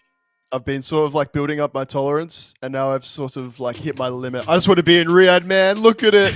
Look at it. All the memories are coming back. I think I can see like a Slurpee machine far left. Oh, All yes. the details are coming back. Like, it genuinely was like one of the most fun trips. And just to see everyone on fire for their esports, it was beautiful. Get yourself down to Riyadh for the FC24 component. Of course, you've got esports orgs that have been competing across a plethora of titles. You get points for competing in certain games, or I should say finishing, placing in certain games. And then we'll have an esports org crowned as champion here, dialing it down just a little bit, localizing it to FC24. That's still at play. But the individuals wanting their shot at glory, and could it be the Saudi Pro League local, and Neymar is that man, brought on instant impact. Neymar Jr. I've got to say now, that has to be, I think, the first time we've actually seen Neymar today. What a goal that was. Big impact. Paused it straight away. Back in the qualifying days, my very, very limited days as a pro player at this title 7 years ago. Yep, it really is. Oh, you're a pro player, were you? And Neymar, Mitch, Back in the as day, you know, my go-to of one of those foot items that I love watching that footballer in real life. I'm like, Barcelona, I'm really not fussed where you go. Please, friend, just play. Play forever. Come down under, go just play like, you know, League 2 in England. You're so good to watch. And yet in FC 24, I could never use him. It was so frustrating. Body type, finishing. It just, really irked me. And it's, I don't know, little redemption arc there. Neymar, 99, 40s edition, yes please. It was the first walkout I packed at the start of FC 24. Oh. Had to sell him cute. straight away, as you said. Unusable. Oh, Mitch, no. But he's had the full season out. Yeah, it's disappointing. He'll be back for the next one, though. Better than ever. Ronaldinho. We saw Soloth as well, of course. That SBC and that 40s as well. Is that challenge? I'm going back to the well, Mitch. And I'm saying this time, it's spot on. John Stones is not on there. R8, and Schmeichel gets down. Huge penalty save. Schmeichel, I told you. He is massive in the net.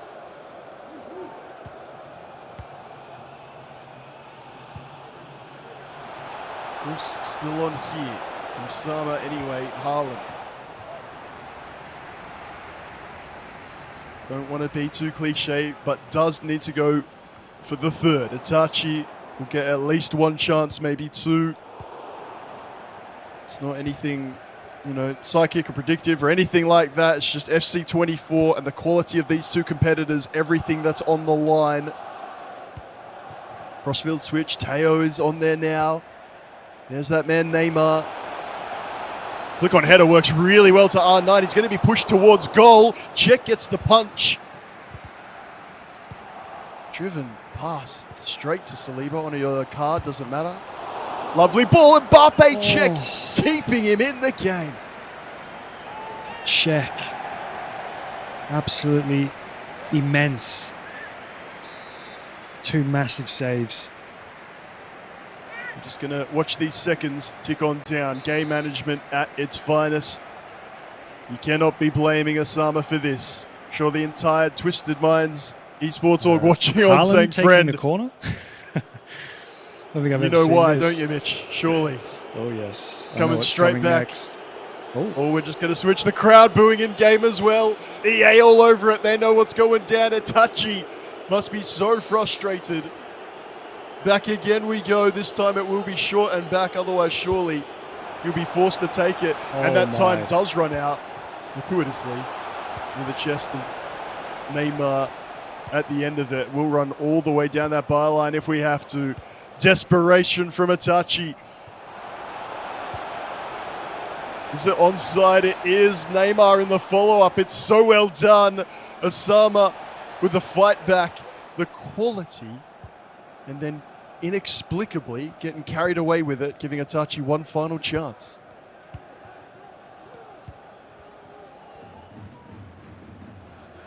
Looks like it's just done enough to hold on. Mitch Austin marked down the date. Havertz holding on to it. Nervy laughter, big times. Pull it from downtown. He goes nowhere. He falls over. Neymar bodies. Pull it to seal the game for Osama. Absolutely astounding. And he's not done yet. Twisted Minds. I'll call him a vet, fan favorite, whatever you want. What a comeback, gets it done. And those impact subs, Mitch Austin, that's where it was at. I tried to get the commentator's curse in there at the end, but it wasn't to be. What a game, though. What a game. Some fantastic FC on show there. We mentioned that the goals might dry up just a little bit with the tension and what was on the line, of course. Double Elim. What a huge moment this was. Massive penalty save. You maybe want to see a competitor, Itachi in this instance, just take a bit more time with the pen there, Mitch. Yeah, as he said, he virtually took it straight away, didn't he? Just maybe give yourself a little bit of extra time just to work out where you're going to place it. But sometimes people just hit circles straight away, take the pen. Sometimes it catches the keeper off, maybe a little bit off guard with your opponent which way to go, but wasn't to be. And Schmeichel, I told you, he is massive in the net, and that's a great save. It was big. We were sort of excited, I guess, with the goalkeepers being like, oh, no one wants to talk about goalkeeper movement, but for the authentic, I guess, usage of them and some of those animations, check out one end being a bit, I call it the phantom dive, where he'll go out and make a really good punch and then he's just on the floor inexplicably. The next reason then to start the same. We could talk about goalkeepers more. I ain't gonna. We're gonna talk about Osama. Congratulations. Continues his journey. Getting through the lower bracket. Mitch must be relief incomparable. 100%. It's I think most of these games, especially in the lower bracket, it's going to be relief when you get through, but they're very nervy games, aren't they? Very nervy. And he'll be delighted just to get through. At the end there, honestly, I think the fingers would have been sweating when he was trying to keep the ball at the end just to see it through. I definitely probably would have not had it in me to do that. So there it is. But yeah. It's true though. We laughed at it a moment earlier, and I think it was even the second game of the day, where it's just that crossfield switch. That's all it is. It's simple. We've seen it executed so many times throughout the day. You get a little bit nervy, you just sort of flick that right stick back, and it went out for a corner that was almost scored on. It's the stakes. It's what it's all on the line. Any sort of casual viewer watching, I'm sorry, you just might not get it. It's not your average weekend league, division rivals, squad battles. These are the most high-pressure games that have been played in the history of the esport. We've seen a couple, haven't we? As you said, a few of them have shanked them out of play, and we've gone, what is that? From a professional player, but it just shows it's like, once there's a bit of pressure put into you, it's anybody's game, and players even at the top level, like, they can make mistakes. I mean, we've seen it. We've seen the top players, Anders and co. Everyone makes mistakes. So, no, congratulations to him. He's got himself through, and is obviously looking at tomorrow for himself. So, congratulations. Commiserations, of course, Satachi. It hurts. It really does. We said genuinely, we're trying to keep a lighter tone for these 3 days, only in that there's going to be so many eliminations, and this is, of course, the end, not just of this tournament, but for the season for these competitors. And, of course, focus on the quality, the happy, the joy at the other side of it. Osama going through these lower bracket games that, get us with that nervous laughter. And it's only because, again, you look at those names down the list as well, Mitch Austin. It's not just you had this sort of one-off win. You got to beat legends of the scene who have lost to other legends of the scene. You see like a Dr. Nightwatch round one. You see Series had such a good, not just season, to be quite honest, last 2 or 3 seasons. So Nawaf as well, making it so close, falling just short of the next game to be shown on stream. The finest of margins with these best of ones. That's it, and I guess it goes back to, mentality-wise, especially players that aren't as big as the names, obviously, that you said. It's how do you prepare yourself going up against them? You have to win, otherwise you're going home. It's tough. It really is tough, and same with the big names who are expected to go through. More pressure on them, needing to win. As I said, they're expecting to be in the Esports World Cup from the start. So really is, I guess, a game of cat and mouse. So looking forward to the next match. We have the Law against IMET. Give us your thoughts, Nate. Coming back for another effort. It's exciting, I guess, in a weird sort of way to see a competitor that you've seen once before, someone who hasn't been on broadcast yet today. We're doing our best, but have a look at that bracket. If you want us to stay on top of every one of those games, then there's only one Mitch and one Nate. To answer another one, it's got to be the most adorable question so far, Mitch. That's just saying like the result, who won and who lost. It's not been 1-0 wins for every single competitor, as you would have seen in that last game. It's just sort of signifying who's won and who's gone through, because in previous years in this esport, you might have had like 2 legs, or there's been sort of co-op play as well, where maybe there's 2 legs you've got to take into consideration. So it's just saying, the best of one, and this person won that contest, has not actually been 1-0s all the way through. Yeah, probably a good job you actually did confirm that, because I think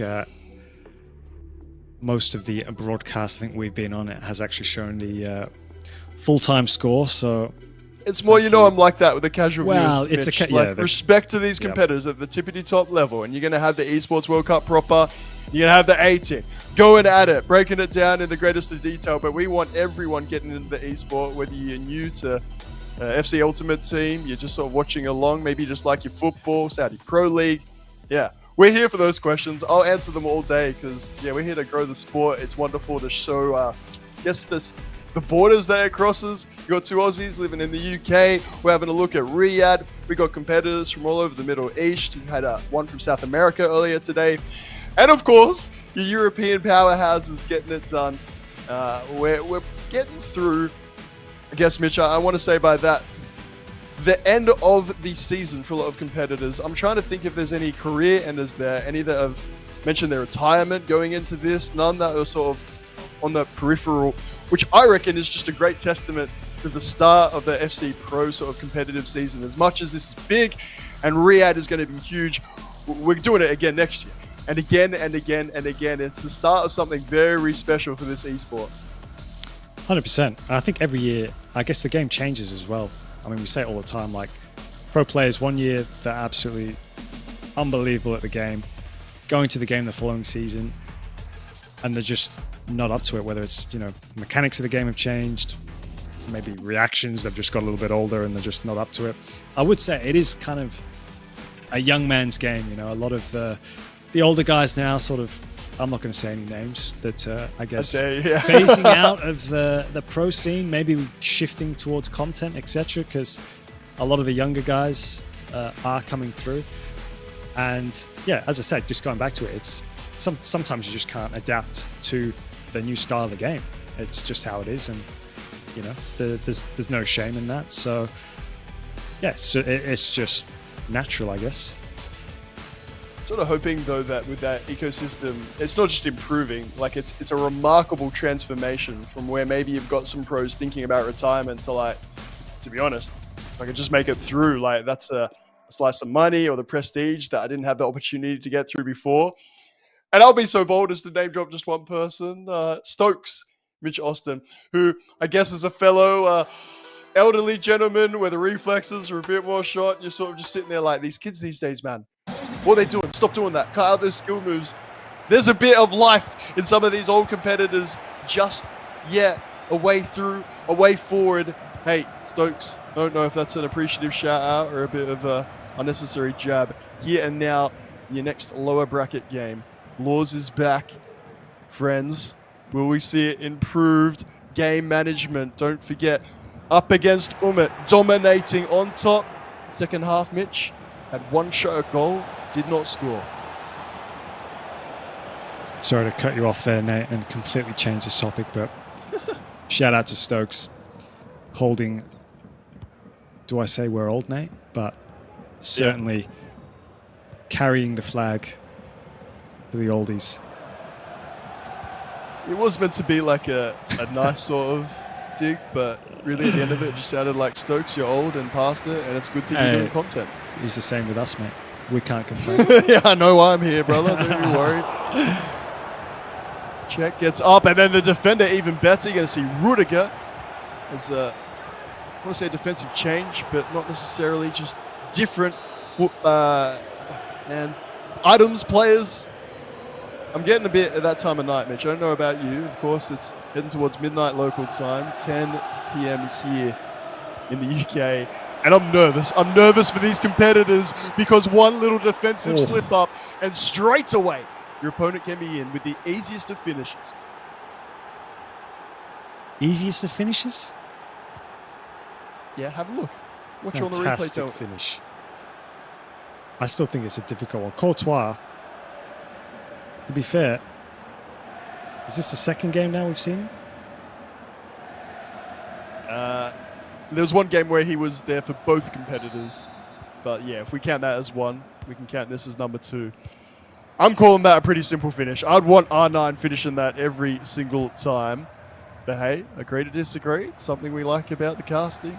The esport, and it is your Turkish competitor.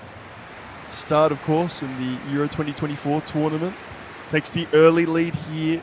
Loser will be eliminated, and last chance will be taken away from them completely.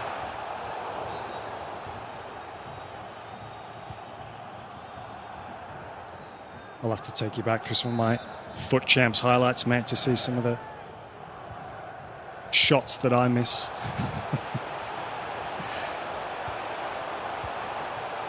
I'm just not going to show you any of mine and pretend like I don't. Yeah.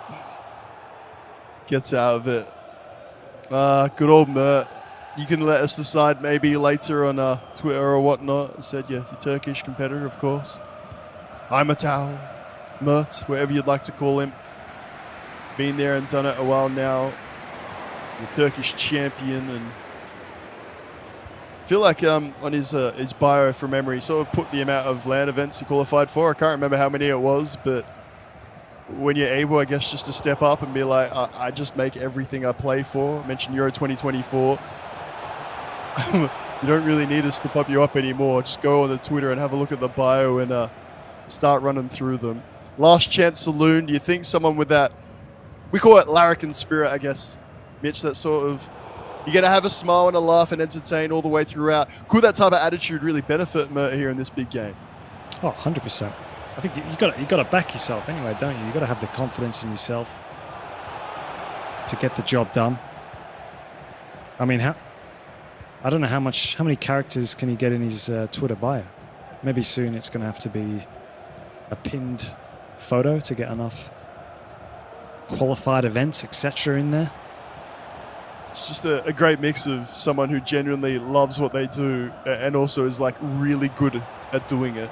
Yeah. I think if there's any sour point or low point for him, it's just the lack of silver at the end of it. Every tournament, I feel like it's not even big games. Scores just magical goals.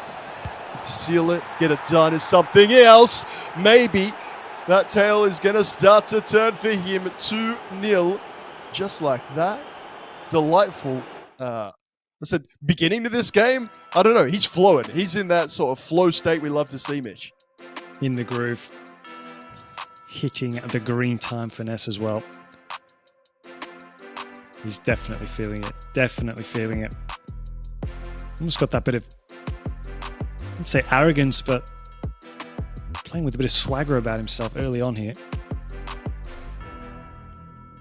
I guess that's my attempted point, as I just got distracted completely by the quality of the goal. Like, simple, but that is Mert. Big goals, Mitch, and big moments, and then threatens to have these upsets in tournaments and seems to just keep losing it at the death. He has a big smile on his face, and no one ever feels too bad, apart from Nate watching on in Australia. Like, dude, you're so good. You're just like always there or thereabouts and can't seem to close it. And it doesn't frustrate me. It just makes me feel bad for him when someone who can do unique, magical things in the game, just doesn't get that silverware at the end of it. I think we've known many players over the years that have had the quality. He is absolutely tearing it up here. Neymar Jr. absolutely cooking. Don't know what number he's dialing, but whoever's on the other end, you can just put it down. We got a show on the road right now. It's simple, but it's beautiful. Maybe that sums up Mert's play. Bring the rest of this on.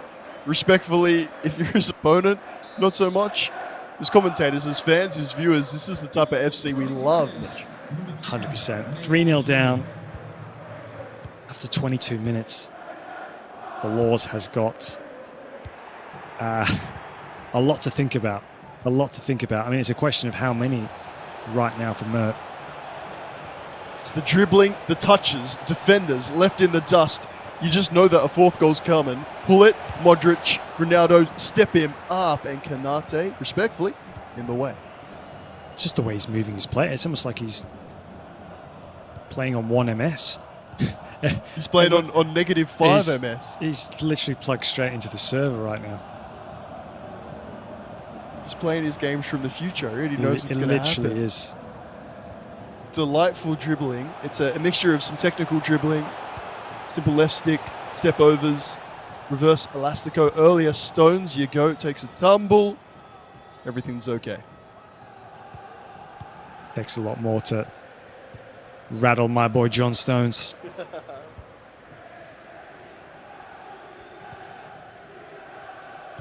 Can't lie, he's making Neymar. He's doing justice to Neymar, let's put it that way. He is. That is very true. I like that from I am Mitch. very tempted to try and get him after this broadcast for my own team now. I will get a text from Mitch about half an hour later, just like, stupid name, I can't do anything. No, Mert just makes him look amazing. Yeah, you can tell me I'm wrong. You're as we watch. And you know that I'm right because I do the exact same thing like an hour later trying to prove you wrong. Like, no, I can do it. It's beautiful. It really is beautiful to watch. We love it. FC24. You've got your Haaland meta, your crosses, your backstick, rubbish. Put it in the bin. Hold down sprint. Mix up your dribbling patterns. Get defenders diving all over the place. That timer asking Frimpong. Perfectly stationed. Law's doing really well. Just keeping himself in the game. That's pretty much what he just needs to do now. Don't concede another goal, otherwise it's going to be very, very difficult. Just try and take the sting out of Mert's play here. There we go. It's simple, straightforward. It's meant to be less effective. It looks anything but for Laws. Going byline, waiting for that driven pass across. And the easiest of finishes, tell me not. If you're a Mert fan, a Turkish FC fan, you're like, I've seen this tape before. Can we change the channel, please? Good play from Laws. As I said, he just needed to keep himself in the game. Just sort of slowed it down. Put a bit of a halt in Mert's stride because he really was starting to run away with this game. Question is, how is he going to respond?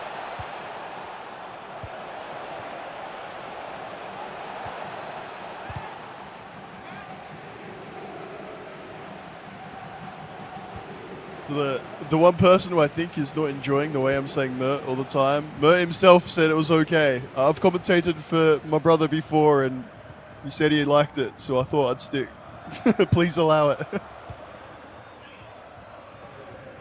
Different voices in the FCC, Mitch. Oh, you know, are you saying it wrong? Is somebody telling you saying it wrong? Oh, it's just, look, I'll leave it. I'll drop it because, like I said, I like doing right by the competitor themselves, and if they've told me directly, it's okay, even if it's a bit of a cheeky nickname, or if it's just pronunciation, wherever it is. Yeah, that's how I live it. Because at the other end, he'll just run straight through, and I mean it. He could have run that into the very goal itself. Almost too easy. Too easy for Mert. Bursting through the lines. Mitch Austin's going to try and tell you that was a tricky finish. Well,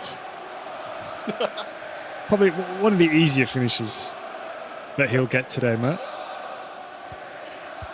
I wish Mitch, we both know I would have tried to red like time it and missed the goal, so don't worry. Yeah, to be honest, I have missed from that position before.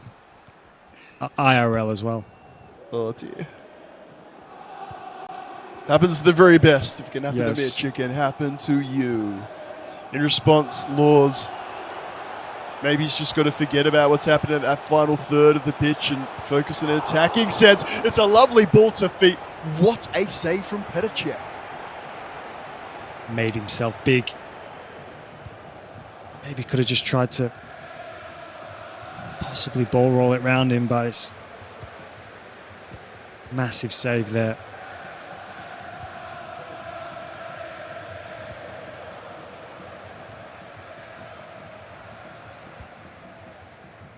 Just hanging in. Laws.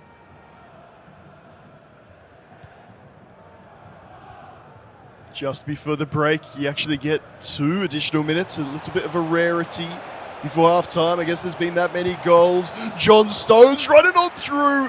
Mitch loves seeing it. That's why it puts an end to it.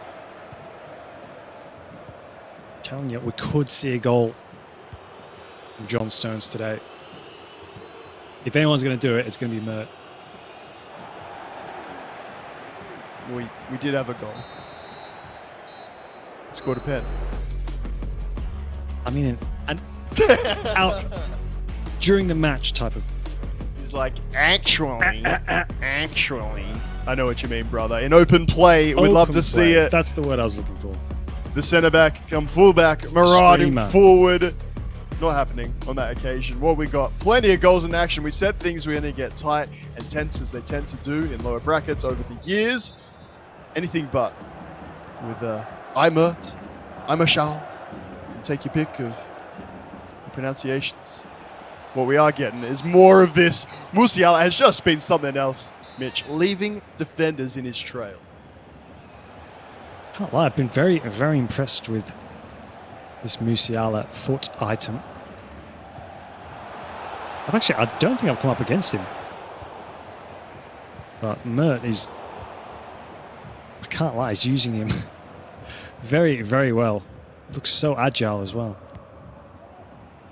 This Neymar just being a bit of a bigger name, at least historically in this esport, it's very tempting to keep going on about him. But yeah, Musiala, yes please. Saka green time straight into the noggin. Nothing doing. Recycle. Cruz, my least favourite foot item of the day. Lock that in. No goals, no assists. Frustrating me. Maybe. Flaws. Be a bit of joy coming out of him. Could he be the go-to player? No. I need to try this Cruz out. Like just for research, for science? Yeah, just to, I don't know. Maybe I'm missing out on something. R9 missing the target. Admittedly, slightly off balance left foot. We're thinking that's at least got to be goal bound, potentially saved. Not on that occasion. Going for the fast stick, and the contest about to open up. Laws coming forward. Frimpong and Mbappe. Pull it first time. That ping pass is lethal. Cruz, yep, just offload it, mate. Another sideways pass. Get the percentages up. Eventually it breaks down. He does win it back defensively. And a Venera Tony, okay. Lovely ball that side. Frimpong. The passing is crisp. And there's a finish on the end. Laws is not done yet. What a goal that was. What a goal. Worked it really well. Pass and move into Mbappe. Outside of the foot finish. It was just one touch passing. So hard to defend. Could we see Laws getting back into this game, Nate? Number 13, Kylian Mbappe. Yeah, 97 Mbappe. Slight question mark, a little bit confused. How about we just go back to our regular programming? Musiala, Neymar, green time, straight from kickoff, but there's nothing sweaty about it. Silky smooth, it is that duo. Linking up again, and yeah, I'm saving that replay.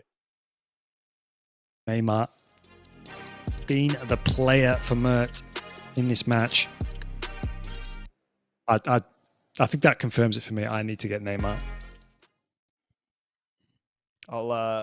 This is the weirdest plug ever, but follow either Mitch Austin or Nate Loss on Twitter right now. One of us will post the screenshot of the text. Mitch Austin about 2 hours from now being like, stupid Neymar, can't use him, looks so good. Mert makes him look amazing. And then me responding being like, stupid Musiala, medium work rates, can't make him move. Can I afford Neymar? That's the question. Valid. That's a good starting point. That is the question.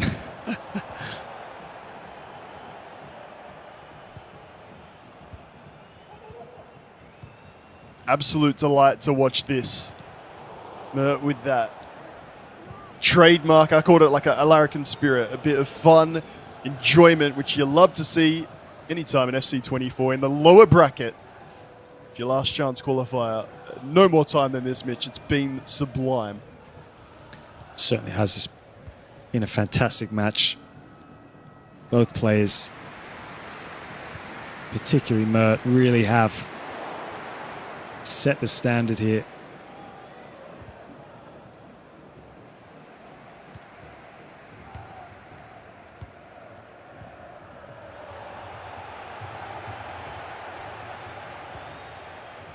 Slightly sloppy pass and turnover, but you can respect it from Laws knowing he needs to press a little bit high. 3 goals behind in FC24 with this much time remaining. It's not impossible. A 4th. We might have to use that I word. I'm not talking I Martial, I'm talking the job might be a little bit too tricky. Hullet, there's just seldom any touches without a little turn or touch at the start of it. A ball roll, defenders getting shaken. Neymar through the legs, Haaland right foot. Could that be the very best of the day to make it 6-2? Unbelievable step over there from Haaland. Worked the angle well. Gave himself the speed boost. And the right foot finish from Haaland. And I think that is going to be that, Nate. Well, in terms of the result, very possibly. In terms of the entertainment, we still might just be 2/3 of the way through this 3-course meal. I'm loving it. The goals, like I said, is that an exaggeration, Mitch? Too much hyperbole from me. I'm prone to it. Goal of the day, like Neymar through the legs for the assist, or you seem better today? No, I think I have to agree. Finally have to agree with you, I think, on this one. For once. Shout out to the people still sat around watching at the match. What time is it? Nearly after We've gone midnight. past midnight, my guy. Respect. Tell you what, if I keep carrying on and going on about these goals, it might be me heading over to Riyadh, because the house opposite looking in might be like, what is he doing? 10 p.m. in England, talking about someone called Neymar. Can you just keep it down? But I can't. To be honest, Mitch, I cannot. These goals have been that good. We're very excited getting prepped for this and talking about it, about the competitors, but to be honest, just about the quality on display. I keep saying the very best. Someone said in the chat, well, the very best have already qualified. Like, okay, you're not wrong. I have to give that to you. If you got your B-tier casters, here's your B-tier talent. You want to make that little exchange, and therefore you still have to say that we're good if they're good. That's right. Trapped, mate. I'd hate to think. At least I'm covered. None of my neighbors can see or hear me. Why is this guy next door watching a video game and he's pretending like he's commentating on it? He sounds like he's in his 30s. Yeah. What is wrong with him? Just like such a genuine like smile of joy on my face. Look at it. Look at that just beautiful close control and dribbling. Tell you what, if you're defending it, you're thinking anything but. Neymar compilation goal. We're going to swing that in. Very well done from Virgil to head it down. And as for Laws, as we saw earlier today, so close. The second half game management just wasn't there. To his credit, from the outset, we saw pauses aplenty. Just not able to stop Big Mert on his day. Nope. It's been his day today. Hopefully some good signs for him for the rest of this last chance qualifier. And the Laws nearly getting himself a constellation. And again, check just with the half hand there. Is that going to be a pen or going the other way? I called it wrong before. Militao. Maybe a little look in. He's going right. I tried to help you. You take it. 6-3. Game on, Mitch? Or just the consolation? Certainly giving him something to think about. It's not what you want to... It's kind of a 73rd minute. I've definitely seen players at this level concede 3 in this amount of time. I've also just realized why they're making me, at least, not you, Mitch, you're a fine, why they're making me do this remote. Because if I'm live in Riyadh, I would commentate with lines such as, he's going right, mate, and let him know. Yeah. Probably there'd be an inquest right now into yourself. I'd just like, well, I'm right. You're welcome. You can't be telling them where they're going. It's just a brother trying to help another brother, innit? Okay. We'll leave that up to the commissioner. Yeah, I enjoyed my one and only event at this level. Yeah. Big shout out to everyone involved, Yeah. friends. time Genuinely, is it is entertaining, and we are hoping, I guess, for a little Law's comeback. I know there's a lot of people watching on hoping for the same. Trying to stand on truth is Nate Alos, Mitch Austin rightly putting him in his place. A bunch of substitutes being made. Could see at least a few competitors got the engine on that Haaland, as you should. Sorloth for item brought on. The anti-type player, you'd think, at least in my opinion. Silky smooth dribblers. Now it's time for Big Sorloth. Boy, this guy has caused me some nightmares on foot champs over the last few months, I'll tell you that. Can see Ronaldinho brought on as well. To tight into his feet now. Back towards the corner flag and holding on to it. Chipped up. Yeah, even Sorloth isn't getting that. It's like, what's the most difficult header for you to score? Let's see if you can do it. Big Alexander might have been your guy, not on that occasion. Stones down the line, taken out, nothing doing. Lovely first touch, Joselu, Dino, then just gives it away. 3 goals in 10. It's still not impossible, but it's time, Laws. Straight through the middle, please. Weghorst is on, and not who you want on the football. Not in those positions. In the air, yes. Yeah, technically, then the football's on Just, him. yeah, just chip it up. Rate that. First Head time it to lofted him, through head it ball. back. Puteas, lovely ball. Graham taken, I say taken out by Rudiger, that would be incorrect. He got all ball and then just Man United would use all 500 of their names at once. I'll just stick with Graham. But Rudiger has impressed me, actually, to be fair. A centre-back that we've not had on broadcast yet today. Stood up big time and time again. Dino. Heel to heel. Kanate in the way. Weghorst, lovely first touch out of feet. Does not want it back, and that will be the result. Haven't seen much of Ronaldinho today either. Quite surprising. Hasn't been until the last few games, I guess. The more technical dribblers, some literal, some figuratively, have, I guess, really been utilised. Motal has been fantastic, keeping the ball on the floor. The start to this game was scintillating. Really well worth watching back. Mbappe, one more. Dino near post to make it 7. 7th heaven. Indeed. And what about the football? The FC24 on display. The most incisive, scintillating attacking play we've had from any competitor. That is what I've turned up to watch. Fantastic stuff. Just toyed with him, didn't he? Even that La Croqueta thrown in there as well. Ronaldinho at his best. Beautiful football. Your favourite player of all time, Mitch? Certainly. I mean, he got me into football. If it wasn't for that guy, honestly, I don't think I would have started playing. Respect on display, of course. Your Turkish champion is not going to push the agenda. Laws, you're going to start playing right at the end. Okay. All right. Fair enough. Davis. I'm not against it as long as you don't mind potentially conceding an 8th. R9. Sticks it up. Weghorst one more. It's so well done. It's beautifully done. Pull it on the volley. And yeah, stir it up for one last celebration. Why not? Consolation. I guess that's what Weghorst has been brought on for.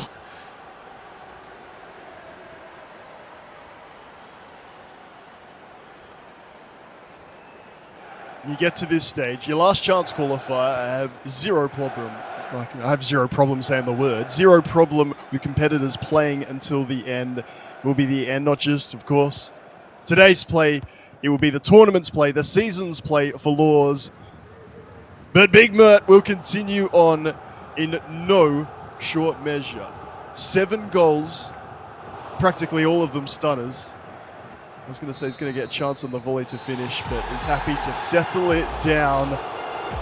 4 goals for Laws at the end of it, and yet one competitor in control all the way through. Friends, if you're going to watch highlights of any competitor today, we're saying it's right here, right now. Watch these. Hey, Mitch. Some of the best, arguably no, I would say these are the best goals from today so far. Started Musiala. like simple but clean, cutting Yep. through defensive lines, then a bit more elusive dribbling, a skill move or two, and that was 3-0 within 22 minutes. Then he really turned on the afterburners. Really did.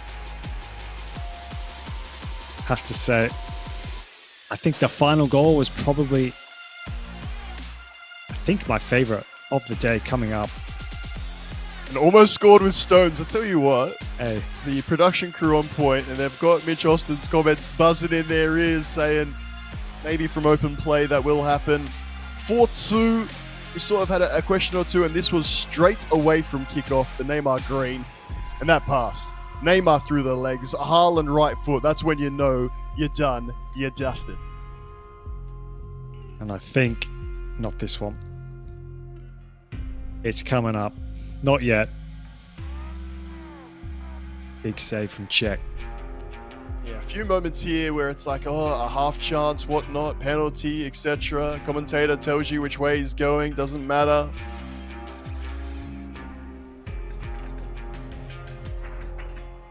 Here you go. This one. Dino, the build-up before that as well, the passing play to get to that position was fantastic.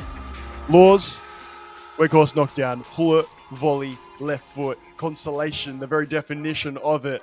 Mitch, just enjoyable when we've had our close contests, I guess, all the way through today.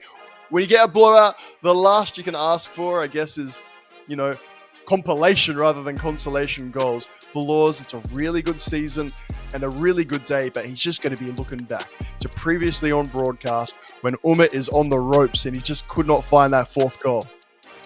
No, he couldn't. But as you said, it's obviously been a decent season for himself, but he just came up against, you know, sometimes you just got to hold your hands up when you've been outclassed. You've been outclassed. And hey, some of those goals that were on show, they were absolutely magnificent. So unfortunate for him, but as you said, sometimes you just get outclassed. Indeed. Sometimes you just need to really quickly get like a drink of water, a Red Bull, something, so that you can go again. Friends, do the same. Keep the stream running. We'll be back in just a moment. Don't you go anywhere.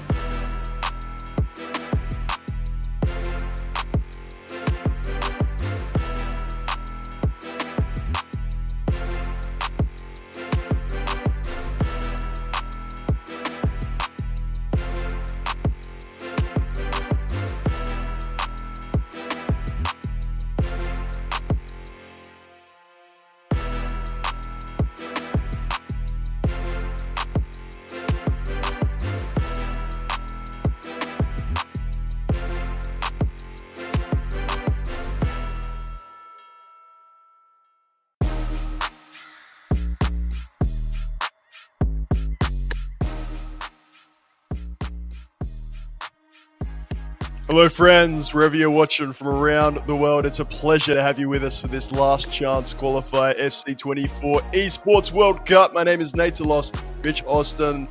To say, like, alongside me, mate, it's looking a little dark in your Once room. upon a time. You're sort of getting the mood lighting happening as we get towards the end of the lower bracket of day one.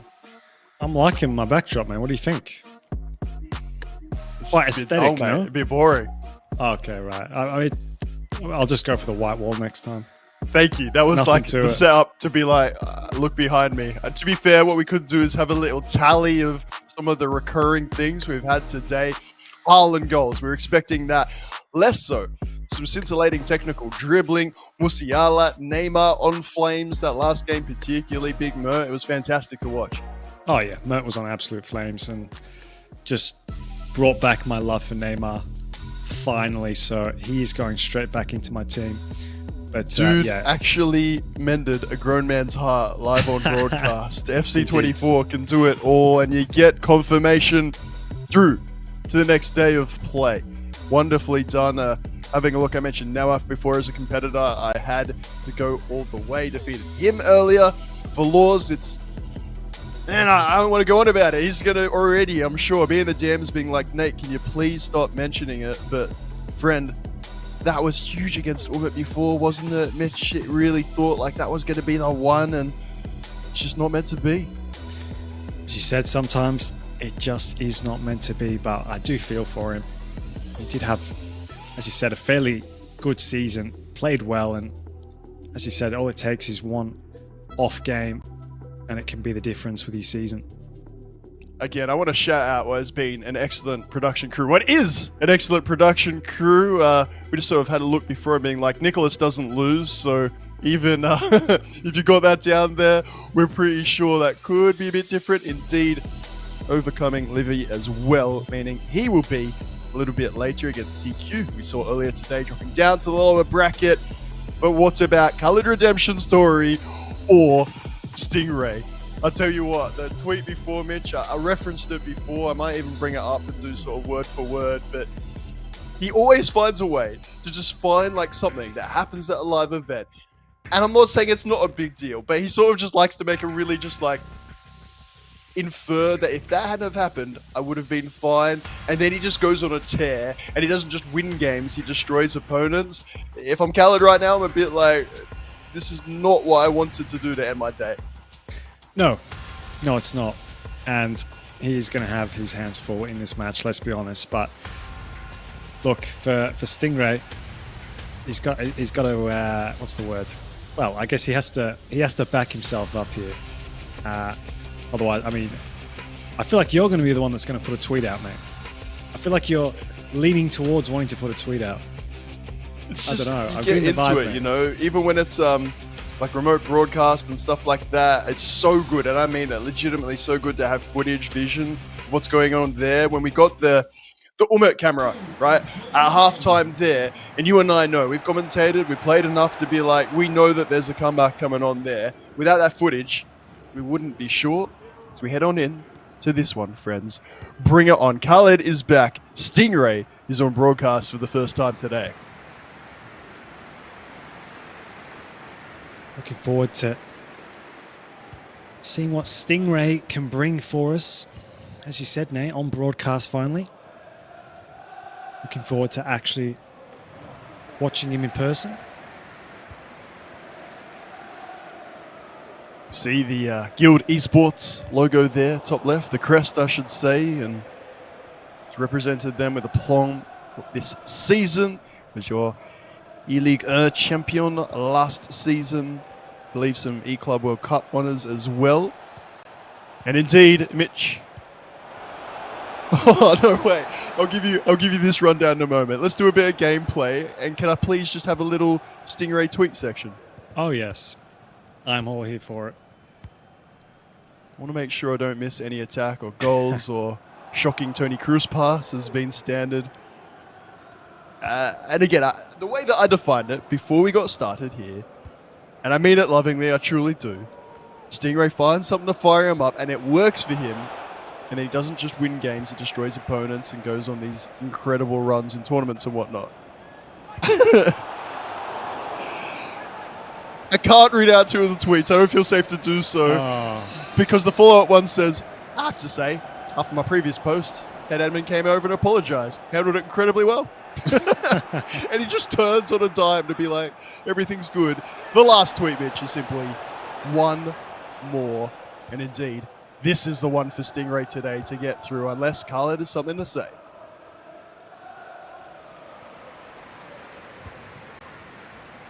I gave you a lot of info there, sorry. You did, mate. I'm just still digesting it all. It's the personalities, ultimately, if you wanted to sum that up. It's Stingray is the exact type of competitor I'd want in a tournament. A, to watch, and B, for the content, for the fire, but also rather for the authenticity. Courtois, correct me if I'm wrong, Mitch, was about like 8 yards deep into his goal there at the start. Yeah. Very, very interesting positioning there. Right stick in to get your keeper into the goal. You see it a little Please bit from corners, less so in general play. Viewer, sorry, go again for me, Mitch. I'm all over interrupted and worried about what's going on here defensively. Oh, I was just saying, please do not share that information with the casual viewer on how to move the keeper. So he's talking over the top so that I stop talking about it. And yes. Mitch Austin has a happier weekend league. Haaland up and down, but goes past that near post. Yeah, no, I don't know what I'm talking about. Courtois inexplicably in his own goal, and there's no way you can make him do that yourself. Is that better? That's better, yes. Much better. Thanks, mate.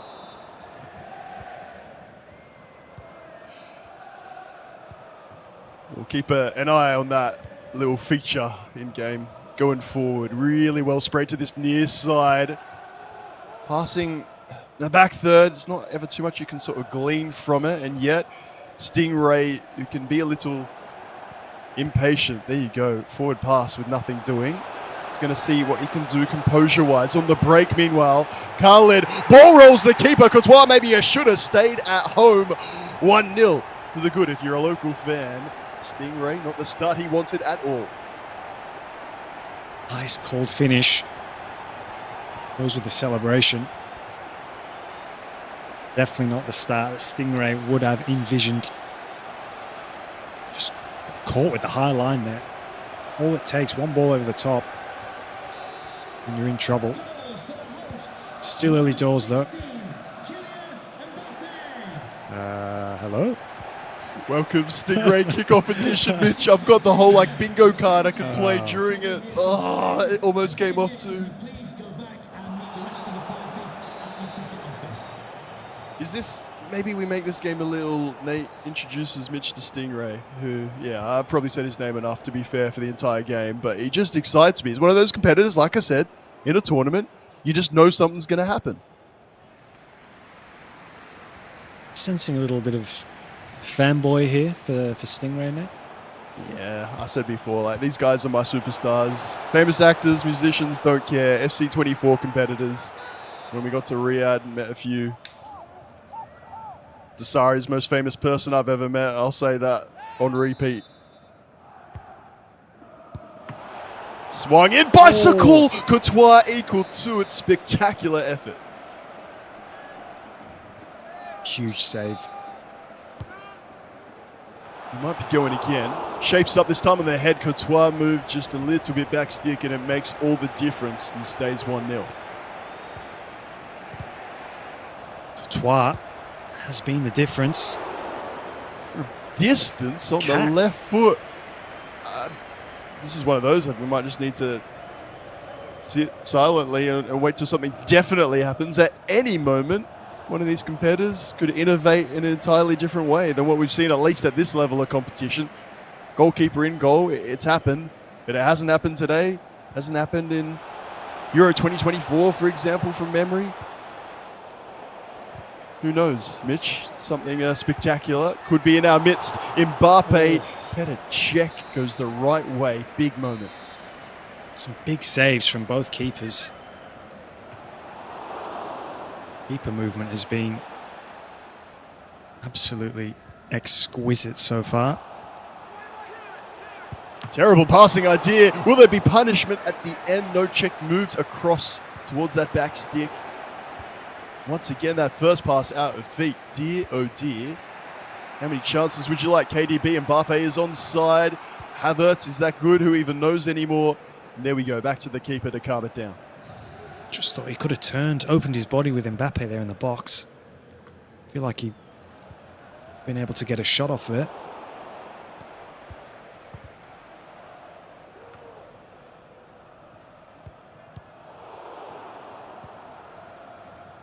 First time ball, nearer to two defenders than the attacker. Dear, oh dear. I'm talking about settling it down rather just a little bit. The first pass out of defense has finally gone through, but we've been in this situation so many times. It was just a matter of time until there was punishment there, and we are leveled up at 1-1. Beautiful goal. You almost thought he was like overplaying there. But it was just perfectly done. Really hard to defend. Stingray back in the game.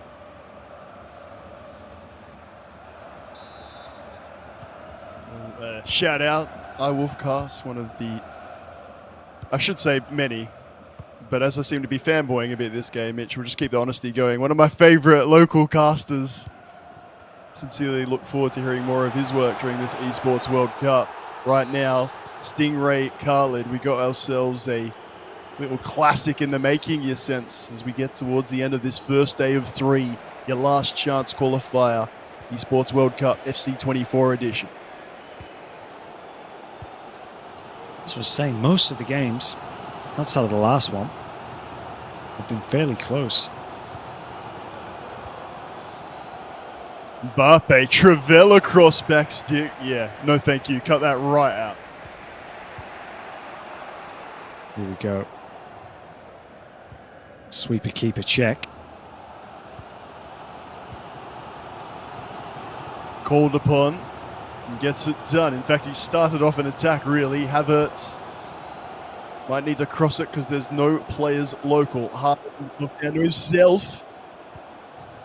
Nicely done, but you got to look at the support. R9 will have to go back. Cruz, lovely ball, and there is an assist for end of the era. Tony gives it to R9. We're back to 2-1. Khalid not going anywhere. Mental. Haaland knocks it down to himself. All you need to do. You're completing that tonight, I reckon, Mitch. I am. Talk about Neymar and, I don't have the coins and whatnot. Here's your kickoff routine. This time, the touch Mbappe or Stingray. I don't know about you, Mitch. I guess we'll find out your opinion in a moment. I'll clarify. I'll get out in front of it. I love it. I absolutely love that in August, he's still going for it. Almost like he wants to concede because it's the best way of scoring. Twice now. Keeper brought out nice and early that time. Thank you very much. Courtois has been staying the thick of it at that end. I'll certainly be clipping that kickoff routine. Try and implement it myself. Bruce now with a really good tackle. A foot item that Mitch and I have been highly critical of throughout.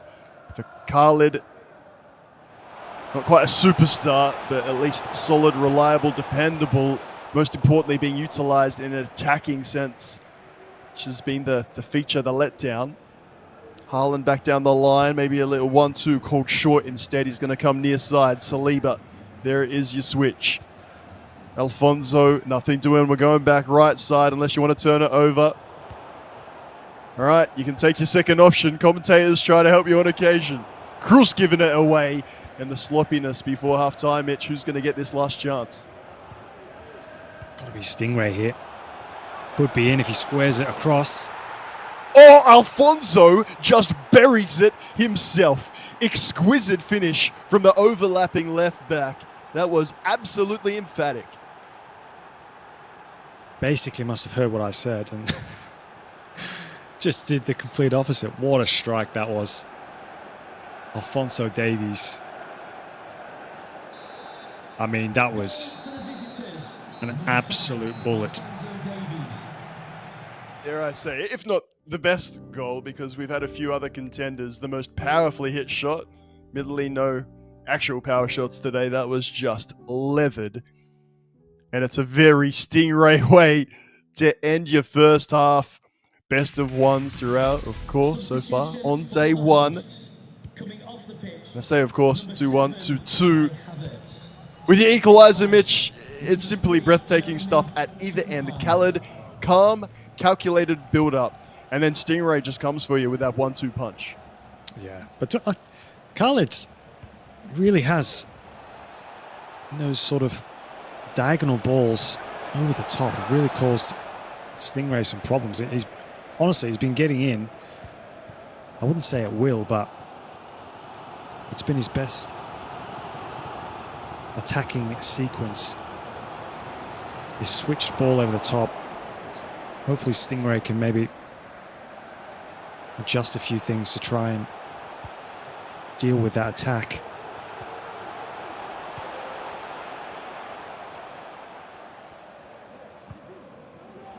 Just looking at Stingray's player switching, really holding off until the last moment until he's sure he can make a challenge or intercept a pass.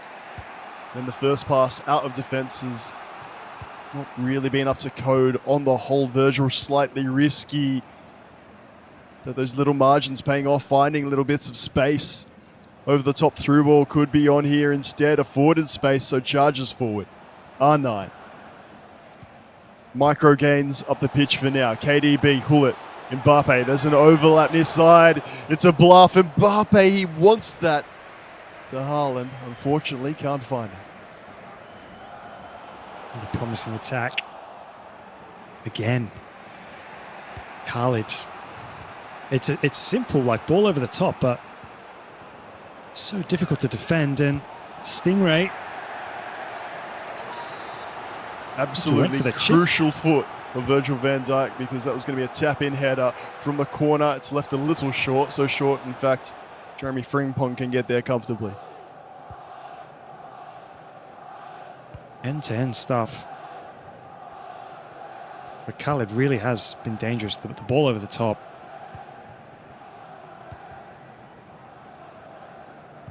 Through ball, surely the GOAT will get there just in time, indeed. John Stones cleaning up. Takes a bit more to get past my GOAT. Can't hit a penalty, though. Oh, yes. 100% conversion rate.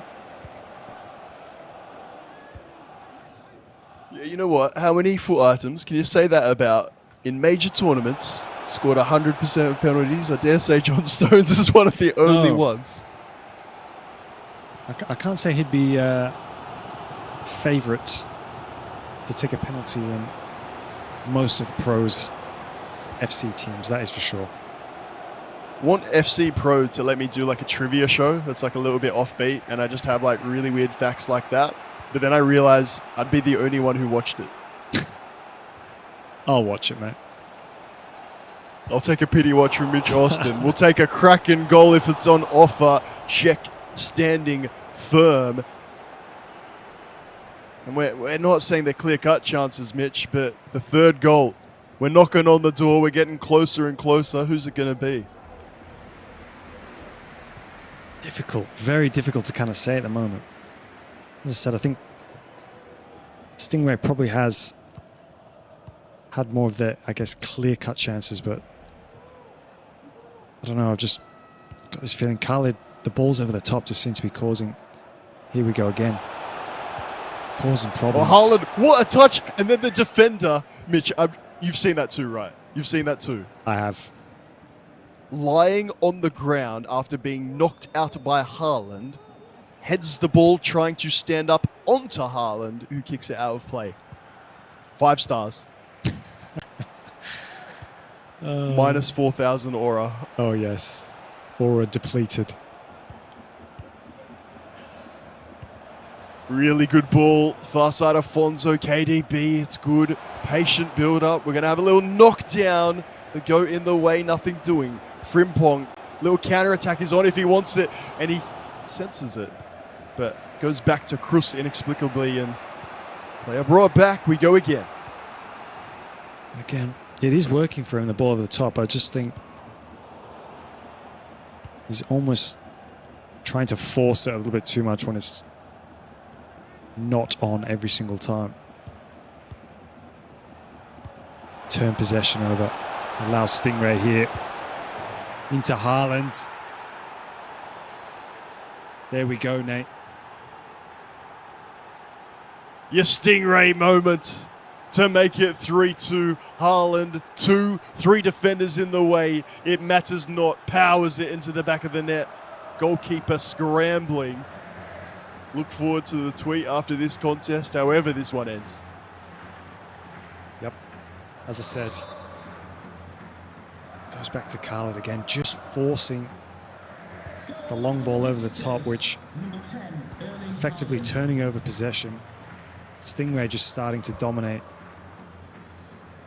the possession of play.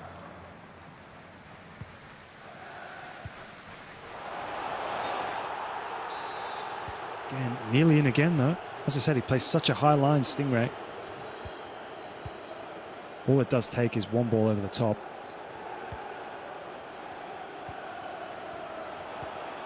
Time for Khalid, but you sense, even in FC 24, 2-goal margin might just be too many on the turn, on the volley. Stingray gets it to make it 4-2. Khalid, surely a pause, Mitch. Player, subs, tactical change, anything. The momentum has shifted. Yep. Definitely needs some substitutions now. Try and get his foot back in the game. Try and get a foothold off the ball. Stingray really starting to dominate possession, keeping the ball, creating chances at will. 3 goals to try and find if he wants to win this match. Yet to see the pause.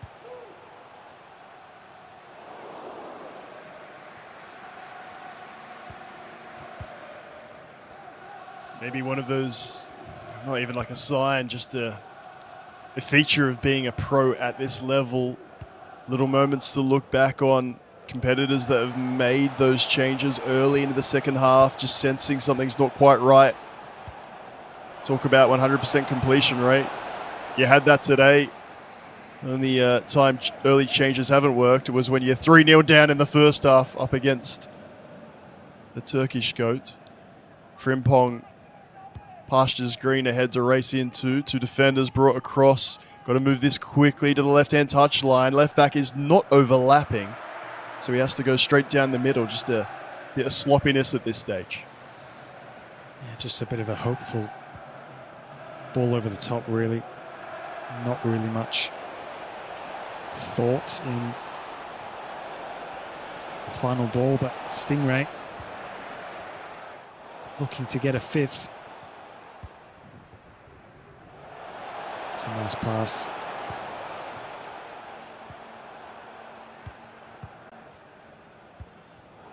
Nice passing patterns again until it's the fullbacks for mine. You just need at least one of them in a bit of space. You can call one forward, then bring the other on the overlap. That time they both go as one, and there'll be space in behind for Stingray. That's exactly what he's found. Mbappe, that pause is not going to save you. In fact, it's just going to mean you sit and reflect on what is now 3 pieces of defending. He'll wish he could get back. For Stingray, mission accomplished. Yep, I think he hit the pause just as Mbappe was entering the box, just before he hit the shot. You're right, I think bro's trying to pause life there. It was not going to save him. Maybe but if I hit the pause button, the earth will stop just for a moment, and I can... You'll miss. Yeah. No, that was a delightfully worked goal there. And I think that is going to be game over.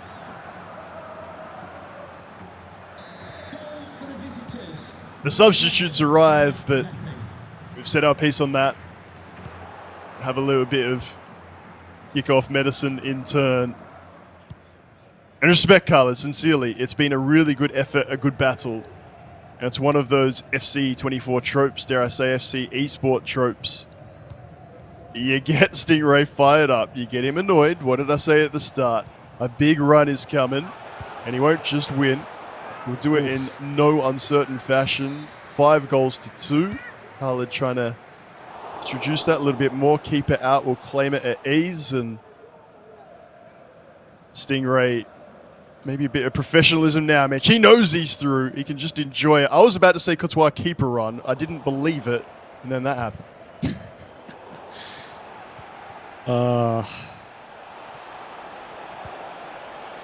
R9 forward. Lofted over the top.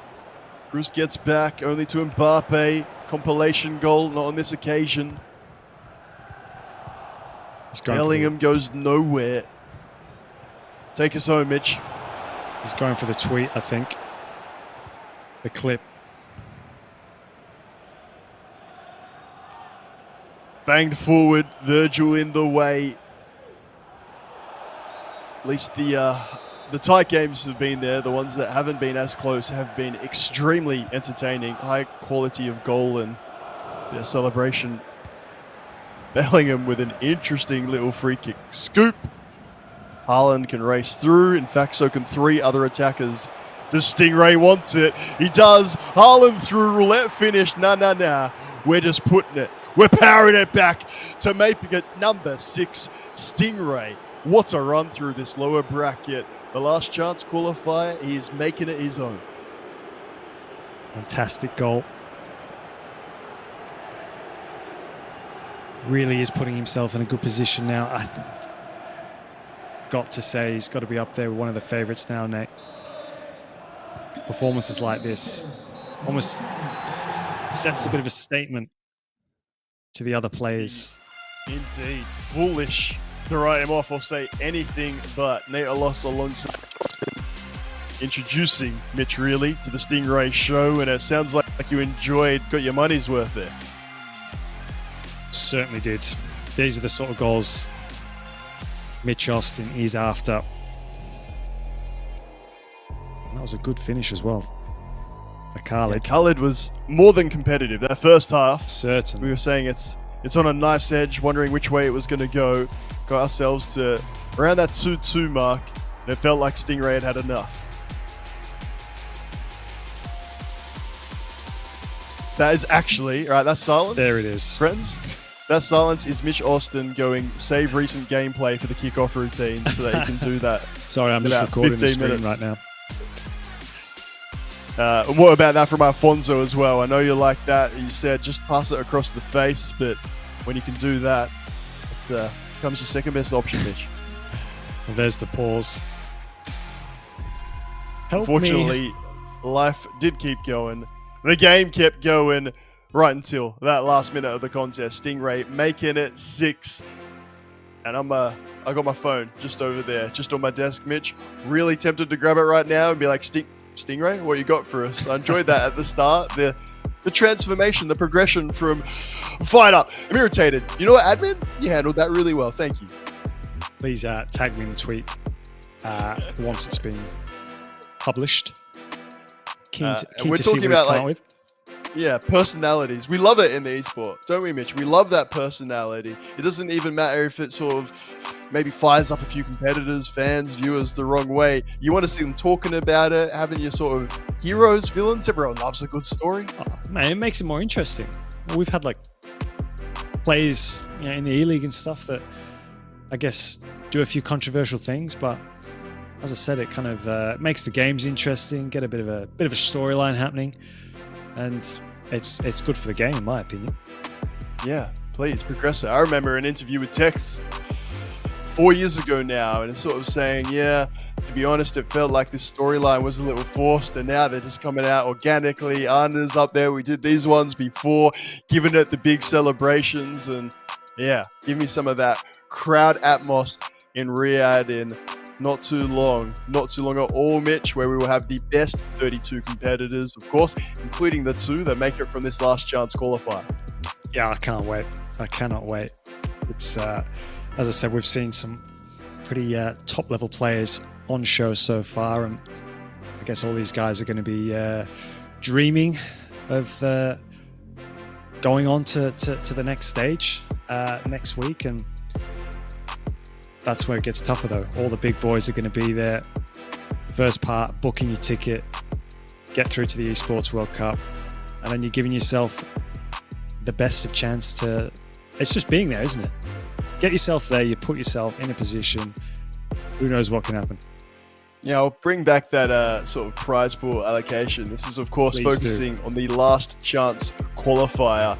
But the point being, you get there, you can say, number one, I played at an Esports World Cup, the Esports World Cup in Riyadh, Saudi Arabia. The experience, of course, all the pro players that will be there against you, sure, but alongside you. I always enjoy that when you see someone get knocked out, then that person gets knocked out. All of a sudden, that's your mate, and you see them together in the crowd, like arm around each other, like, guess it wasn't our day. They wait for the next one, and it keeps going until you sort of got like your two tribes, and then it's just like the bunch of people that lost to him, the bunch of people that lost to him, and the atmosphere really goes to another level. I truly do believe, though, this year in Riyadh 2024, it will be as big as we have ever seen. 100%. I think it's another thing as well, like as you touched on, like a lot of these guys are all friends in the scene as well. So knocking out one of your friends, I feel like, you know, it's a tough thing to do as well. You know, everyone's worked as hard as each other to get there. Playing against a friend, knocking them out, I feel like that would be a tough thing to do as well. We're not done just yet, friends. We said Pool 1, Pool 2 here today, Pool 3 and Pool 4 tomorrow. So same-ish time, same place. We'll be back to take you through it one more time before we find out those two competitors that make it all the way through or bring it back. Record scratch in reverse. TQ will be back against Nicholas. Now, if you want underdog versus big dog story, Mitch, I don't think you're getting a bigger dog distance than this. That is former champion and winner versus local competitor looking to make a name, make his mark. And what a game that would be to do. Imagine beating Nicholas, knocking him out.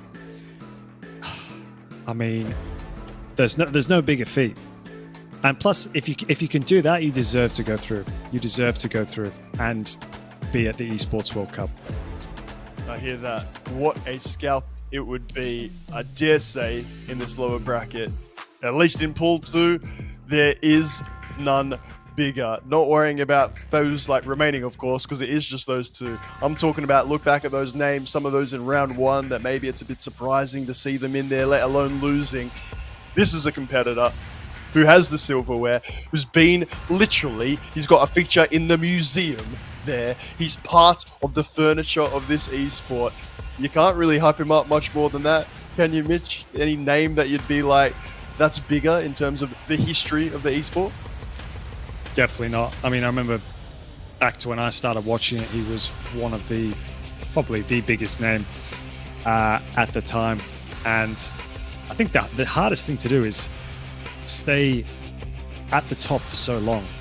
And considering how long he has been around, it's testament to himself to every year. As we said, the game changes every year. So to turn up continuously each year, be at the highest possible level, it's a testament to himself. And as I said, he is going to want to go through. So I'm expecting a big match here for the last game. And TQ, obviously, as we've seen in the previous matches, has been a very, very tough opponent. So this is going to be no easy game for Nicholas.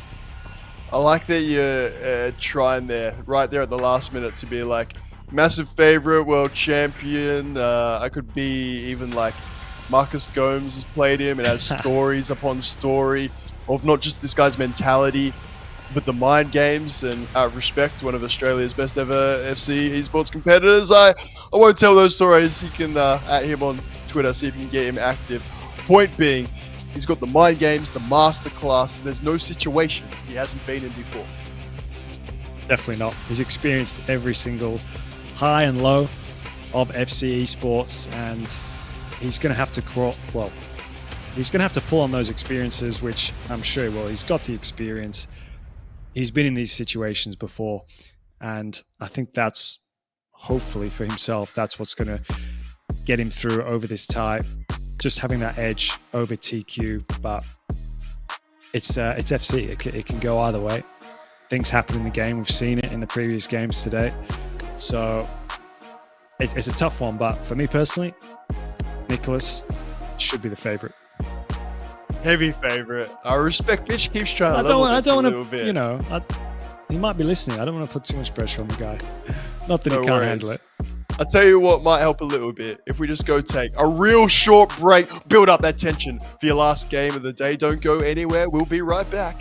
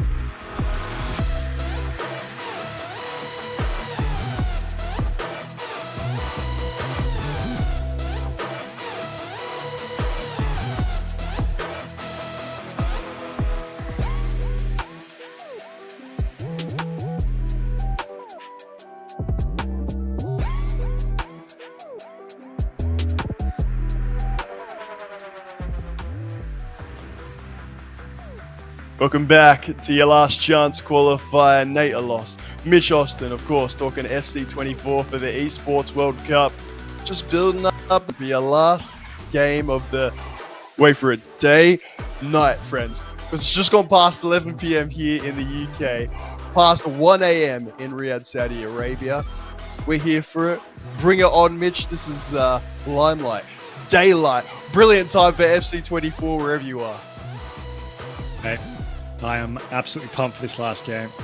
I think this could be, no, it is the first time I have actually commentated on a match for Nicholas. So almost a bit of a testament going back to my early days of first watching him play. So I am privileged to watch the great man live. For Nicholas, I think it would be a thank you very much. But Mitch, I want to see you in Riyadh. I want to see you there for the tournament proper, the last chance qualifier. Just not going to make his resume, to be quite honest. He has been that good for that long. Certainly has. Early opportunity, Alfonso in the way. Some slighter, quicker fullbacks on display. The Joselu, the John Stones, but lately it's been more the Frimpong, Alfonso Davies, not just utilised, of course, attacking build-up with plenty of goals now as well. Certainly have. I almost feel like we've had kind of two different styles of plays, especially with the fullbacks. Some electing for the shorter, quicker, agile over the, I guess, more typical meta-style fullbacks with the likes of John Stones, Ozolu.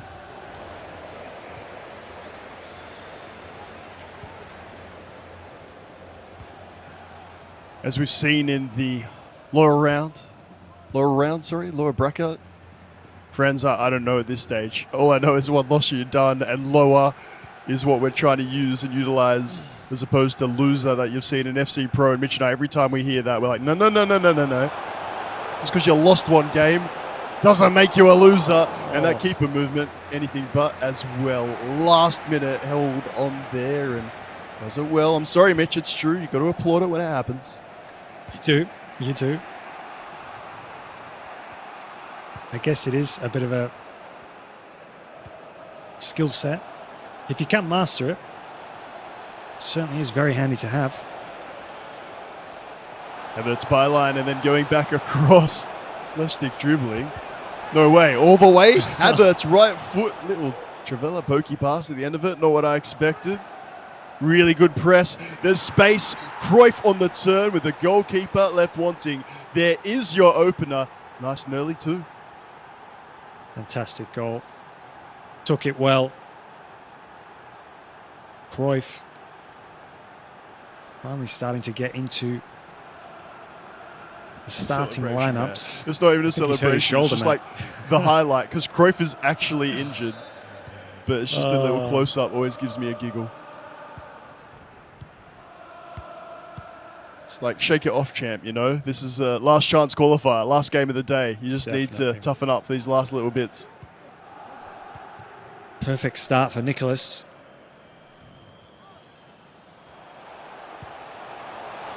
To be honest, with a lot going on, I believe is one of the few competitors that enjoys using Bellingham. In FC24, past tournaments and things I've watched this season. I'm trying to see if he's, on the ball there right now. Maybe once or two as a sub for some other competitors, Mitch, but certainly no one else today has started Jude in midfield.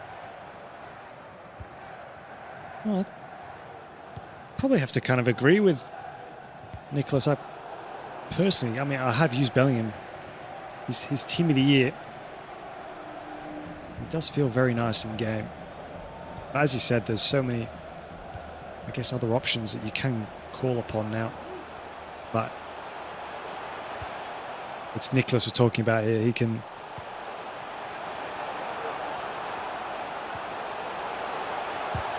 He does what he wants this time. Exactly. Saka, to be honest, almost through those two defenders with a fortuitous rebound. At some point, before the Jude chat and the rest of it, saying that in this lower bracket, of course, one loss and you're out of there, things have just gotten that little bit more tense. The build-up, a little slower. And then the competitors that have been able to have more fun with it, just express themselves and take that out of the equation, have been the ones scoring 6-7 goals. Stingray, of course, a prime example.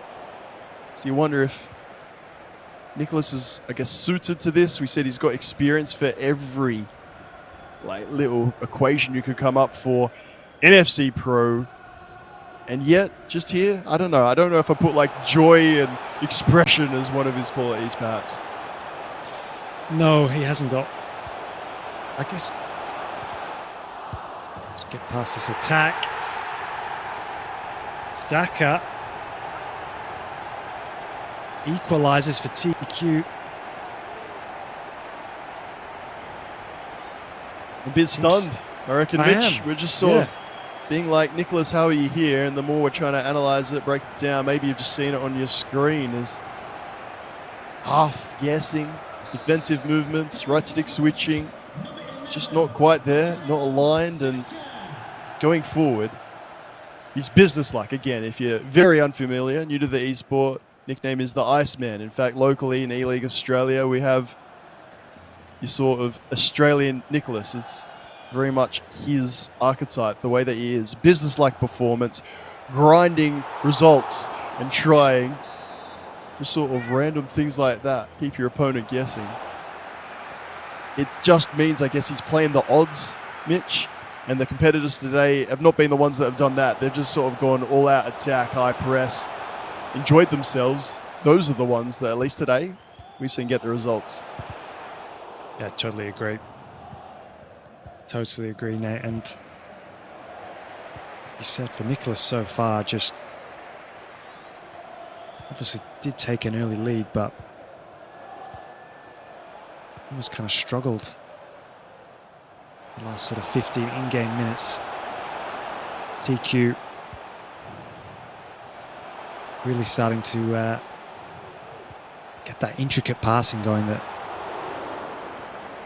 really good attempt there. Big save from Courtois, and maybe Nicholas looking to change something here, Nate. Have a look at Riyadh. You can almost hear it. You can almost hear it because they've got a local lad in there for the last game of the day. Friends, a reminder, wherever you're watching around the world, Riyadh local time. That's right. Give us a wave, you absolute legends. It's past 1 a.m., but the party has not ended. Indeed, it might just be getting started. Should their lad make it through day one here, your last chance qualifier. They're proper getting into it now.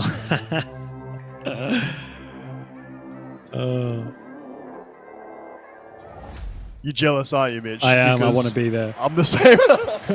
I just got a message from iWolf being like, nah, there's no way you're not going to be here. I'm like, I know. It looks great through the screen, though, as does that near post header. Third time's a charm. No time to react. Swing it in. Near post. Big boy gets up. And we'll do it again. That's 3 times. Want to do it a 4th time. 4th time. Anyone a 4th time? Yep. Get up. And Haaland. This time, it's past the post. Third time Like lucky. That? Third time unlucky. I tried to do it like a horse race or something, yeah, you know? I got it. First time. Wrong way, first time. Well, I think we gathered what he was trying to accomplish off that corner. Mitch, I'm clipping that. That's brilliant. That's one of my favourite dry Mitch Oster lines I've ever heard in my life. Was he trying to score with Haaland off that corner? I'm not sure. That was so eloquent. 1-1. Again, local lad, we're calling him. TQ. The local lad. Not necessarily criticism, but just a comment or two about competitors, Middle East, how they've gotten through and whatnot. And I'm here to tell you, Nate Loss on record can stop all of that rubbish talk. The quality has been superb. And as I said before, even some of the games we've seen where its results haven't been favourable, the quality of play, I guess there's like 1 or 2 comments I'm alluding to. Talking about the lofted through balls and just saying that it's basic or easy. Mitch, at this level, nothing like that is basic or easy. Definitely not with the caliber of play that you're playing against. If it was easy, the likes of Nicholas and co would be able to stop it. Yeah, thank you. It's pretty simple. But if they can't stop it, then you know what I mean? There's definitely a skill element to it. I believe maybe those viewers, just to try and put an end in this little point, not watching the game in its entirety, like midfield passing patterns and drawing out your opponent before you start that type of thing, rather. Meanwhile, Haaland it is, driving it. Feet, Ronaldo, oh, not out of feet. Kanate really has been good. Hullet gets it straight back. Power shot, cancel. Straight onto it in defense is Nicholas.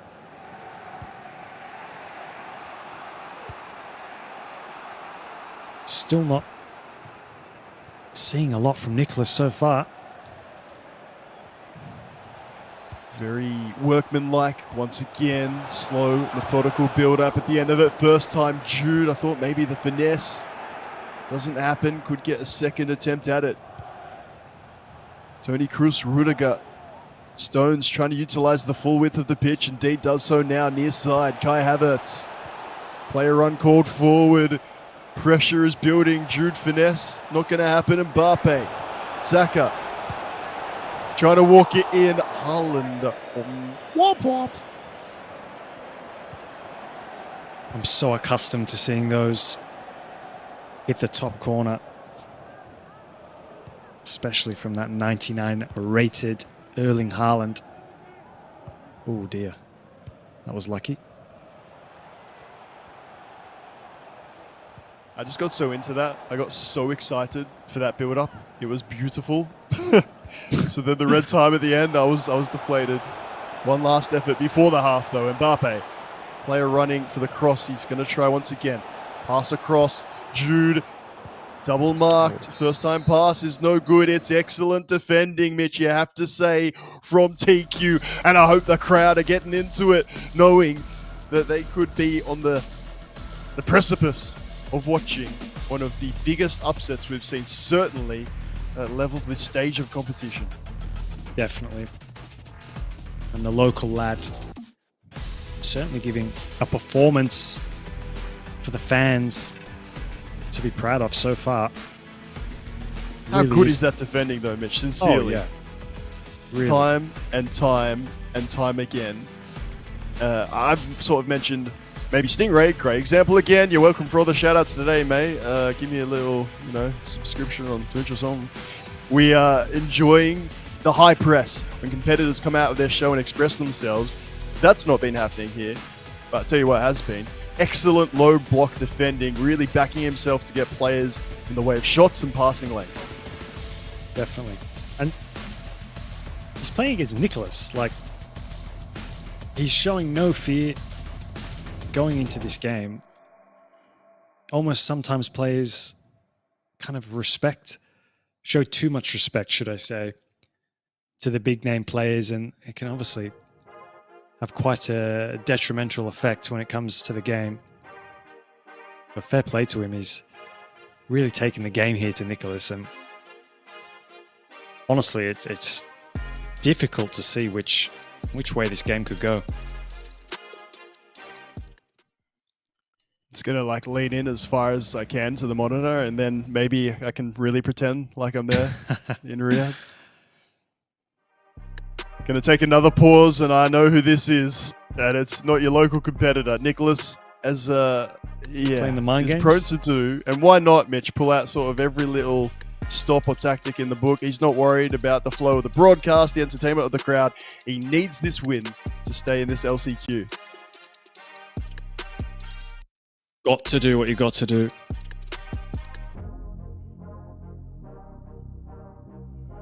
Interesting to see what little tactics and tweaks he may be looking to implement into this second half. He really hasn't got going yet. Sort of an unexpected shot from distance, which not an odds-on play. And then just when you think there's a half chance, again, we don't need to go into the XG. It's a bit too late for Mass at this stage, Mitch. Fair enough. It's more to say he really is trying to walk that one in. And the only thing I can think of that could have been better was that womp-womp moment. Haaland, decent-looking shot, unfortunately. Just red timed it. Sorry, decent-looking opportunity. The shot, just, of course, poorly timed. Comes back to it, isn't it? Sometimes it's, do I have the time finishing on? As you said, once you mistime the time finishing shot, it's such a detrimental effect. Whereas if you just don't have it on, I feel like sometimes the finishing arguably maybe could be just as good. I don't know. Are you a time finisher, Nate? I'm not. And remember, No, we I'm were talking not. about this right I'm at the not. start, being like, it's a mechanic that's easy to do and easy to master. I put it out the window ever since my power shots started being less effective when I was timing them. And again, that's just, you get a boost. I'm not saying it's worse. It's just that flow. Maybe the same thing with a finesse as well. For competitors that are utilizing headers, your sort of standard shots, so not a trivela necessarily, or a finesse or whatnot. Just a standard, have a little shot. Those are the ones where you green it, you get that boost. And I'm going to move straight along to be like, Mitch, get me to Riyadh. Get me to Riyadh. Look at them. Look at the smiles, the coordination, the waving. Friends, we love that you're getting into it, honestly. Who would have thought, Mitch? Who would have thought 7 years ago at the start of this being like, we'll be talking about Riyadh, Saudi Arabia, fans watching, waving along, and Nicholas is still in the game. Someone in the chat needs to book this man a ticket to Riyadh. I think I need to book myself a ticket. Yeah. Passion's there. Bro can't just keep talking and not back it up. Lovely to see. One of the, yeah, I guess we'll call it like pure joys in my life, watching and commentating FC all the way through, and the fire's still there. Nicholas is still there, at least for now. Cross ball switch is going to find Kai. Faces up John Stones. Go backs off. Rudiger in the way. One of those players, I will say, has been superb selection. Jude, not so much. No, we have not seen a heck of a lot of Jude Bellingham. But hey, who are we to tell Nicholas? I certainly won't be. Yeah, no thank you. I'll just, You can. please no. We'll send a third party. Yeah. Send Marcus Gomes, I reckon. Saka tackling his namesake, and we'll call that a pass from Jude de Cruz. The GOAT runs forward. Lovely ball over the top, to be fair. Cruyff is on the pitch. Driving towards goal. Inside, out, and then out of play. Ooh. Must have been close. Can sort of look at that Riyadh enthusiasm, Mitch. It's almost 2 in the morning, brother. How incredible is it? It's not just there's fans there and it's exciting. We're past 1 a.m. They must be on the double shot espressos. I saw that or slushy something. machine. I'm sure it's Yeah. getting put to good use, or they're just enjoying the pure fuel of FC24. Overlapping run. Could go back to Kai instead. Lovely dribbling, and then maybe just a bit sick of that. Saka straight into the defender. Or the counter-attack, look at that. At the top, Mbappe with pace to burn. Slowing it back down.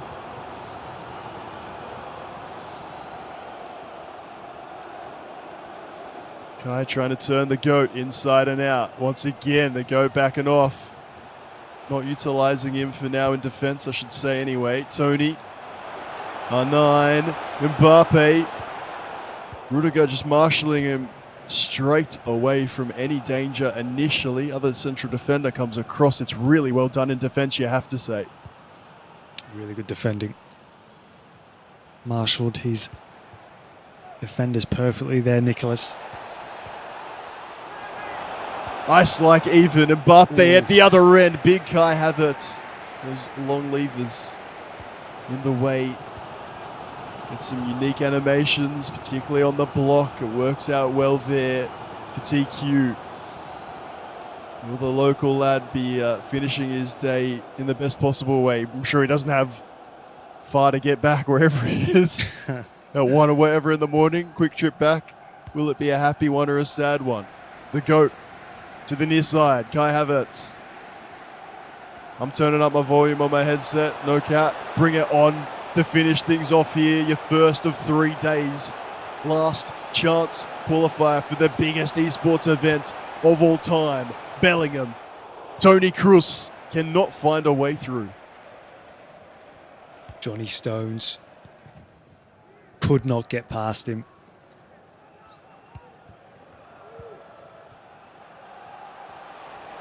Havertz. Such a popular choice at left back now. And we're getting like the matchup on matchup, so to speak. Both competitors utilising. Saka wanting that left foot. Virgil. Ooh, tell you It what, was red time, but what do you make of that challenge, Mitch? very, very lucky in my opinion. Very lucky. I've seen them given, let's put it that way. And TQ will take that bit of luck then, if that's what it is. Haaland. Jude, it's... I don't know what to call it at this stage. We've got competitors going blow for blow, same type of player items, last ditch stretches. Kanate back to Rudiger. There's no cliche necessary. Knife's edge, equal game, whatever we say, Mitch, you're seeing it right now. I can't believe how similar the players are out the pitch, if nothing else. Please meet your wife tell you what, I just can't call this game at all right now. It's just end-to-end stuff. Both competitors almost really putting in a defensive masterclass against each other right now. You said it was big dog versus underdog. Nicholas, your world champ, versus TQ, local lad attempting to cause one of the biggest upsets we've ever seen in Pro FC. Saka to Cruyff. Overlapping run, just runs into the defender from distance on the finesse. Cruyff, a huge goal. He's done it on the big occasions. Add another one to that resume. What a hit. Johan Cruyff. What a finesse shot. I think Maybe it has the only been coming. thing that was missing from today, Mitch. I think sometimes, as we said, you just need to hit one from distance. UT kind of just sitting off, the deeper and deeper you get, just allows you to finally let Nicholas hit one from distance. And he's hit it absolutely perfect. Fans of the 15 to FC go. legend will be drinking that in. Oh, yes. Just choked up a little bit myself, to be quite honest. 2-1. Legit. I get into it, man. Emotions are good. Don't judge me. And is there time left? There is time, Mitch. We've said a consolation goal. That's turned into a comeback goal. Wouldn't want to call anything else early today. Certainly time to go, Nate. We've seen it time and time again. Back on the attack here now. Good defending from Nicholas. And he will have been in these situations before. Can he manage the game?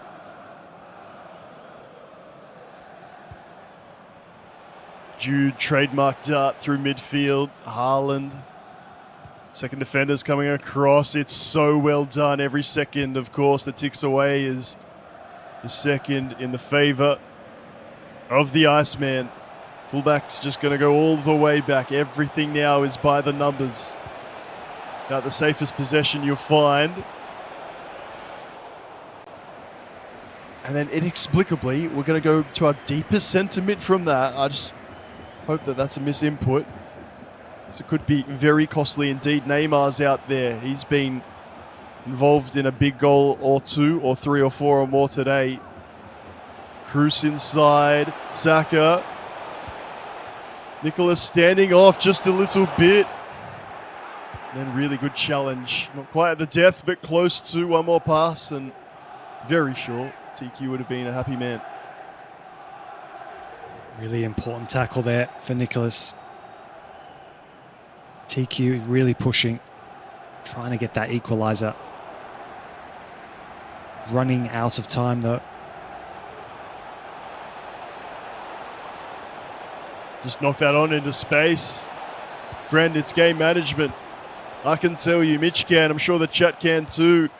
Look at the width. Fullback, wide midfielder. They're going to combine just to hold it. Tick this down.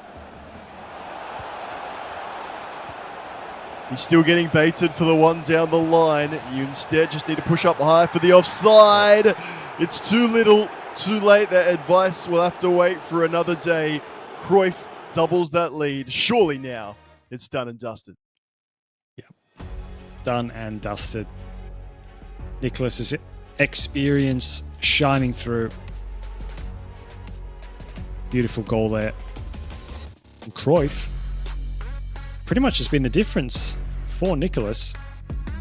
As we said, he's not a player that we've actually seen a heck of a lot today. 98 rated Cruyff has been the difference for Nicholas. Just thinking about it as well, those earlier moments where it's just the final pass, the fine margins that we talked about. And yet, maybe that really is the bright lights, the big stage.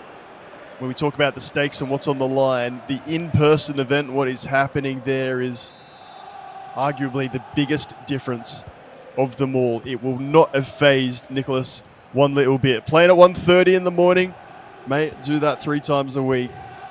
He's got that experience, and he's got another big game now in the locker. Proven record, and make it through one day at a time. I guess that's what it's all about, Mitch. Exactly. It could be in to completely finish it off here. Easy does it. Hansen.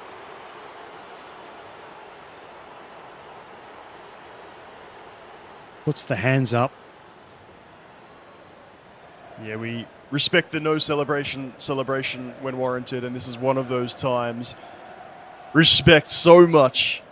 Please, you have to. TQ holding it down for so long. 1-1 with that opportunity, dare I say 2 opportunities against one of the best in the scene, the best to ever do it. Ultimately, it's a test that's just a little bit too far for him, at least at this stage. Yeah, but the experience he'll get from this, he'll obviously take it on into his next games, next season. Vital experience for him. But Nicholas, his experience came to the forefront. Big win, and a deserved win, mate. Yeah, and after so many games with so many goals, I enjoyed that this one stayed at 1-1 for so long. And that was the goal. We just sat there in silence for like a good 15 seconds being like, this could not happen. Mitch tried his best at the outset to be like, oh, it could be close.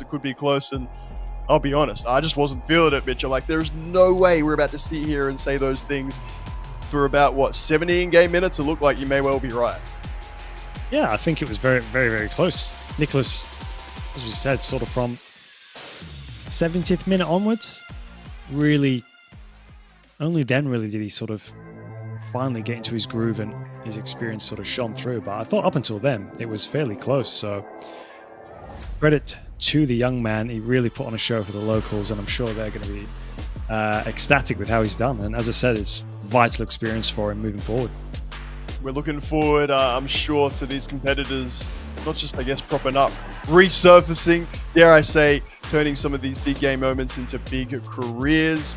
The FC Pro season, the FC Pro landscape, I should say, has just changed completely. Shout out to what is happening over there in Riyadh, Saudi Arabia. Those fans jumping up and down, getting the wave going. Fantastic to see. Over here in the UK, Mitch, enjoyed it, dare I say, almost as much. The goals were banging, compilation goals, big scoring games, and a bit of fire as well, thinking about it, a bit of getting lighting a flame, doing whatever you had to do, Stingray style, to make your way through the lower bracket. Definitely, we've had some cracking matches tonight, and to think this is just the first night. We have 2 more to go, and mate, I'm looking forward to it. If it's anything like what we've had tonight, I think we're going to be, not just us, the viewers, we're all going to be in for some cracking FC matches. So looking forward to it, Nate. Thoughts on, I guess, what's been your game of the night so far? Yeah, so when you see me like having that little cheeky smile and look off screen, I've got the bracket open and I'm like, I guess it's just too much to sort of pick from. And so I try and get ahead of it, being like, what if Mitch asked me? Need to have a good answer, please. Friends, this is, of course, your Pool 2 lower bracket. Maybe what I can do, Mitch, if you allow me a bit of grace, go through it one by one, and then at the end I'm going to answer Stingray anyway. Not a problem, mate. Not a problem. Go ahead. So, Stingray, clearly my favorite of the day, and enjoying his games and whatnot. Seriously, that game against Khaled, it just sort of blew out of the water, and it was the nature of the goals, and it got us going over here. The remote cast got the crowd going over in Riyadh. Nicholas, if you're sort of a traditionalist, you have to respect that run. Business-like all the way. Badel, of course, over Khaled before to make that happen. What about Hez's? It was... Man, it's so hard, isn't it, Mitch? Because we're looking at TQ in that game. Was in that for so long as well. And then we're saying he's in that so long against Nicholas. And yet, he's the one eliminated from both those contests. It's just not bizarre. It just goes to show the quality at this stage. I know, it's really disappointing for TQ as twice he's got so close, but just fallen short on both occasions. But Mert, what can we say about that, man? What a performance from him. I gotta say, he's got to be up there with one of the favorites going into tomorrow. If he can play like that and sustain it, I tell you what, at the tippity top level, when you're like, what are your best goals or what is sort of the quality, then amen, my guy. That Mert was just on flames. Can he sustain that though, as we have a look at the pool one upper bracket, of course? Some people like Jafonso, it wasn't even just business like, it was business casual, Mitch. They just sort of waltzed through it. Yeah, really did. And he was very, very impressive, Jafonso. And as I said, it's going to be a very, very competitive last 16 players on Monday. And to be honest, I really can't pick, I guess, a favorite right now for myself. I thought you just had one like 1 moment ago. You changed that already? No way. Yeah. No way. Definitely. But I mean, we look at Nicholas, Umut. It's tough. It is tough. It's one of those where it's like the last thing that you saw stays on your brain as well, because like Umut as well, don't forget that goal right on halftime. He was 3-1 down against a competitor that, by the way, has now been eliminated, and he refused to take the kickoff. He sat there, put down the controller, started ranting, took a pause, had some more ranting, and fired himself back from a 1-3 deficit to a 4-3 win. I don't know if that's favorite material, Mitch, but it's got to be at least close. Oh, it's the mentality, isn't it? As we said, we go back to it many a time, but at this level, it's something that you need. And when you can turn it around from the position that he was in, basically gave himself the kick up the backside that he needed, and look how it turned out. Friends, we enjoyed it so much today. Nate Salos and Mitch Austin, I hope that you did too. Make sure you're following along on social media. And of course, day 1 of 3. Tomorrow, we're back. Same-ish time, same place for pools 3 and 4. Whether you enjoyed your, I guess, competitors from yesteryear, some new names or some goals that are as beautiful as Lindsay, we hope you had a great time watching on today. We'll see you tomorrow for day 2.